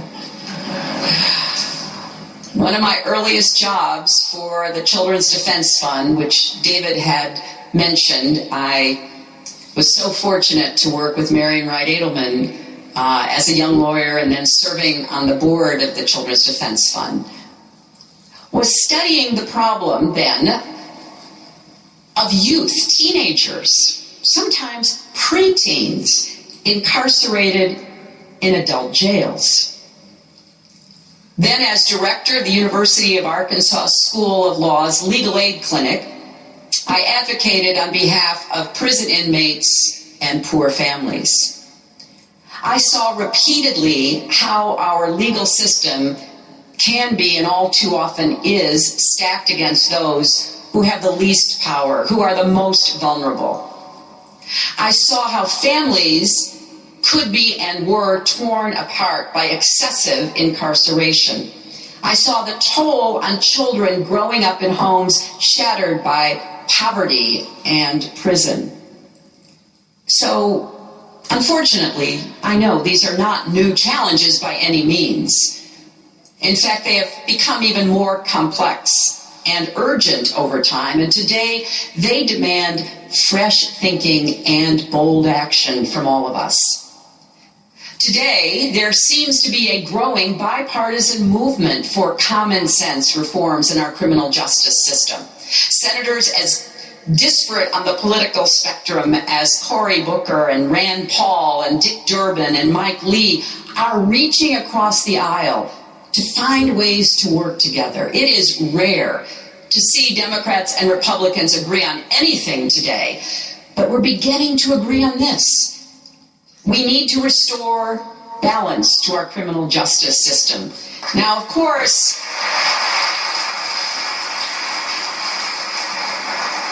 it is not enough just to agree and give speeches about it. We actually have to work together to get the job done. We need to deliver real reforms that can be felt on our streets, in our courthouses, in our jails and prisons, in communities too long neglected. Let me touch on two areas in particular where I believe we need to push for more progress. First, we need smart strategies to fight crime that help restore trust between law enforcement and our communities, especially communities of color. There's a lot of good work to build on. Across the country, there are so many police officers out there every day, inspiring trust and confidence, honorably doing their duty, putting themselves on the line to save lives. There are police departments already deploying creative and effective All right, we're going to step away from this. This is Hillary Clinton speaking at Columbia University. I got to take a break. I'll be back with much more in the newsroom.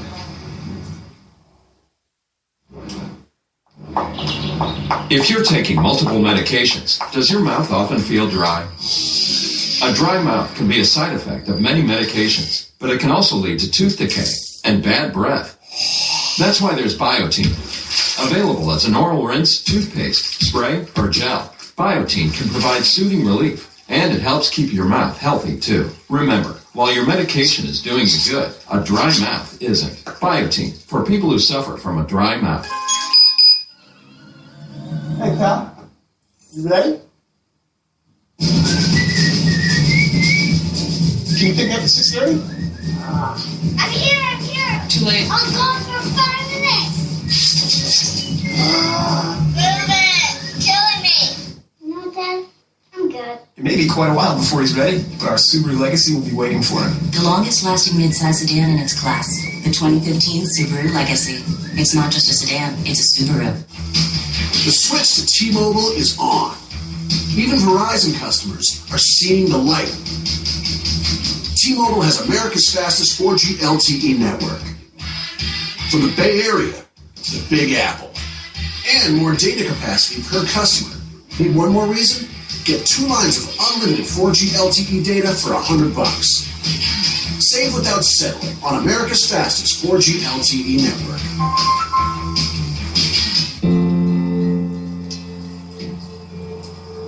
Take that? Usual. Move some new cars. All a bunch of steel. Get the supermarket shelves stocked. Make sure everyone got their latest gadgets. What's up for the next shift? Nothing much. Just keep the lights on. Nice. Doing the big things that move an economy. See you tomorrow, man. See you tomorrow. Just another day at Norfolk Southern. Spelunking in soggy pants.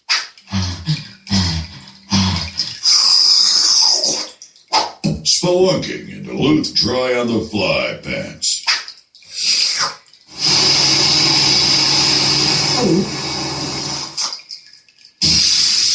Duluth Trading Dry on the Fly pants. Dry your legs, lickety split.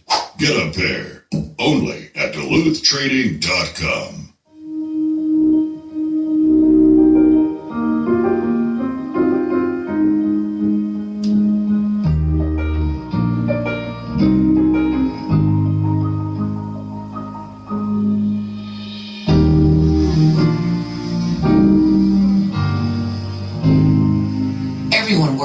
for a reason. Working together, we can help you prepare financially for when 2 becomes 3. Wells Fargo. Together we'll go far. Listen up. I'm reworking the menu. Veggies, you're cool. Male corn dogs, you are so out of here. The complete balanced nutrition of great tasting Ensure, with 9 grams of protein and 26 vitamins and minerals. And now, with twice as much vitamin D, which up to 90% of people don't get enough of. The sunshine vitamin. Ensure now has 2 times more vitamin D to support strong bones. Ensure, take life in. In many ways, this week has been a wake-up call, not necessarily for Baltimore, but for outsiders now acutely aware of the problems facing this city. On a personal note, I love Baltimore. I have a home here, and before I came to CNN, I worked as an anchor for WBAL-TV. I'm also very aware of the social, economic, and racial tensions that are now playing out on the national stage. In a new op-ed for CNN.com, I write this: there's something about Baltimore that gets under your skin. And I will wait and hope and pray Baltimore's better nature will win the day. I hope what's happening here will be the tipping point for the nation. Maybe because of this frustrating moment, we'll finally realize the rioting is not only about alleged police brutality or racial profiling, but about hopelessness. Now, it's important to note that hopelessness does not excuse violent behavior, but it does help explain why things happen. Joining me now to talk more about this, CNN legal analyst and former federal prosecutor Sonny Hostin and Donnie Glover. He's the author of Unapologetically Black. He's lived in Baltimore for nearly 50 years. He's also the publisher of BeMoreNews.com. Welcome to both of you. Thanks so much for being here. Donnie, I want to talk about the hopelessness some in the city feel living in these poverty-stricken neighborhoods. Explain why that hopelessness might erupt into violent behavior. I think the politicians have neglected Baltimore's east and west side for decades. I'm 50. I remember when North and Patterson Park, I remember the riots of 68. That area has not been touched in my lifetime, the same on the west side. And so we only see politicians quite often in these areas, as you see right now at Penn North, when something, typically around an election. So now that this riot is going on, or the riots, now you see people who should have been there all along. You know, I was at Northern Pennsylvania last night, and a young lady came up to me, and she gave me a tongue lashing for a good half hour. Very passionate, because I had called the people who looted the CVS idiots. Now, I still think the people who looted that store are criminals. I want to make that clear, and I don't think violence is the answer. But she was trying to explain to me why I shouldn't have used that word. She said, you know, I live in a neighborhood where I have no voice. I have no money. I have no power. Nobody cares about me. How else am I going to, get your attention but through this? Well, that's interesting that you say that, because, Martin Luther King said that after the 68 riots, right? He said rioting is the language of the unheard. And I think it's very easy to sort of name call and very easy to call people thugs and idiots. That's sort of the low-hanging fruit, because we can all agree that rioting and looting in your own neighborhood doesn't make a lot of sense. But the bottom line is, I think we have to look at the more nuanced issue, which is why do people feel the need to do that in their neighborhoods to get attention? And I think that is because people have been unheard. When you look at the poverty rate in Baltimore, when you look at the unemployment rate in Baltimore, especially for people the ages of young black men, the ages of 18 to 25, it is a catastrophic statistic, and that is why I think, not to excuse the behavior, but that is why we see this hopelessness and this desperation. And I think we also see it because policing in these neighborhoods historically it's very aggressive. And so when you have that distrust between a community that is poor, that is unemployed, and that is being overly policed, what else do you expect to see? Right. And I think that many people in the nation lose focus of what it's like to live in such a community. I was standing there talking to this very well-spoken young lady in my cute leather jacket, and I was going to leave that neighborhood and go back to my nice little home in New York City. And, I felt that. And I don't know what her experience is like. There's no way for me to know. You close recreation centers in these neighborhoods. You close down the schools. There were 4 recreation centers closed on the other side of town, East Baltimore. Recreation centers. They closed swimming pools in the middle of a heat wave. I don't have a problem with you calling them idiots, But let's also call the politicians who have ignored these communities, the communities they show up once every 4 years. Let's call them idiots also. And I think the other problem here in Baltimore is, you say recreation centers have been closed, swimming pools have been closed. At the same time, huge tax breaks have been given to businesses to move into the city of Baltimore. And the areas that are being developed here, places like Harbor East, where the wealthy people live, and that creates... People think the riots have changed West Baltimore. The face of West Baltimore, that is the face of it, but before the riots. So when the cameras come in, you're seeing the depression. And have you ever walked by a block of vacant houses, the smell, the stench, and then you put coke, dope, crack, all throughout these neighborhoods, and aggressive policing, it broke the boy's neck. And I think, to your point about this inequity, I lived in Baltimore for 10 years. I started my legal practice here. And I'm from the South Bronx, so I know what it's like to live as a child in a very poor neighborhood. And I will say one thing that I did feel when I was here in Baltimore is this inequality, this racial inequality. I felt the economic inequality. Just driving through the neighborhoods, it felt very much like an apartheid state, in the sense that you could go to the Inner Harbor and have a beautiful lunch at this really upscale restaurant, and then drive through neighborhoods where people were starving. And today in the United States, is that a place where we should be? So that I think is one of the root causes of what we saw, and that's something that needs to be addressed. And don't forget the politics. This is a 9-1 Democratic town. They put signs in the last gubernatorial election that said, in the black neighborhood, upwardly mobile, Liberty Heights, vote for the Democrats. Are you serious? That is the best you're going to tell grown people? The last thing on North Avenue of significance is Coppin State. The Republicans, Ehrlich, spear thrower for Gendrich, according to the old people, put $100 million at Coppin State. Why did the Democrats, particularly black Democrats, ignore Coppin State and HBCU? Interesting. Okay, I got to leave it there. Thanks to both of you. I really appreciate it, because I think this is an important conversation that we must have. I mean, the answer is just not to go...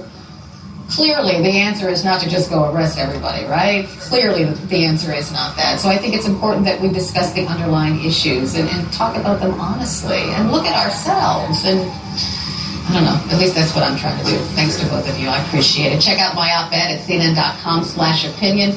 Let me know what you think on my Facebook page, Facebook.com/CarolCNN. As always, thank you so much for your comments. I'll be right back.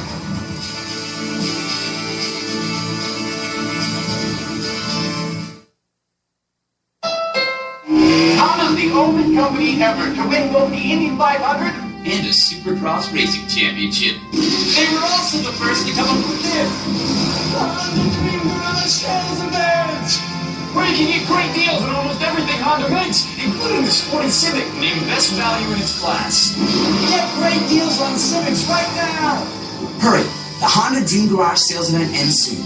Get a great deal on a Civic today at your Honda dealer.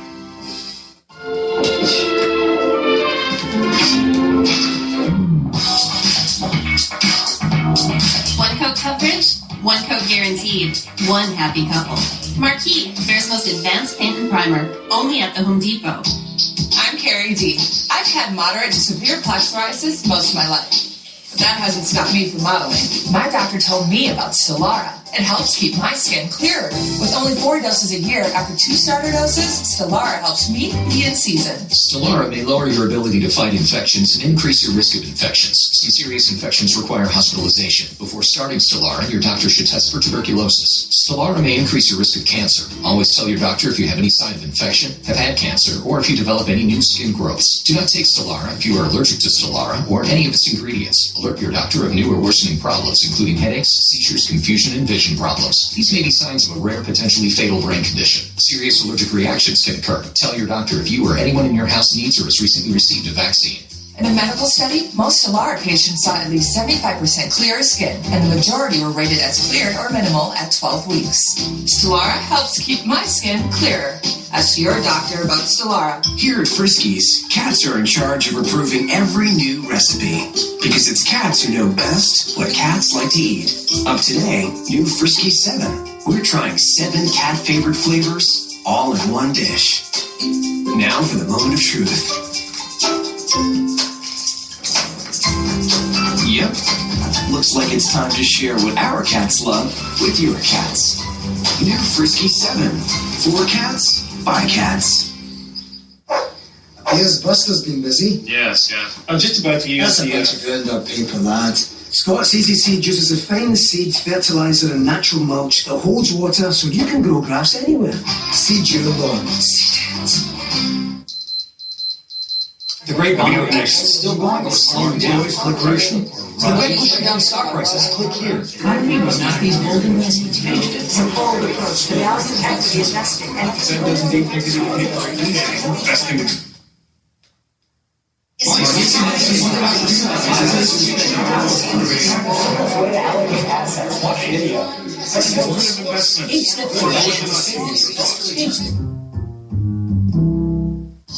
Hi, I'm Barry Sloan of NewTek, the Small Business Authority.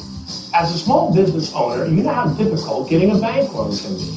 With a simple phone interview, we can pre-qualify you in 48 hours. That's why we're the nation's largest non-bank government-guaranteed lender. So whether you need $5 million or $50,000, you can count on NewTek, the Small Business Authority.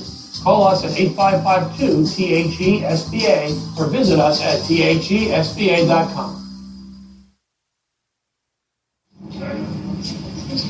On Friday, Baltimore police say they plan to give prosecutors their investigation reports. 6 officers have been suspended with pay, and a police spokesman tells CNN there are 2 indications officers involved in Freddie Gray's arrest did not follow police protocol. Our Justice correspondent Evan Perez is following the investigation.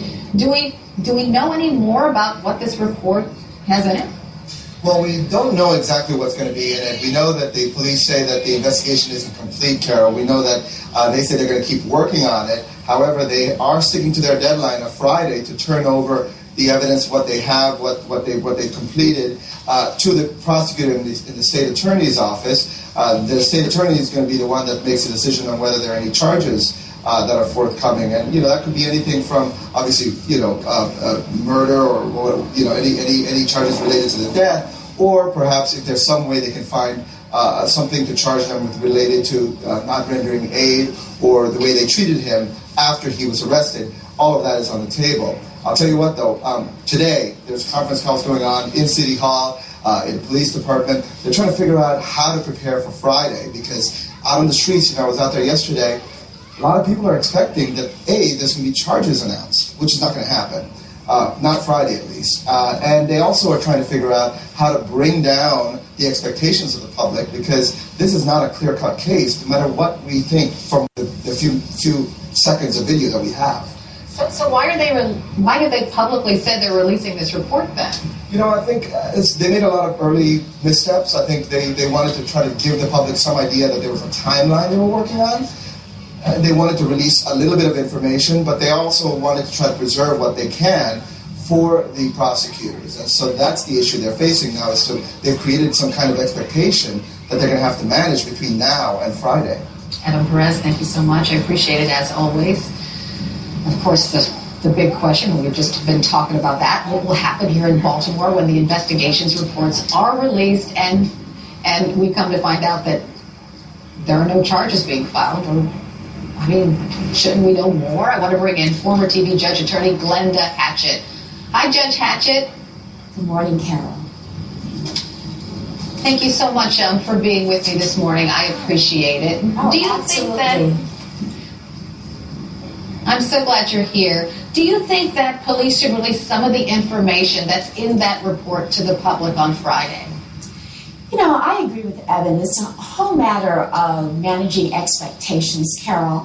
And actually, if I were in that situation, I would really advise them not to release preliminary reports. Let me tell you why. Because the investigation is continuing, And what we want at the end of the day is we want a fair and thorough investigation in this matter. We want to know exactly what happened. We don't want police to be charged if they weren't responsible, but we don't want them to not be charged if they should be charged. And so I realize that there is a lot of tension in Baltimore and throughout the nation, but that at the end of the day, my concern is that this be preserved in a way that is just for everyone involved. And so I think what has to happen is that there has to be an explanation before Friday that it's not likely, there won't be charges on Friday for certain, and that it's not likely that we will know very much more because the investigation is continuing. Now, there's also the possibility that the prosecutor's office might decide to turn it over to a grand jury. Tell us more about that. Yes, and we've seen that in other situations. We saw that in Ferguson, we saw that in New York, in the Eric Gardner case, and often in jurisdictions where police are involved, the state prosecutor will send it to a grand jury, and if that is the case, Carol, we should expect that that process will take weeks, if not months. And so again, it's a matter of managing people's expectations of what the timeline should be. I applaud the police for saying that they would have a preliminary report done by Friday. That is great, and I think that's wonderful. But that is not the end-all, be-all in this process, and it will take a while for this process to play out. Now, these 6 officers have been suspended without pay, and there's an internal police investigation going on. Will we ever find out what they determined happened? We will eventually, and the thing is that we've got multiple investigations. We have this internal investigation, we have the state investigation, we have the U.S. Department of Justice investigation going on, but eventually we will find out what the internal police investigation says in this matter, and it would be in everybody's best interest for that to happen, because what we want is we want citizens to have confidence in this process. And the more that they understand and the more transparent this process is, the better. I know we're a balancing act because I say it needs to be transparent, but at the same time, it needs to be thorough, and we don't want information released prematurely. Does that make sense? It makes perfect sense. Judge Hatchett, thanks for clarifying everything for us. We appreciate it. Also, I say thank you for your op-ed piece. Thank you for that. I want to thank you for that piece. Oh, thank you. Thank you. That means a lot. I really appreciate that. Thanks for being with me, Judge Hatchett. Thank you very much. All right, coming up next in the newsroom. Good to see you, too. Coming up in the newsroom, we're going to take you to Camden Yards, where they're going to play a baseball game where there are no fans present. Live report just ahead.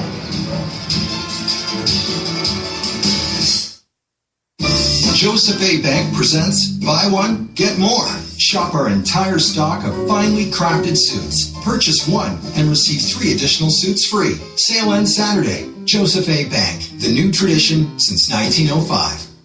Keep the whole gang happy with endless baby back ribs from Golden Corral. Dinner's just $11.99. Unlimited baby back ribs with KC Masterpiece barbecue sauce, original hickory brown sugar, or smoky chipotle. Golden Corral, the best buffet in the USA.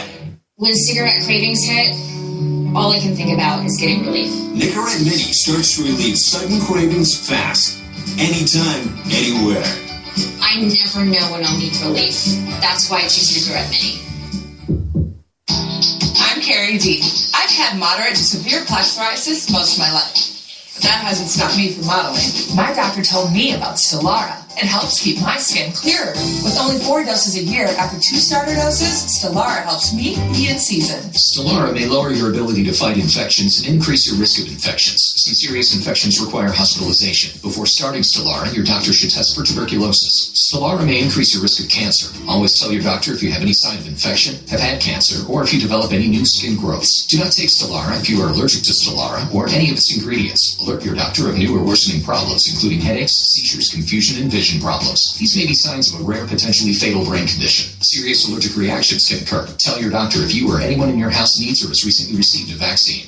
In a medical study, most Stellara patients saw at least 75% clearer skin, and the majority were rated as clear or minimal at 12 weeks. Stellara helps keep my skin clearer. Ask your doctor about Stellara. Hey, what's up? I'm Ted. Rudy and I have a lot of daily rituals. Namaste. Stay. Taking care of our teeth is one of them. When I brush my teeth, he gets a milk bone brushing chew. Just another way to keep ourselves healthy.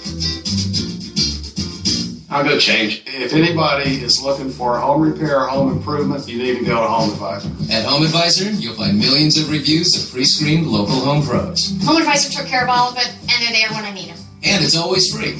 Go to homeadvisor.com now. Grandpa, this is my friend Chase. Hi, Chase. I told him eHarmony can find the perfect girl for him. Is it true that over a zillion people get married? Over a million people. Because eHarmony uses a special matching system that nobody else has. Ooh, I want that. Well, Chase, when you're 21 or so, you can get on eHarmony and find the love of your life. I wish I was 21 right now. Don't we all? Stop waiting. Start communicating for free today. Joseph A. Bank presents Buy One, Get More. Choose from sport coats, shirts, pants, and more. Purchase one item and receive any 2 items free. Sale ends Saturday. Joseph A. Bank, the new tradition since 1905. Overnight, Colorado legalized all marijuana. There's $2 billion to be had next year. I plan to take more than my fair share. Everyone is playing everyone. High Profits, all new, Sunday nights at 10. Closed captioning brought to you by InventHelp. Call 1-888-909-4332. People ask me all the time, George, what do I do with my idea for a new product? I tell them, call my friends at InventHelp. Call for free information.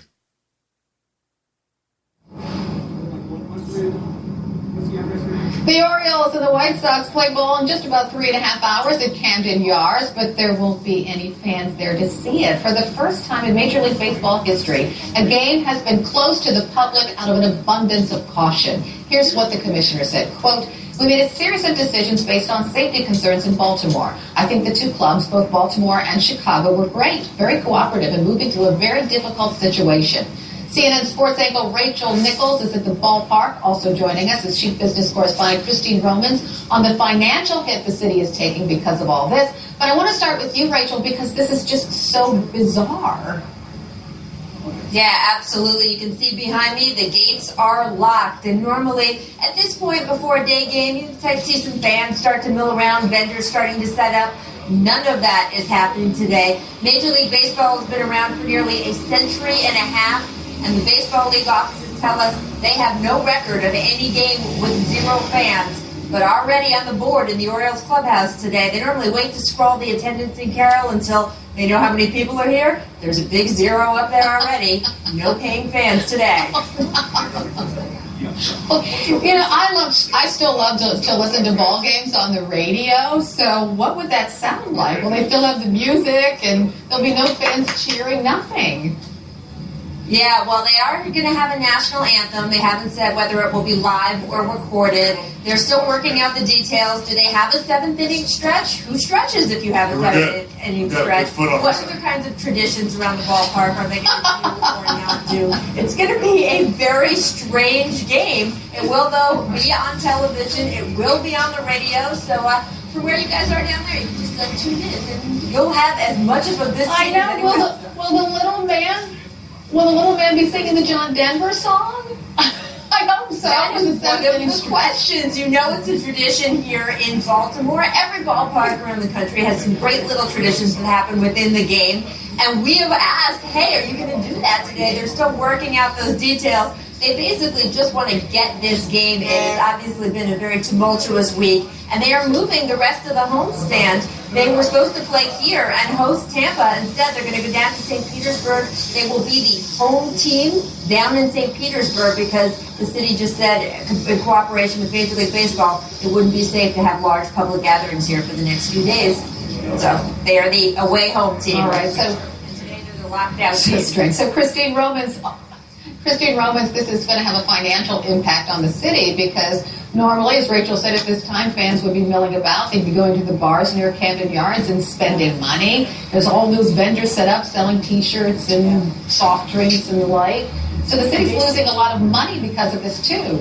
And basically, if you are a paycheck-to-paycheck minimum wage worker working in one of those jobs that relies on either Camden Yards or, for example, some of these conferences. A medical conference has just been canceled. 3 other conventions have been canceled. So if you work around those things, those workers will suffer, those minimum wage, paycheck-to-paycheck workers. But I've been talking to economists all morning who say it looks as though if this is contained, if these protests, and certainly no more riots, if this can end this week, then the overall impact on what is a vibrant economy in Baltimore, a big economy in Baltimore, it'll be absorbed. Carol, I can tell you right now that 3 of those CVS stores have reopened. The 2 that sustained damages are still closed, but 3 have reopened. And we're hearing from companies that they want to get open quickly. They want to continue their investments in Baltimore. But again, I will say, when you talk about conventions being canceled through the weekend, you've got people who maybe work in hotel rooms, maybe the cleaning people in hotel rooms, they could lose some hours. These are a list of some of the things that have been disrupted over the next few days. That's where you're going to see the economic impact. Maybe not overall on economic figures for the city, Carol, but maybe for paychecks to people. I'm sad that the kinetic sculpture race isn't taking place, because if you've never seen that, Christine, you have to come on down maybe next year and see it with me, because it's insane. It features this big giant pink poodle. It's too hard to explain. Thanks to you, Christine, and thanks also to Rachel Nicholas. The Baltimore Symphony hopes some classical music will help calm the city. The orchestra will hold a free concert at noon today at Symphony Hall, as they posted on their Facebook page. Quote, "It seems we could all use a little music in our lives right now. So as I had to break, let's listen to the musicians as they rehearse."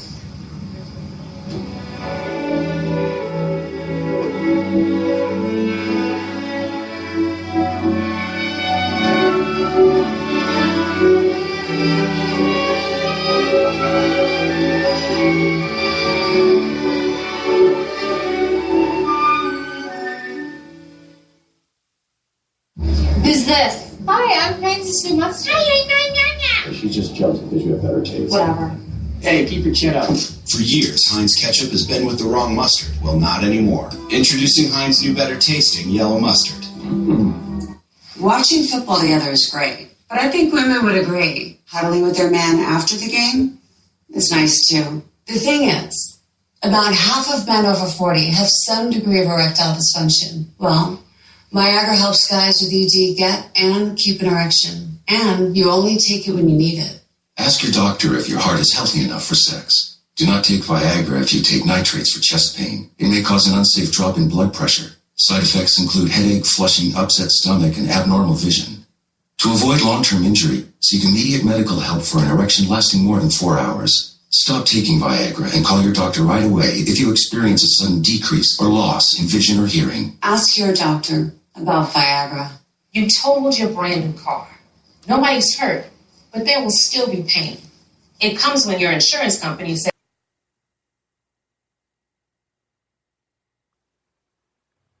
You are listening to Jerry Royce Live Worldwide Podcast.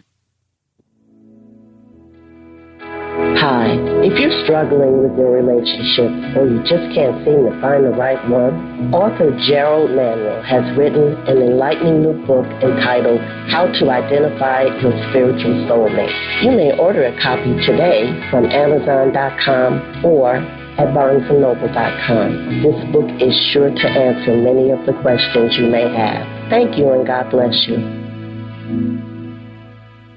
Hey, it's Robin Lynn from Robin Lynn's Productions, and you're now listening to Jerry Royce Live Worldwide.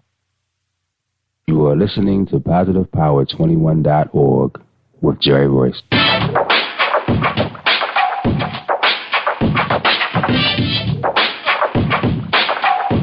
What up? It's your boy Kano Kingston.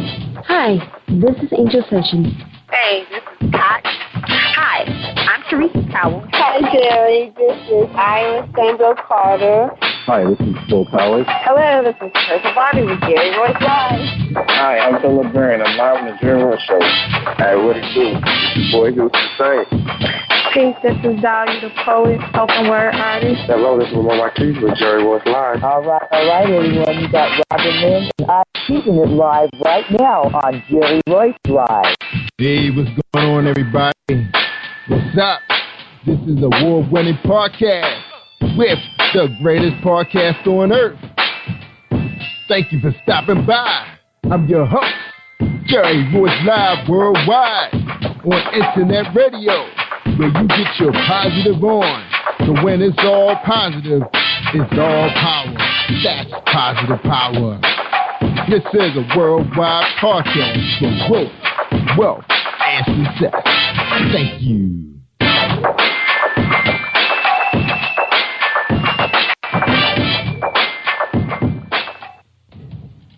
Think you know how drugs get in those little brown bottles? Think again. Set in the green hills of western New Jersey, inside the gilded halls of power of a U.S. pharmaceutical company where decisions are worth billions of dollars and human lives worth less.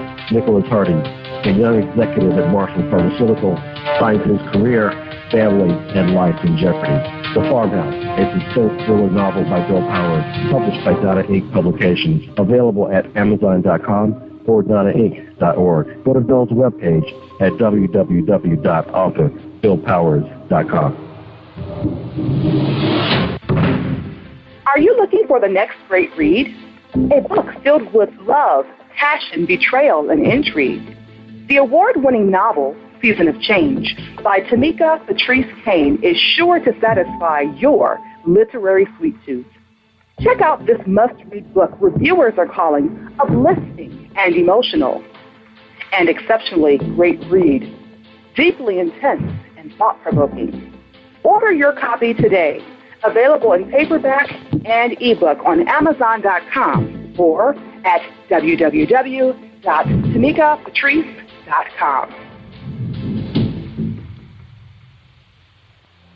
Are you an author looking for promotional services or a reader looking for a great read at low prices? In this competitive world of books, Writing Royalty Promotions is dedicated to bringing authors and readers together to build a greater respect for literature through our various promotional services and online bookstore. So head over to WritingRoyaltyPromotions.com and check us out.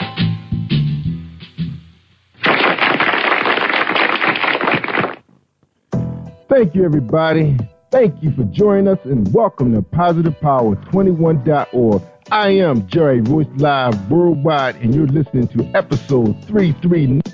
That's right, 339 with Robin Lynn. Robin Lynn Production from VibeLive.com is here in the studio for us tonight. But before we bring her on, listen to a word from our sponsors. All right, so everybody hold tight for a few seconds while we hear from my man, James Deshay. That's right, the poetry man. He's romance. Are you looking for a great book of poetry that is romantic, heartfelt, and full of male emotion? Then get Thoughts, Love, and Reflections by James K. Deshay. That's Deshay. Go to www.jamesdeshay.com. You will enjoy Thoughts, Love, and Reflections. All right, everybody. Thank you for joining us, and we want to say thank you so much for being part of PositivePower21.org. To see everybody hitting up on our YouTube video. Yes, Jerry was live in the community. That's right, Saturday, hanging out at Dan's Cigar Lounge with some positive brothers and some positive sisters. Of course, they were having a good time with their good cognac and their expensive cigars, and we enjoyed some listening pleasure with Jazzy Blue out of Washington, D.C. will be coming to Blues Alley, I believe, in June. So we're looking forward to that. Of course, we can get in because once the word get out, we love our jazz here in Baltimore, D.C. That's right, the whole Maryland area. There's not a lot of those groups, but when they do perform, everybody do show up in big numbers. All right, tonight we have Robin Lynn on the show. We had her here before. She's here for a really good cause. You know, she's based down there in Florida, doing her thing. She's one of the top podcasters in the country. That's right, worldwide. We're learning from her. But she's here to talk about a really, really hot topic called Man Up. What's the urgency for men to man up now, especially what's going on, because almost every other week, according to the president, a brother's going down by the bullet of a police officer. And of course, it's even worse when it comes to crime, black-on-black crime. That's right, and they always say, black lives do matter, but we all got to step up. We need our clergymen, we need our community leaders, We need our teachers, our principals, everybody, local, federal government. Everybody got to come together. It's time. And the good thing that happened with the group that I'm dealing with, Inner Sanctum Group, which I'll tell you, a group of local and federal police officers and entrepreneurs and some lawyers and owner of Dan's Cigar Lounge. They're talking about these kind of things.